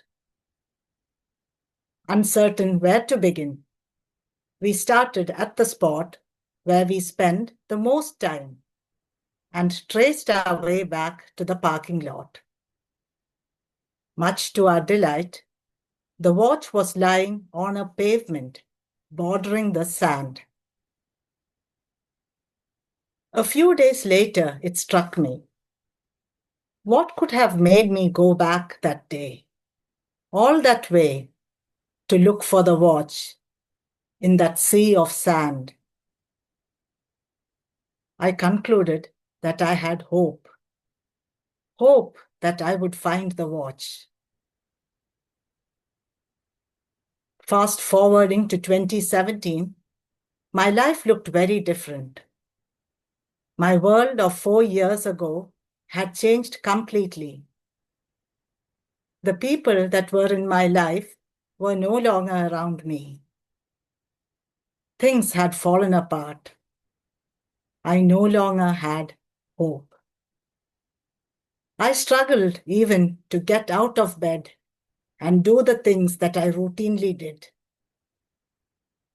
Meanwhile, my friend Ivy was in touch with me. One day, she mentioned Agora. I accompanied her to an Agora meeting in Singapore. I found myself surrounded by people of all ages and from all walks of life. They came to meeting after meeting, did presentations, speeches, evaluations, and more. This has continued for 8 years. I began to feel alive. It gave me a place to go where I could be myself. Like the lighthouse, it pulled me and helped me find a path. Ban Peng was the main person behind it, who inspired and encouraged me to move beyond my comfort zone. That evening, when my friend took me to Agora, my hope of yesteryears returned. When I attend the meetings, I feel a sense of purpose and belonging, a spirit of community. I come across genuine, inspiring people who never fail to lift my spirits. At Agora, I find a non-judgmental space to develop myself. Today, I remember long time ago that day when Ban Peng told me about life. He said, life is a journey. The mission is the journey. At Agora, I feel that I am participating in this journey. I am on a journey of hope and discovery. Thank you. Thank you very much, Shauna. Thank you very much. I would like to invite our next speaker. He is all the way from Japan, Mr. Max Nakano, to tell us a bit about a Japanese folklore. Welcome aboard. Let's welcome Max. Hello, everyone. Thank you for introducing me. My name is Max Nakano. I am a president of Agora Speakers in Japan. So today, I want to share with you one of Japan's most famous folk tale, Momotaro, the Peach Boy. This story has been told for generations, loved by both children and adults. It is not only entertaining, it also teaches us lessons about courage, friendship, justice, and gratitude. The story begins with an elderly couple who had no children. One day, while the old woman was washing clothes by the river, she saw a giant peach floating downstream. She was so surprised. She brought it home. When she and her husband cut it open, they were amazed to find a healthy baby boy inside. They named him Momotaro, Peach Boy in English, and raised him with love. As Momotaro grew, he became strong, kind, and brave. But more than that, he developed a deep sense of justice and gratitude to his parents, who had given him love and a home. In Japan, we have a traditional idea called gon and hoko. It means showing gratitude and repaying kindness through the act of service. Momotaro carried this value in his heart. One day, he heard about a demon, Oni in Japanese, who lived on a faraway island. These demons attacked villages, stealing food, treasures, even people. The villagers, including Momotaro's parents, lived in fear. Momotaro realized now it was his turn to give back. Before leaving, his mother made kibi dango in Japanese, special mide rice cake. They gave him strength, but also symbolized gratitude and the power of giving. On his journey, Momotaro met a duck, a monkey, and a peasant. Each was hungry and asked him for food. Instead of keeping the kibidango, rice cake, for himself, Momotaro shared them. This act of kindness created trust. Duck said, "You gave us food without asking for anything." Monkey said, "Why would you help strangers like us?" Momotaro replied, "Because kindness freely given always returns in ways we don't expect." Peasant said, "Then we'll stand with you, no matter what lies ahead." From that moment, they became companions with a common goal.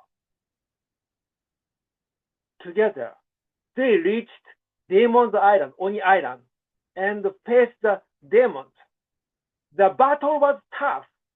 The demons were fierce. But by using their unique strengths, the dog's courage, the monkey's agility, the pheasant's sharp eyes, and Momotaro's leadership. They won. They reclaimed the treasures and freed the villagers. While they returned home, everyone celebrated. Most importantly, Momotaro's parents welcomed him with open arms, knowing he had risked everything for others. So, what lessons does Momotaro teach us? First, just as gratitude. We all receive kindness from family, teacher, or even strangers. Justice is not only about fairness. It is about repaying kindness through our actions. Second, courage and leadership. Life is full of challenge. At school, at work, or in relationships, there are times we must step up, just like Momotaro did. Third, the power of kindness and teamwork. Even small acts like sharing food can create strong bonds. With teamwork and mutual support, we can overcome great challenges. Today, we don't fight demons with weapons, but we face modern demons, inequality, environmental problems, conflicts. To solve them, we need the same spirit: bravery, cooperation, kindness, and gratitude. So, why is Momotaro's story powerful? Because it's more than Japanese folk tale. It's a universal lesson. It reminds us to be courageous when life is hard, to work together, to be kind to others, to stand up justice, and to show gratitude to those who help us. In life, none of us stands alone. We are always supported by family, friends, teachers, or our community. When we recognize this, we can give back, protect others, and make the world better. Just as Momotaro did. Thank you. Back to MC. はい、Thank you. ありがとう。Yay, just practice my bit of Japanese now. Yay. Thank you. Well, I think thank you very much for all the speakers this evening. And thank you, Max, for staying all the way to tell us the story of Momoko. And thank you very much for the contestants. And we're very excited to know the results. And may I have the honor to introduce the chief adjudicator and our Agora International founder, Mr. Alexander Kustov, to present to us the results. Let's welcome. Thank you so much, Madam MC. Let me share this screen. I'll do the presentation as during the first day of the contest. But before that, I would like to say a couple of things. First of all, about the disruption. We acknowledge that there was a disruption. In fact, it was not the only speech disrupted. There were disruptions in other speeches of various natures. We believe that the disruption was very short in time. It didn't affect significantly the presentation. And unfortunately, that's a fact of life. Professional speakers and contestants must be ready to deal with short-term disturbances, be that a heckler in the audience, an equipment failure, a network bandwidth problem that causes lag or network breakdown. That's a fact of life. And it's absolutely impossible to ensure identical competing circumstances for everyone, or even more, trying to provide any kind of remedies for such short-term disruptions.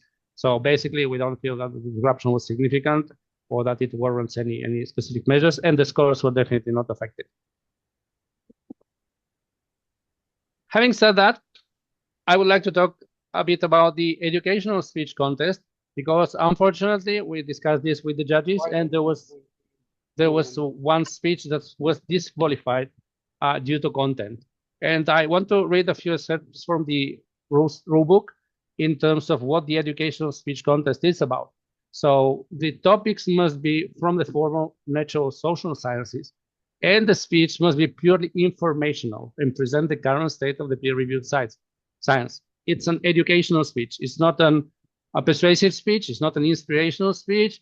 It's not a call to action. It's only about presenting and educating the audience. And in the rule book, it's explicitly mentioned that too many times contestants get confused and present a speech that tries to persuade about something or presents the contestant's opinion on a subject, and those are not good educational speeches.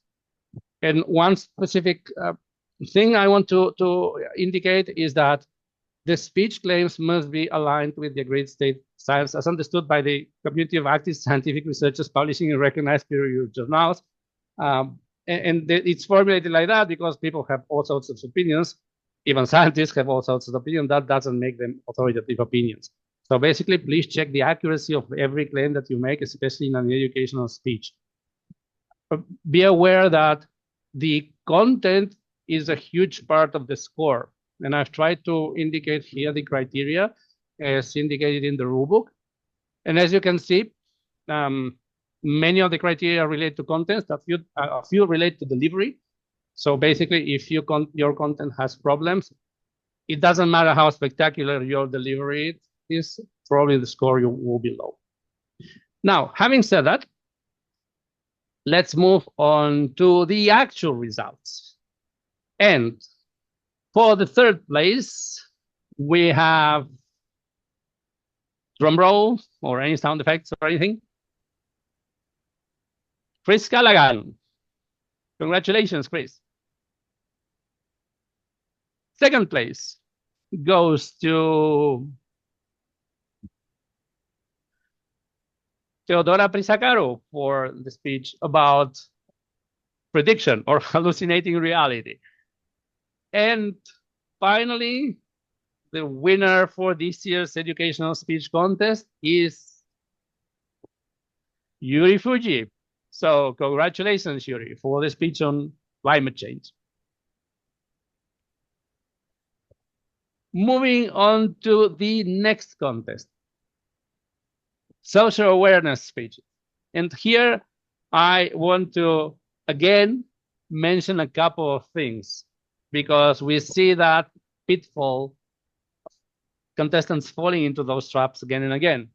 So the main difference, and this is a big difference between our contest and contest somewhere else or elsewhere that, let's say, reward delivery. Here we reward content more than delivery. So the main difference between a social awareness speech and an inspirational speech is that you actually not only identify a problem and like motivate people to be aware of that and to arouse them and to have some call to action, but you actually propose something specific. And that's super important. The social awareness speech must come with a proposal. Ideally, that proposal should be original, but if it's not original, at least the proposal should be actionable, should be something specific that people do, that people can do, and that will have an effect. If you just have an inspirational speech in which you tell people, you make people aware of a particular problem, that's great as an inspirational speech, but it doesn't serve the purpose of this content, and you'll score poorly, again, on the criteria of actionability and action originality, which, as you can see, here are an even bigger portion of the score. So in social awareness speeches, the content is over 70%. If you consider that there are a couple of criteria that would fall 50-50 between content and delivery, which are persuasiveness and emotional content. Now, having said that, let's go to the results. In the third place, we have Shona George. Congratulations, Shona. second place for this year's social awareness speech contest goes to Chris Callaghan. Again, congratulations, Chris. And the winner for this year's social awareness speech contest, AGORACON 2025, is Esther Okoro. Congratulations, Esther. And with this, I yield back to the MC. Thank you so much. Thank you. Thank you for announcing all the winners. Oh my, congrats to everyone. And this Yes, has been a congratulations to wonderful. all. So, how would you? Yeah, shall we call Mr. Alexander? Shall we call the contestants to just share with us where they are from? You're the bosses of the contest. You're the hosts. Whatever you decide is going to be good. Is it Bumping? Is it all right? Yes, please. Please get the contestant to Elizabeth, you want to do it? Shall we start off with the educational speech contest, the contestants? Are you around? Yeah, I think so. Yes, Miss Yuri. Miss Yuri. Hello. Hello, Yes. can I see you? Can you tell us where you're from? Hi, I'm Yuri Fuji. I live in Cambridge in the UK. How are you there? Good job this evening. Good job. Okay, thank you. Next on coming in is Keep it up. Chris Callahan. Hi there, I'm Chris Callahan. I live in Pretoria in South Africa, and I've been a member of Agora since right at the beginning. I belong to a couple of clubs, and the main club that I've got is King Speakers, which is club number 12. So you can see it's a very early entry into Agora. It's been an absolutely wonderful procedure to go through all the Agora time, and in a previous organization where I was for 11 years, I thought I'd learned a lot, and then I found I learned a lot more with the Agora process. So I'm very grateful to be here. Thank you all for a wonderful day today. Thank you. Thank you very much for your story too. And next up is Theodore.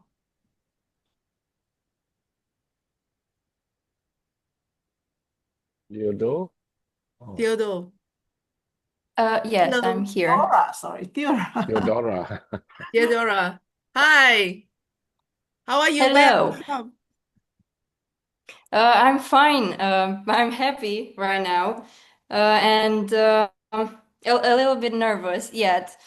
But what I can say first, I'm from Romania, Bacău, and we organized last year's convention, Agora convention, and after that experience, I can say that being a contestant is just as hard as being an MC or a presenter or just doing something for organizing this event.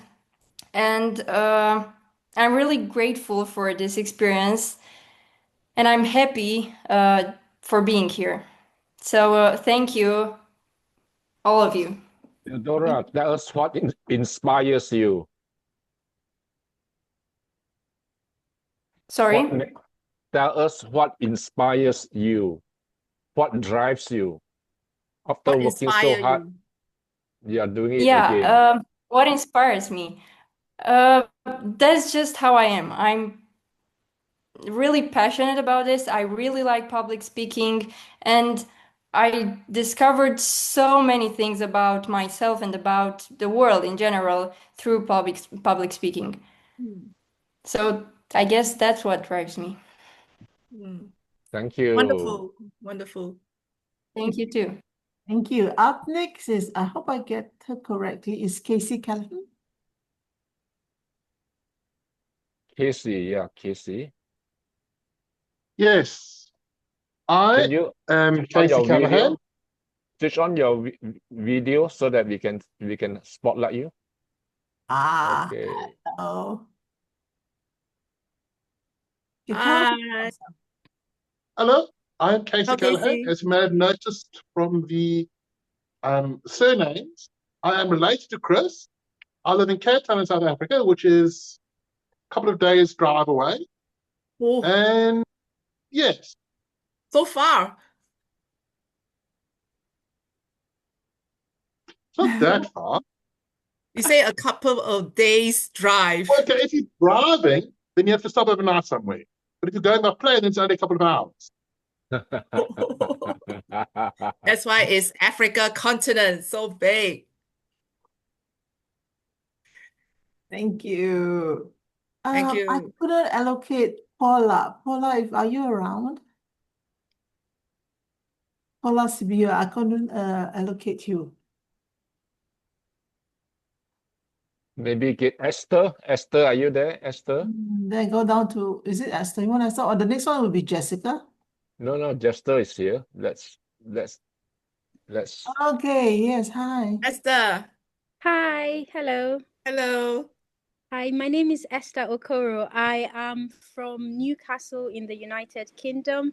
I joined Agora less than a year ago, and it's been quite an experience actually joining and taking part in this contest.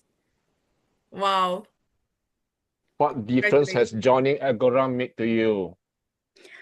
It's improved my public speaking. I think it's given me the opportunity to pay attention to a lot more things I wouldn't have, improved writing and make preparation of the speech, and generally improved my confidence. So I'm really glad at the opportunity of joining Agora.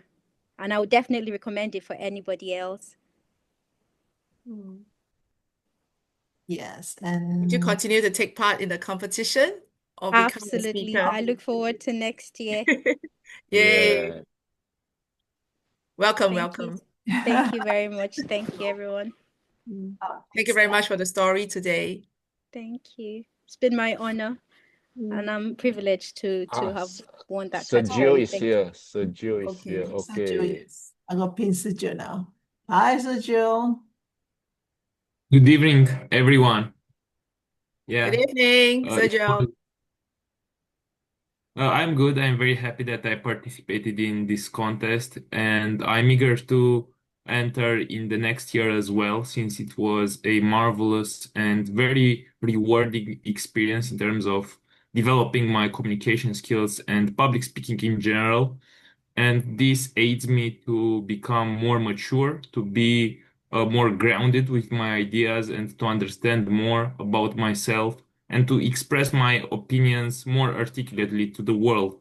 Because all of you who were here were a great audience, who were intrigued at hearing our voices and ideas, and this means a lot to me, because being an environment, an open-minded environment, which looks towards helping the others and letting other people express themselves, is a prosperous one. And I'm eager to participate more in Agora clubs and Agora conventions as well.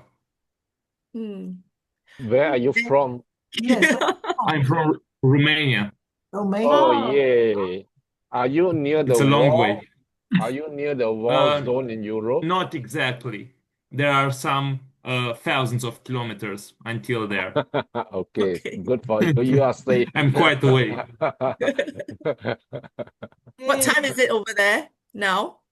It's quite early, to be honest. It's not even 7. It's 6:45 Oh, in the evening. thank you very much for staying out.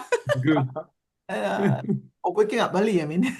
You're waking up early, and we are almost midnight here. Yes, in Okay, Singapore. who else Singapore. have not? Yeah, Sona. Let me add her in now. Hi, Sona. Hello, Shona. Hey, guys, Sona. Talk to us about your life. Hello, everyone. Yes, it's been a pleasure being here. And this is my first AGORACON ever. I've come and visited previous few ones, just to listen and watch. Today was my first as a participant. I live in London now, south of London, a place called Banstead. And it's been a pleasure listening to all the participants and to the speakers and the way the event was conducted. I really enjoyed being here, and I'm thankful for this opportunity today. Thank you. Thank you for being Thank you to know you here today. Thank you. Who else? Maybe Fred will want to say something. Fred, you've been working very hard. We have not heard you speak yet. Would you want to say something? Well, I think Jessica is gone to bed because she's late. So she's the only one who has not introduced herself. But I believe she's from China. I'm not sure where, but definitely from China. There's no doubt about that. So that was the only contestant. I think Jessica's not here. If she is, put your hand up, Jessica. But I understand that she has to go to school. Oh, I couldn't allocate her. No. No, Okay, not so there's not a lot of people left, but the only thing I'd like to say is I felt this was wonderful sort of showcase of the talent that we have and the expertise and the one thing that was mentioned, I think it was Stanley Mock when he spoke about Singapore and what happens in Singapore, how I know after the Second World War, it was not in good condition and not a great place to live. And you look at it now, like Lee Kuan Yew has had a big impact. And just see, now what were those elements? He mentioned something like education was important. And it's the people. You don't have other resources. And that's what we're doing in Agra, is helping the people become skilled so that what happened in Singapore could be emulated in other places in the world. And it is the communication basis that is so important. Without communication, we're nowhere. And that's why I believe young people need to be helped with their communication skills. We saw some young people today competing in the competitions, which is wonderful, because it's going to bode well for us and them and the world that they're going to help create, because it's such a changing world. So this is what I really felt inspiring today. The fact that was mentioned, what's happened in Singapore was highlighted, and the fact that the skills that we are in encouraging people to gain will help them make the world a better place. So that's why I was excited about what I saw today. So thank you very much for organizing and doing everything. It was wonderful to see everything. Thank you to Ban Peng and everybody Thank you, in Fred. Singapore. Thank you. Perhaps we should invite the judges because they work very hard, but nobody seems to know who they are. Is it a good idea? Are they Alex? here? Maybe introduce the judges. I'm afraid that they've already left. I'm the only one standing. Kindly convey our big thank you to them. These are the people working very hard. We should appreciate them very much. Thank you. And thank you, of course, to you, Alex, for being the chief judge and the keynote speaker for opening and closing as well. Thank you so much. Thank you so much for organizing this. Yeah, I want to thank also the MCs, Elizabeth Ng and Chan Hui Chu, for taking up the challenge to be the host Thank you so much. Yeah, thank you very much. Thank you very much. Yes. And also, I thank all the speakers. I think Dunstan is still here. Dunstan, thank you very much. Who else? Oh, who else? Speaker Coach Raju is still here. Max, thank you very much. Is there anything, your last words before we close the meeting? Anyone? Mike Nicholson, you've been quiet the whole night. That is not your usual self. Say something. Mike, would you like to say something? Okay, is there anybody else who wish to, with somebody from Sri Lanka just log in? I wonder who is that. Wow. Great supporter. Yeah. Jeremy. Welcome, Jeremy. you came just in time to close the meeting. I would like actually to give the floor for a few seconds to Chris, if possible, Chris Callaghan. He's been working very hard on a couple of precisely club facilitation and leadership paths that we're going to be implementing soon that will hopefully empower even more our members to become real leaders. So Chris, maybe you could say a couple of words about that. Thank you, Alexander. Ladies and gentlemen, I've learned that if you really want to learn anything at all, there's a simple three-step process. You find a person that can help you, you listen to them, and then you do. You take action. That's it. You can learn anything like that. And in Agora, we have peers to help us. If you join an Agora club, you have peers. However, each of us needs to listen and to do. And we sometimes need encouragement to do that. So all of this is envisaged in the Agora program already. But people have sometimes struggled to keep their momentum. And to do that, we've really come up with a couple of workbooks to help you to keep that momentum. So Agora first brought out the facilitation path, I think about 6 months ago already. And I know that some clubs, as I know Japan, for instance, has taken us up and enjoyed using this facilitation workbook. It's really to help clubs to organize their meetings. What will very soon come out within hopefully the next month, at less than a month perhaps, is the first leadership workbook. And in this, you get to learn leadership skills, which are all on the Agora site, but again, people sometimes struggle to find them. And then next year, we get to have both facilitation and leadership. We get to have the second workbooks coming out, which will take you even a bit further. So the purpose of these manuals is to ensure that all the roles in the clubs are fulfilled, especially the facilitation manual. So we have things like the timer, the hot questions master, the how to be a mentee, how to learn from another person, how to be an evaluator. We have debating, we have crossfire, we have contests, we have word games, all encompassed in the facilitation manuals. And then in the leadership path, we're looking especially at how clubs can improve their members' learning of all the leadership skills, secretarial skills, newscasting, how to give educational sessions in your club, taking on club executive roles, and learning to be a mentor, learning how to help other people to get where you perhaps are already. Next year, we'll have more skills in both of these coming out in books. And this is not the end. It doesn't stop here, because beyond that, we get to have all of the advanced manuals coming out.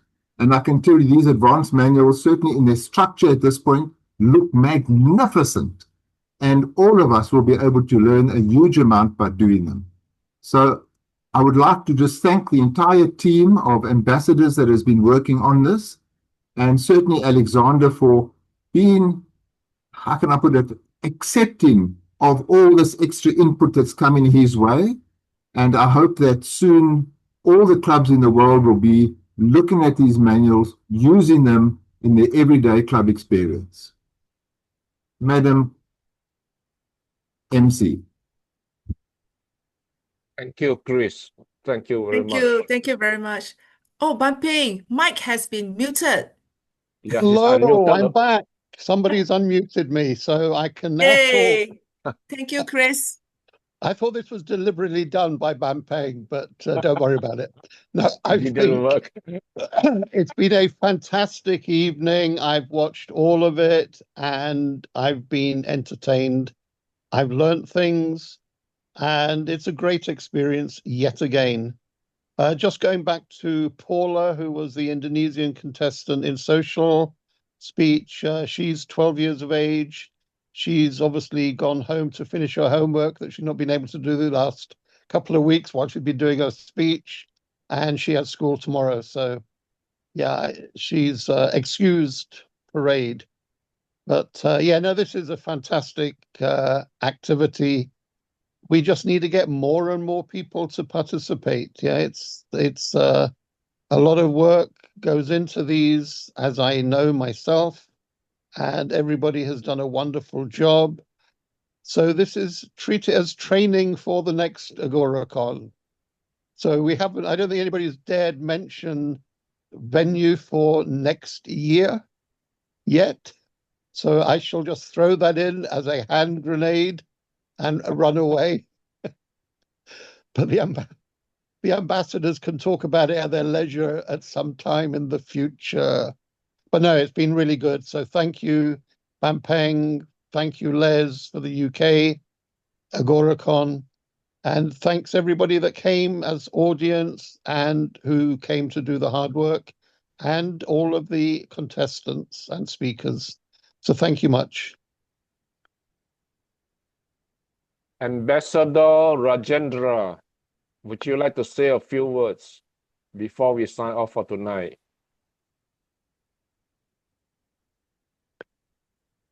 Rajendra? No. Jeremy, would you like to say a few words since you take the trouble to drop in even though it's the late in the night? Jeremy?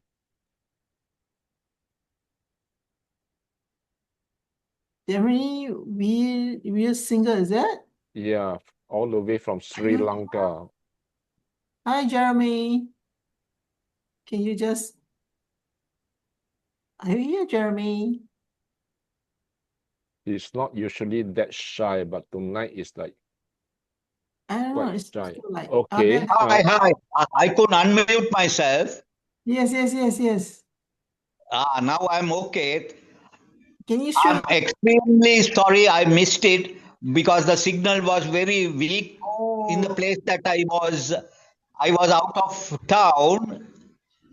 I had to go for the morning session. I'm having Agora meeting about 4 hours from Colombo. So I had to go for that because all the children come to that church for this meeting.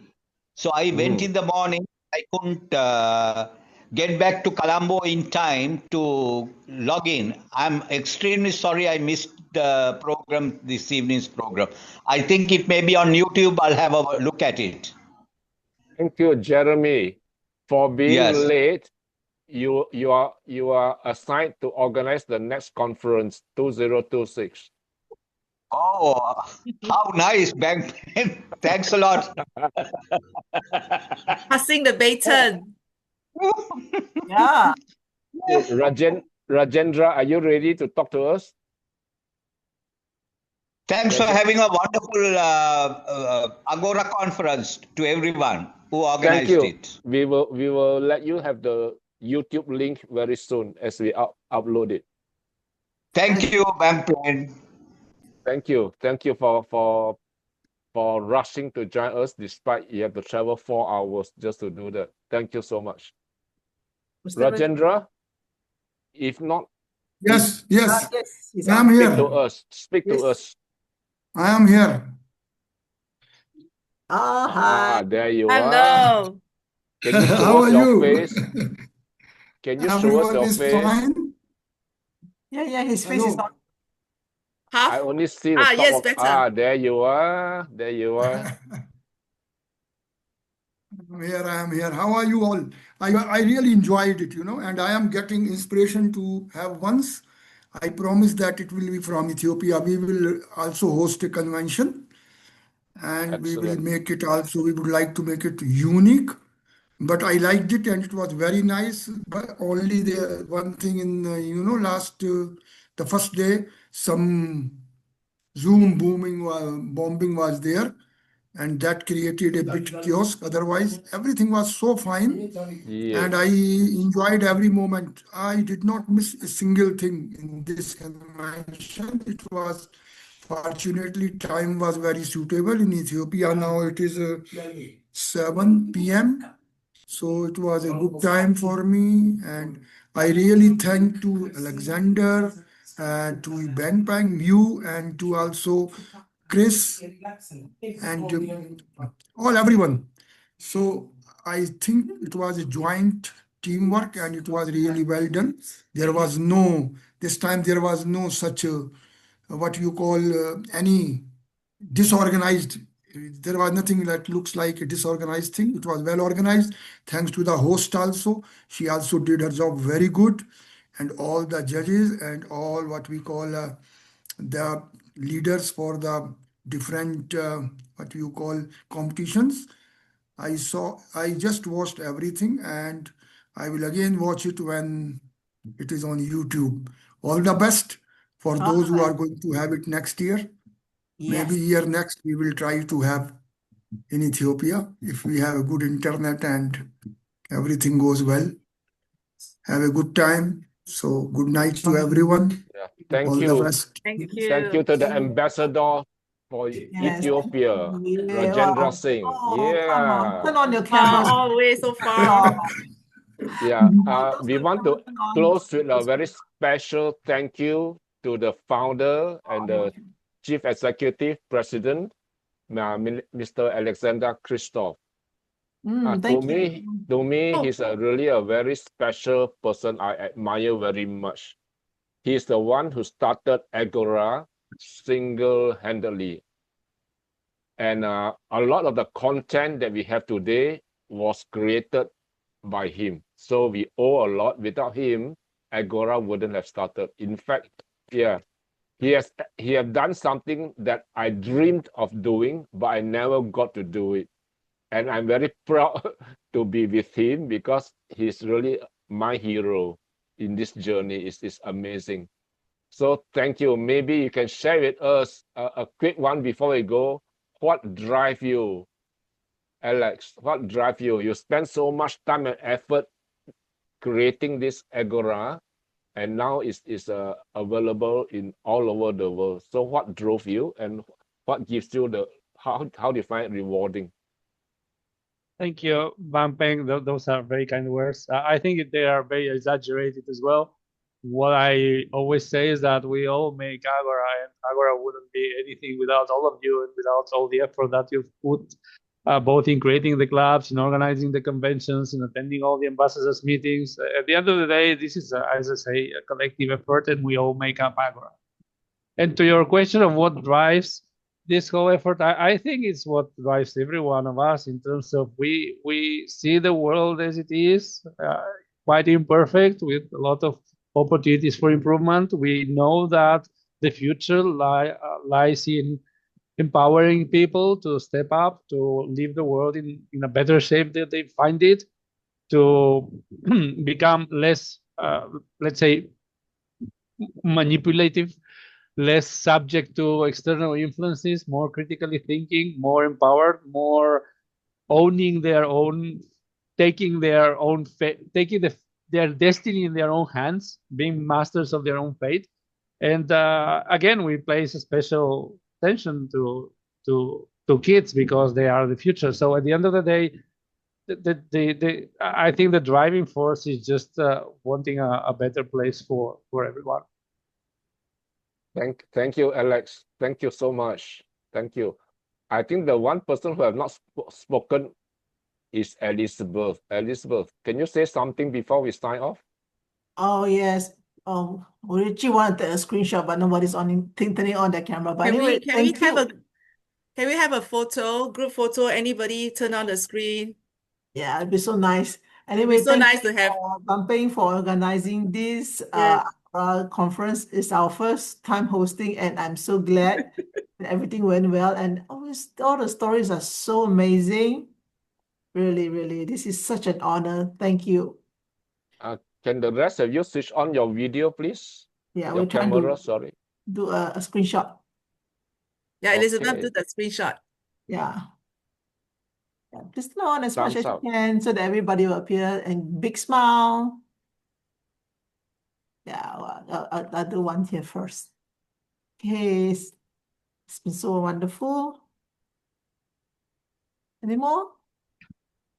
Oh, yes, come on, turn on. Oh, yes, Max, thank you. Anybody else? I cannot look. I don't know which way to turn. Yeah, the camera. I know. Just Left look and at the right. camera and smile, and I'll try to I'll just do the screenshot. Hey, yay. Yeah. All from different time zone. Yes, amazing. All set up. Amazing. Okay. Yes, Thank you very much. so Thank nice. you. Thank you Elizabeth, say so something. much. We the audience have not really met you. Who? Introduce yourself. Tell us where you come from. Elizabeth. Me? Oh, Singapore. Yeah, say something so that we Okay. know Oh, you yeah. I'm not introduced. before you go. Okay. Last. I'm actually a center principal, preschool center principal. Now I'm turning into a aspiring speaker. So same journey with Fuiju. We do a career transit, or rather, yeah. So pivoting to being a speaker. So it's such a nice opportunity to meet Bumping, and given the opportunity to host and to have opportunity to not only host, but host on an international platform. Wow. Yeah. Yeah, this is really amazing. And thank you, everyone. Yes, hopefully Okay. I will speak next time. Thank Yes. you, I think I'll everyone. better prepare myself. Bye. Thank you. Thank Thank you. you. Bye. Good night. Good Bye-bye. Good morning. night. Good Good night. evening. Bye-bye. Good afternoon. Bye-bye. Bye-bye.